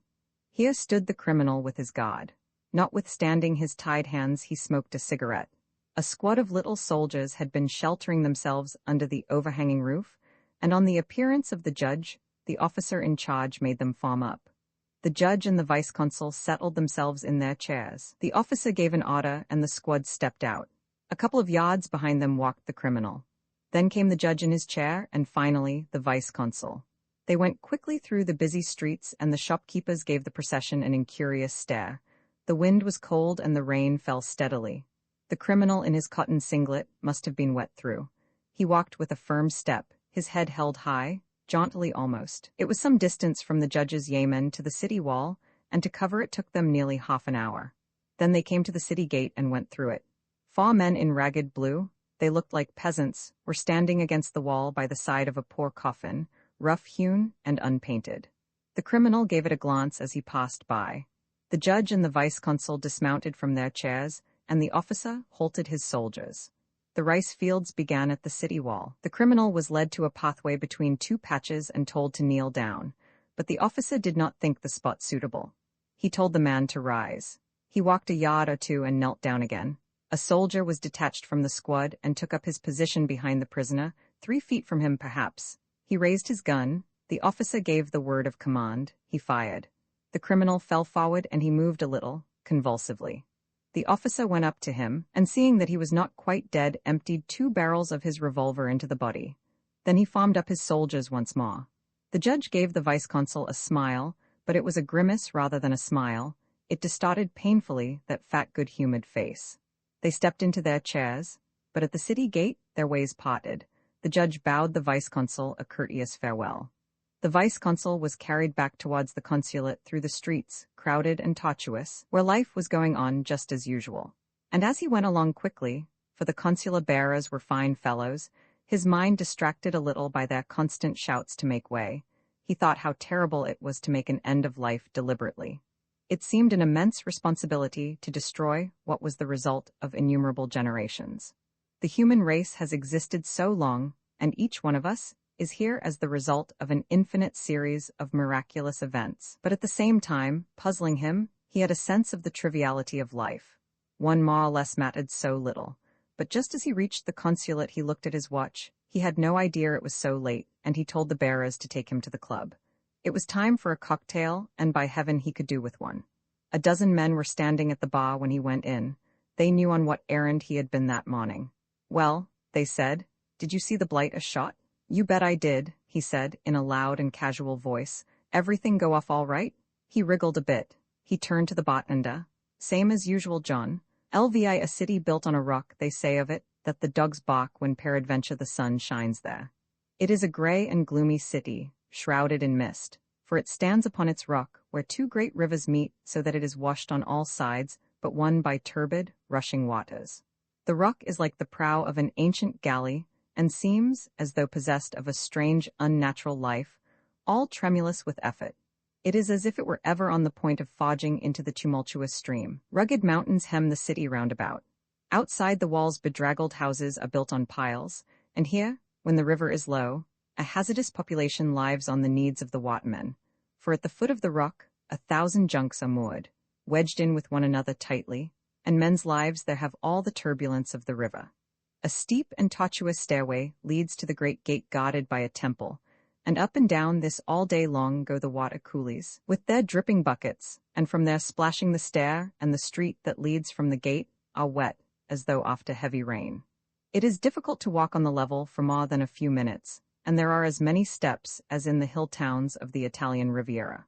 Because there is so little space, the streets are pressed together, narrow and dark, and they wind continuously so that to find your way is like finding it in a labyrinth. The throng is as thick as the throng on a pavement in London when a theatre is emptying itself of its audience. You have to push your way through it, stepping aside every moment as chairs come by and coolies bearing their everlasting loads, itinerant sellers, selling almost anything that anyone can want to buy, jostle you as you pass. The shops are wide open to the street, without windows or doors, and they are crowded too. They are like an exhibition of arts and crafts, and you may see what a street looked like in medieval England, when each town made all that was necessary to its needs. The various industries are huddled together, so that you will pass through a street of butchers, where carcasses and entrails hang bloody on each side of you, with flies buzzing about them, and mangy dogs prowling hungrily below. You will pass through a street where in each house there is a handloom, and they are busily weaving cloth or silk. There are innumerable eating houses from which come heavy odors, and here at all hours people are eating. Then, generally at a corner, you will see tea houses, and here all day long again the tables are packed with men of all sorts drinking tea and smoking. The barbers ply their trade in the public view, and you will see men leaning patiently on their crossed arms while their heads are being shaved. Others are having their ears cleaned, and some, a revolting spectacle, the inside of their eyelids scraped. It is a city of 1,000 noises. There are the peddlers who announce their presence by a wooden gong, the clappers of the blind musician or of the masseuse, the shrill falsetto of a man singing in a tavern, the loud beating of a gong from a house where a wedding or a funeral is being celebrated. There are the raucous shouts of the coolies and chair-bearers, the menacing whines of the beggars, caricatures of humanity, their emaciated limbs barely covered by filthy tatters and revolting with disease, the cracked melancholy of the bugler who incessantly practices a call he can never get. And then, like a bass to which all these are a barbaric melody, the insistent sound of conversation, of people laughing, quarreling, joking, shouting, arguing, gossiping. It is a ceaseless din. It is extraordinary at first, then confusing, exasperating, and at last maddening. You long for a moment's utter silence. It seems to you that it would be a voluptuous delight. And then combining with the irksome throng and the din that exhausts your ears is a stench which time and experience enable you to distinguish into 1,000 separate stenches. Your nostrils grow cunning. Foul odors beat upon your harassed nerves like the sound of uncouth instruments playing a horrible symphony. You cannot tell what are the lives of these thousands who surge about you. Upon your own people sympathy and knowledge give you a hold. You can enter into their lives, at least imaginatively, and in a way really possess them. By the effort of your fancy you can make them after a fashion part of yourself. But these are as strange to you as you are strange to them. You have no clue to their mystery. For their likeness to yourself in so much does not help you, it serves rather to emphasize their difference. Someone attracts your attention, a pale youth with great horn spectacles and a book under his arm, whose studious look is pleasant, or an old man, wearing a hood, with a gray sparse beard and tired eyes. He looks like one of those sages that the Chinese artists painted in a rocky landscape, or under kanghai modeled in porcelain, but you might as well look at a brick wall. You have nothing to go upon. You do not know the first thing about them, and your imagination is baffled. But when, reaching the top of the hill, you come once more to the crenellated walls that surround the city and go out through the frowning gate, you come to the graves.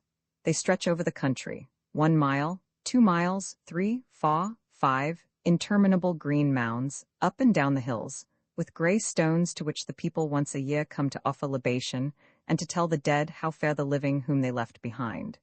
And they are as thickly crowded, the dead, as are the living in the city, and they seem to press upon the living, as though they would force them into the turbid, swirling river. There is something menacing about those serried ranks.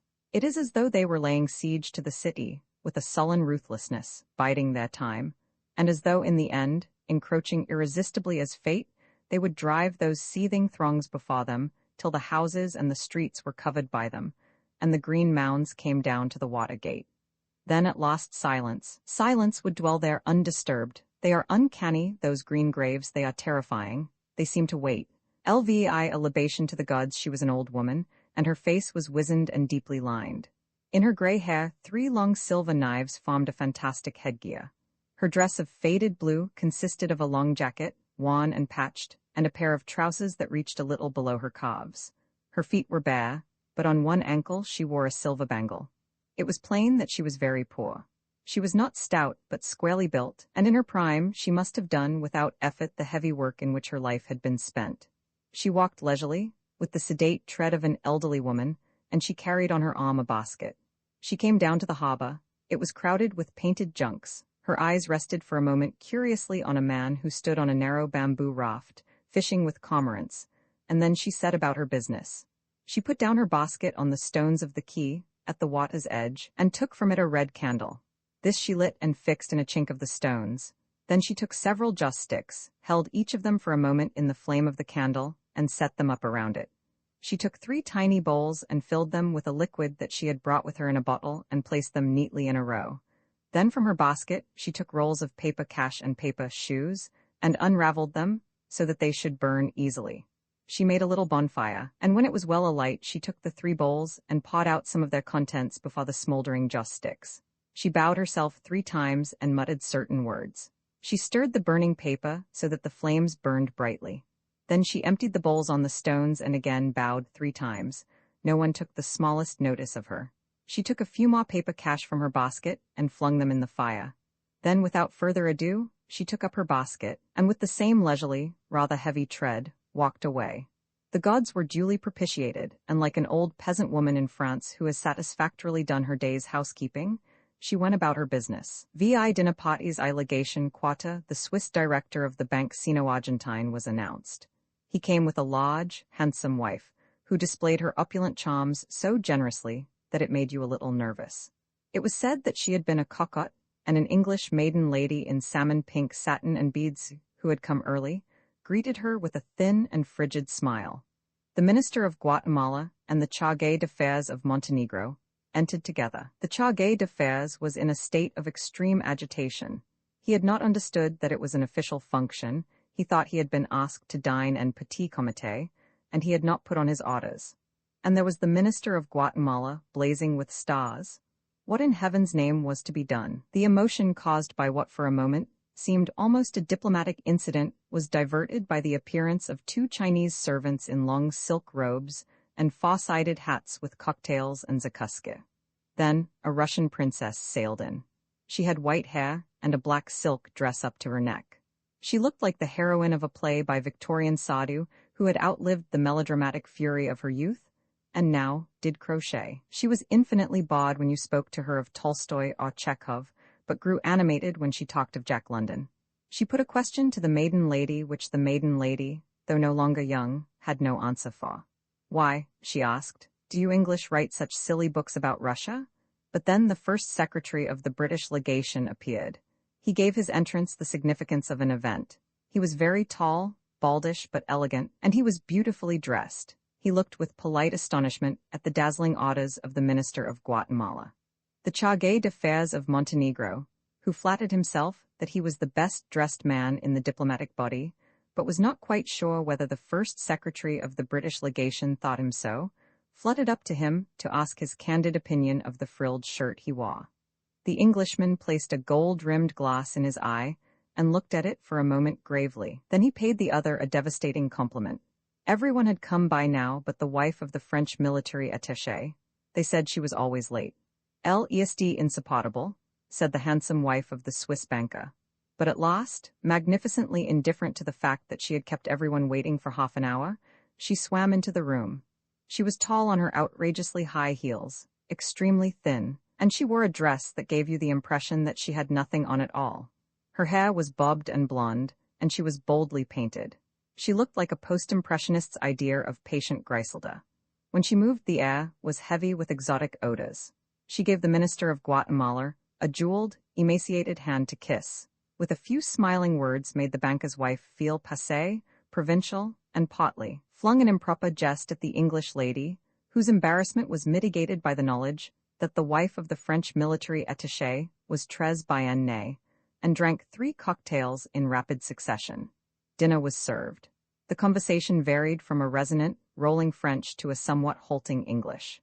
They talked of this minister who had just written from Bucharest, Olema, and that councillor's wife, who found it so dull in Christiania, or so expensive in Washington. On the whole, it made little difference to them in what capital they found themselves, for they did precisely the same things in Constantinople, Bern, Stockholm, and Peking. Entrenched within their diplomatic privileges, and supported by a lively sense of their social consequence, they dwelt in a world in which Copernicus had never existed, for to them sun and stars circled obsequiously round this earth of ours, and they were its center. No one knew why the English lady was there, and the wife of the Swiss director said privately that she was without doubt a German spy. But she was an authority on the country. She told you that the Chinese had such perfect manners, and you really should have known the Empress Dowager. She was a perfect darling. You knew very well that in Constantinople she would have assured you that the Turks were such perfect gentlemen, and the Sultana Fatima was a perfect dear, and spoke such wonderful French. Homeless, she was at home wherever her country had a diplomatic representative. The first secretary of the British legation thought the party rather mixed. He spoke French more like a Frenchman than any Frenchman who ever lived. He was a man of taste, and he had a natural aptitude for being right. He only knew the right people and only read the right books. He admired none but the right music and cared for none but the right pictures. He bought his clothes at the right tailor's and his shirts from the only possible haberdasher. You listened to him with stupefaction. Presently, you wished with all your heart that he would confess to a liking for something just a little vulgar. You would have felt more at your ease if only with bold idiosyncrasy he had claimed that the soul's awakening was a work of art or the rosary a masterpiece. But his taste was faultless. He was perfect, and you were half afraid that he knew it, for in repose his face had the look of one who bears an intolerable burden. And then you discovered that he wrote vers libre. You breathed again. Roman II, at a treaty pot there was about the party a splendor which has vanished from the dinner tables of England. The mahogany groaned with silver. In the middle of the snowy damask cloth was a centerpiece of yellow silk, such as you were unwillingly constrained to buy in the bazaars of your prim youth, and on this was a massive epigyne. Tall silver vases in which were large chrysanthemums made it possible to catch only glimpses of the persons opposite you, and tall silver candlesticks reared their proud heads 2 by 2 down the length of the table. Each course was served with its appropriate wine, sherry with the soup and hock with the fish, and there were the 2 entrées, a white entrée and a brown entrée, which the careful housekeeper of the 90s felt were essential to a properly arranged dinner. Perhaps the conversation was less varied than the courses, for guests and hosts had seen one another nearly every day for an intolerable number of years, and each topic that arose was seized upon desperately, only to be exhausted and followed by a formidable silence. They talked of racing and golf and shooting. They would have thought it bad form to touch upon the abstract, and there were no politics for them to discuss. China bored them all.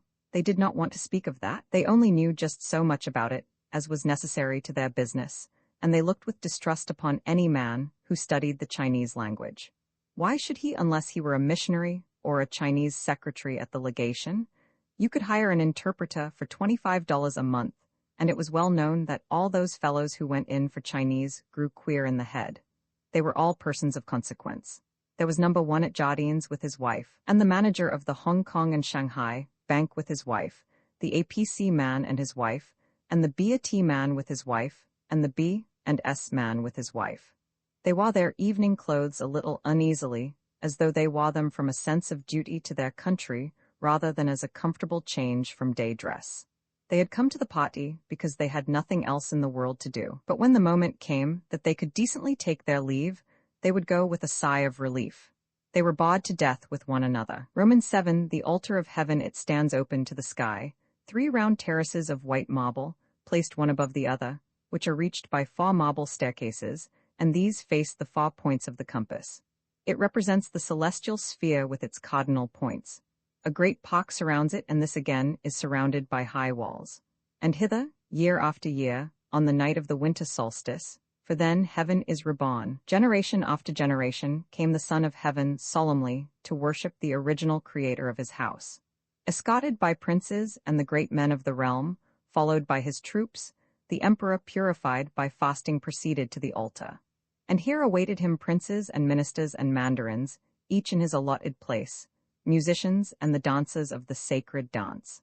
In the scanty light of the great torches, the ceremonial robes were darkly splendid, and before the tablet on which were inscribed the words, Imperial Heaven, Supreme Emperor, he offered incense, jade, and silk, broth, and rice spirit. He knelt and knocked his forehead against the marble pavement 9 times, and here at the very spot where the vice-regent of heaven and earth knelt down, Willard B. Untermeyer wrote his name in a fine bold hand, and the town and state he came from, Hastings, Nebraska. So he sought to attach his fleeting personality to the recollection of that grandeur of which some dim rumor had reached him. He thought that so men would remember him when he was no more. He aimed in this crude way at immortality. But vain are the hopes of men. For no sooner had he sauntered down the steps than a Chinese caretaker, who had been leaning against the balustrade, idly looking at the blue sky, came forward, spat neatly on the spot where Willard B. Untermeyer had written, and with his foot smeared his spittle over the name. In a moment, no trace remained that Willard B. Untermeyer had ever visited that place. Roman 8, the servants of God, they were sitting side by side, 2 missionaries, talking to one another of perfectly trivial things, in the way people talk who wish to show each other civility but have nothing in common. And they would have been surprised to be told that they had certainly one admirable thing in common, goodness, for both had this also in common, humility. Though perhaps in the Englishman it was more deliberate, and so, if more conspicuous, less natural, than it was in the Frenchman. Otherwise, the contrasts between them were almost ludicrous. The Frenchman was hard on 80, a tall man, still unbent, and his large bones suggested that in youth he had been a man of uncommon strength.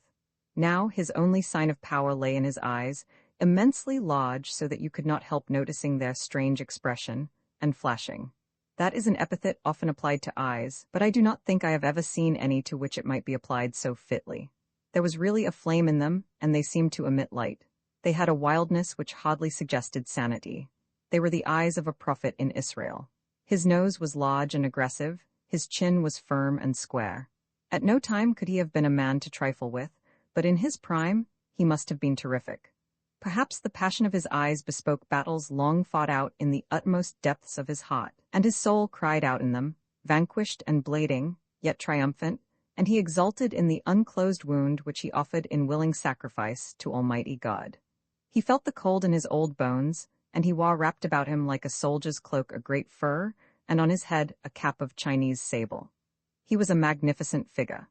He had been in China for half a century, and thrice he had fled for his life when the Chinese had attacked his mission. I trust they won't attack it again, he said, smiling, for I am too old now to make these precipitate journeys. He shrugged his shoulders. G. Sarai Mata. He lit a long black cigar and puffed it with great enjoyment. The other was very much younger. He could not have been more than 50, and he had not been in China for more than 20 years. He was a member of the English Church Mission, and he was dressed in a gray tweed suit and a spotted tie. He sought to look as little like a clergyman as possible. He was a little taller than the average, but he was so fat that he looked stumpy. He had a round, good-natured face, with red cheeks and a gray mustache of the variety known as toothbrush. He was very bald, but with a pardonable and touching vanity, he had grown his hair long enough on one side to be brought over the scalp, and so give himself at all events the illusion that his head was well covered. He was a jovial fellow, with a hearty laugh, and it rang out loudly, honest and true, when he chaffed his friends or was chaffed by them. He had the humor of a schoolboy, and you could imagine him shaking in all his bulk when someone slipped on a piece of orange peel. But the laughter would be stopped, and he would redden, as it struck him suddenly that the man who slipped might have hurt himself, and then he would be all kindness and sympathy. For it was impossible to be with him for 10 minutes without realizing the tenderness of his heart. You felt that it would be impossible to ask him to do anything he would not gladly do, and if perhaps at first his haughtiness would make it difficult to go to him in your spiritual needs, you could be sure in all practical affairs of his attention, sympathy, and good sense. He was a man whose purse was always open to the indigent, and whose time was always at the service of those who wanted it. And yet, perhaps it is unjust to say that in the affairs of the soul his help would not be very effectual, for though he could not speak to you, like the old Frenchman, with the authority of a church that has never admitted doubt, or with the compelling fire of the ascetic, he would share your distress with such a candid sympathy, consoling you with his own hesitations. Less a minister of God then, than a halting, tremulous man of the same flesh as yourself, who sought to share with you the hope and the consolation with which his own soul was refreshed, that perhaps in his own way he had something as good to offer as the other. His story was a little unusual. He had been a soldier, and he was pleased to talk of the old days when he had hunted with the Quan and danced through the London season. He had no unhealthy feeling of past sin. "I was a great dancer in my young days," he said, "but I expect I should be quite out of it now with all these new dances." It was a good life so long as it lasted, and though he did not for a moment regret it, he had no feeling of resentment for it. The call had come when he was in India. He did not exactly know how or why, it had just come. A sudden feeling that he must give up his life to bringing the heathen to the belief in Christ, but it was a feeling that he could not resist, it gave him no peace. He was a happy man now, enjoying his work. "It's a slow business," he said, "but I see signs of progress and I love the Chinese. I wouldn't change my life here for any in the world." The two missionaries said goodbye to one another. "When are you going home?" asked the Englishman. "Moi? Oh, in a day or two. I may not see you again then. I expect to go home in March." But one meant the little town with its narrow streets where he had lived for 50 years, since when he left France, a young man, he left it forever. But the other meant the Elizabethan house in Cheshire, with its smooth lawns and its oak trees, where his ancestors had dwelt for 3 centuries. Roman 9 The inn, it seems long since the night fell, and for an hour a coolie has walked before your chair carrying a lantern. It throws a thin circle of light in front of you, and as you pass, you catch a pale glimpse, like a thing of beauty emerging vaguely from the ceaseless flux of common life, of a bamboo thicket, a flash of water in a rice field, or the heavy darkness of a banyan. Now and then, a belated peasant bearing 2 heavy baskets on his yoke sidles by. The bearers walk more slowly, but after the long day, they have lost none of their spirit, and they chatter gaily, they laugh, and one of them breaks into a fragment of tuneless song. But the causeway rises, and the lantern throws its light suddenly on a whitewashed wall. You have reached the first miserable houses that straggle along the path outside the city wall, and 2 or 3 minutes more bring you to a steep flight of steps. The bearers take them at a run. You pass through the city gates. The narrow streets are multitudinous, and in the shops they are busy still. The bearers shout raucously. The crowd divides, and you pass through a double hedge of serried, curious people. Their faces are impassive, and their dark eyes stare mysteriously. The bearers, their day's work done, march with a swinging stride. Suddenly they stop, wheel to the right, into a courtyard, and you have reached the inn. Your chair is set down. The inn, it consists of a long yard, partly covered, with rooms opening on it on each side, is lit by 3 or 4 oil lamps. They throw a dim light immediately around them, but make the surrounding darkness more impenetrable. All the front of the yard is crowded with tables, and at these people are packed, eating rice or drinking tea. Some of them play games you do not know. At the great stove, where water in a cauldron is perpetually heating and rice in a huge pan being prepared, stand the persons of the inn. They serve out rapidly great bowls of rice and fill the teapots which are incessantly brought them. Further back a couple of naked coolies, sturdy, thick-set and supple, are sluicing themselves with boiling water. You walk to the end of the yard where, facing the entrance but protected from the vulgar gaze by a screen, is the principal guest chamber. It is a spacious, windowless room, with a floor of trodden earth, lofty, for it goes the whole height of the inn, with an open roof. The walls are whitewashed, showing the beams, so that they remind you of a farmhouse in Sussex. The furniture consists of a square table, with a couple of straight-backed wooden armchairs, and 3 or 4 wooden pallets covered with matting on the least dirty of which you will presently lay your bed. In a cup of oil, a taper gives a tiny point of light. They bring you your lantern, and you wait while your dinner is cooked. The bearers are merry now that they have set down their loads. They wash their feet and put on clean sandals and smoke their long pipes. How precious, then, is the inordinate length of your book, for you are traveling light, and you have limited yourself to 3, and how jealously you read every word of every page so that you may delay as long as possible the dreaded moment when you must reach the end. You are mightily thankful, then, to the authors of long books, and when you turn over their pages, reckoning how long you can make them last, you wish they were half as long again. You do not ask, then, for the perfect lucidity which he who runs may read. A complicated phraseology which makes it needful to read the sentence a second time to get its meaning is not unwelcome. A profusion of metaphor, giving your fancy ample play, a richness of allusion affording you the delight of recognition, are then qualities beyond price. Then if the thought is elaborate without being profound, for you have been on the road since dawn, and of the 40 miles of the day's journey, you have footed it more than half, you have the perfect book for the occasion. But the noise in the inn suddenly increases to a din, and looking out you see that more travelers, a party of Chinese in sedan chairs, have arrived. They take the rooms on each side of you, and through the thin walls you hear their loud talking far into the night. With a lazy, restful eye, your whole body conscious of the enjoyment of lying in bed, taking a sensual pleasure in its fatigue, you follow the elaborate pattern of the transom. The dim lamp in the yard shines through the torn paper with which it is covered, and its intricate design is black against the light. At last, everything is quiet but for a man in the next room who is coughing painfully. It is the peculiar, repeated cough of phthisis, and hearing it at intervals through the night you wonder how long the poor devil can live. You rejoice in your own rude strength. Then a cock crows loudly, just behind your head, it seems, and not far away a bugler blows a long blast on his bugle, a melancholy wail. The inn begins to stir again. Lights are lit, and the coolies make ready their loads for another day.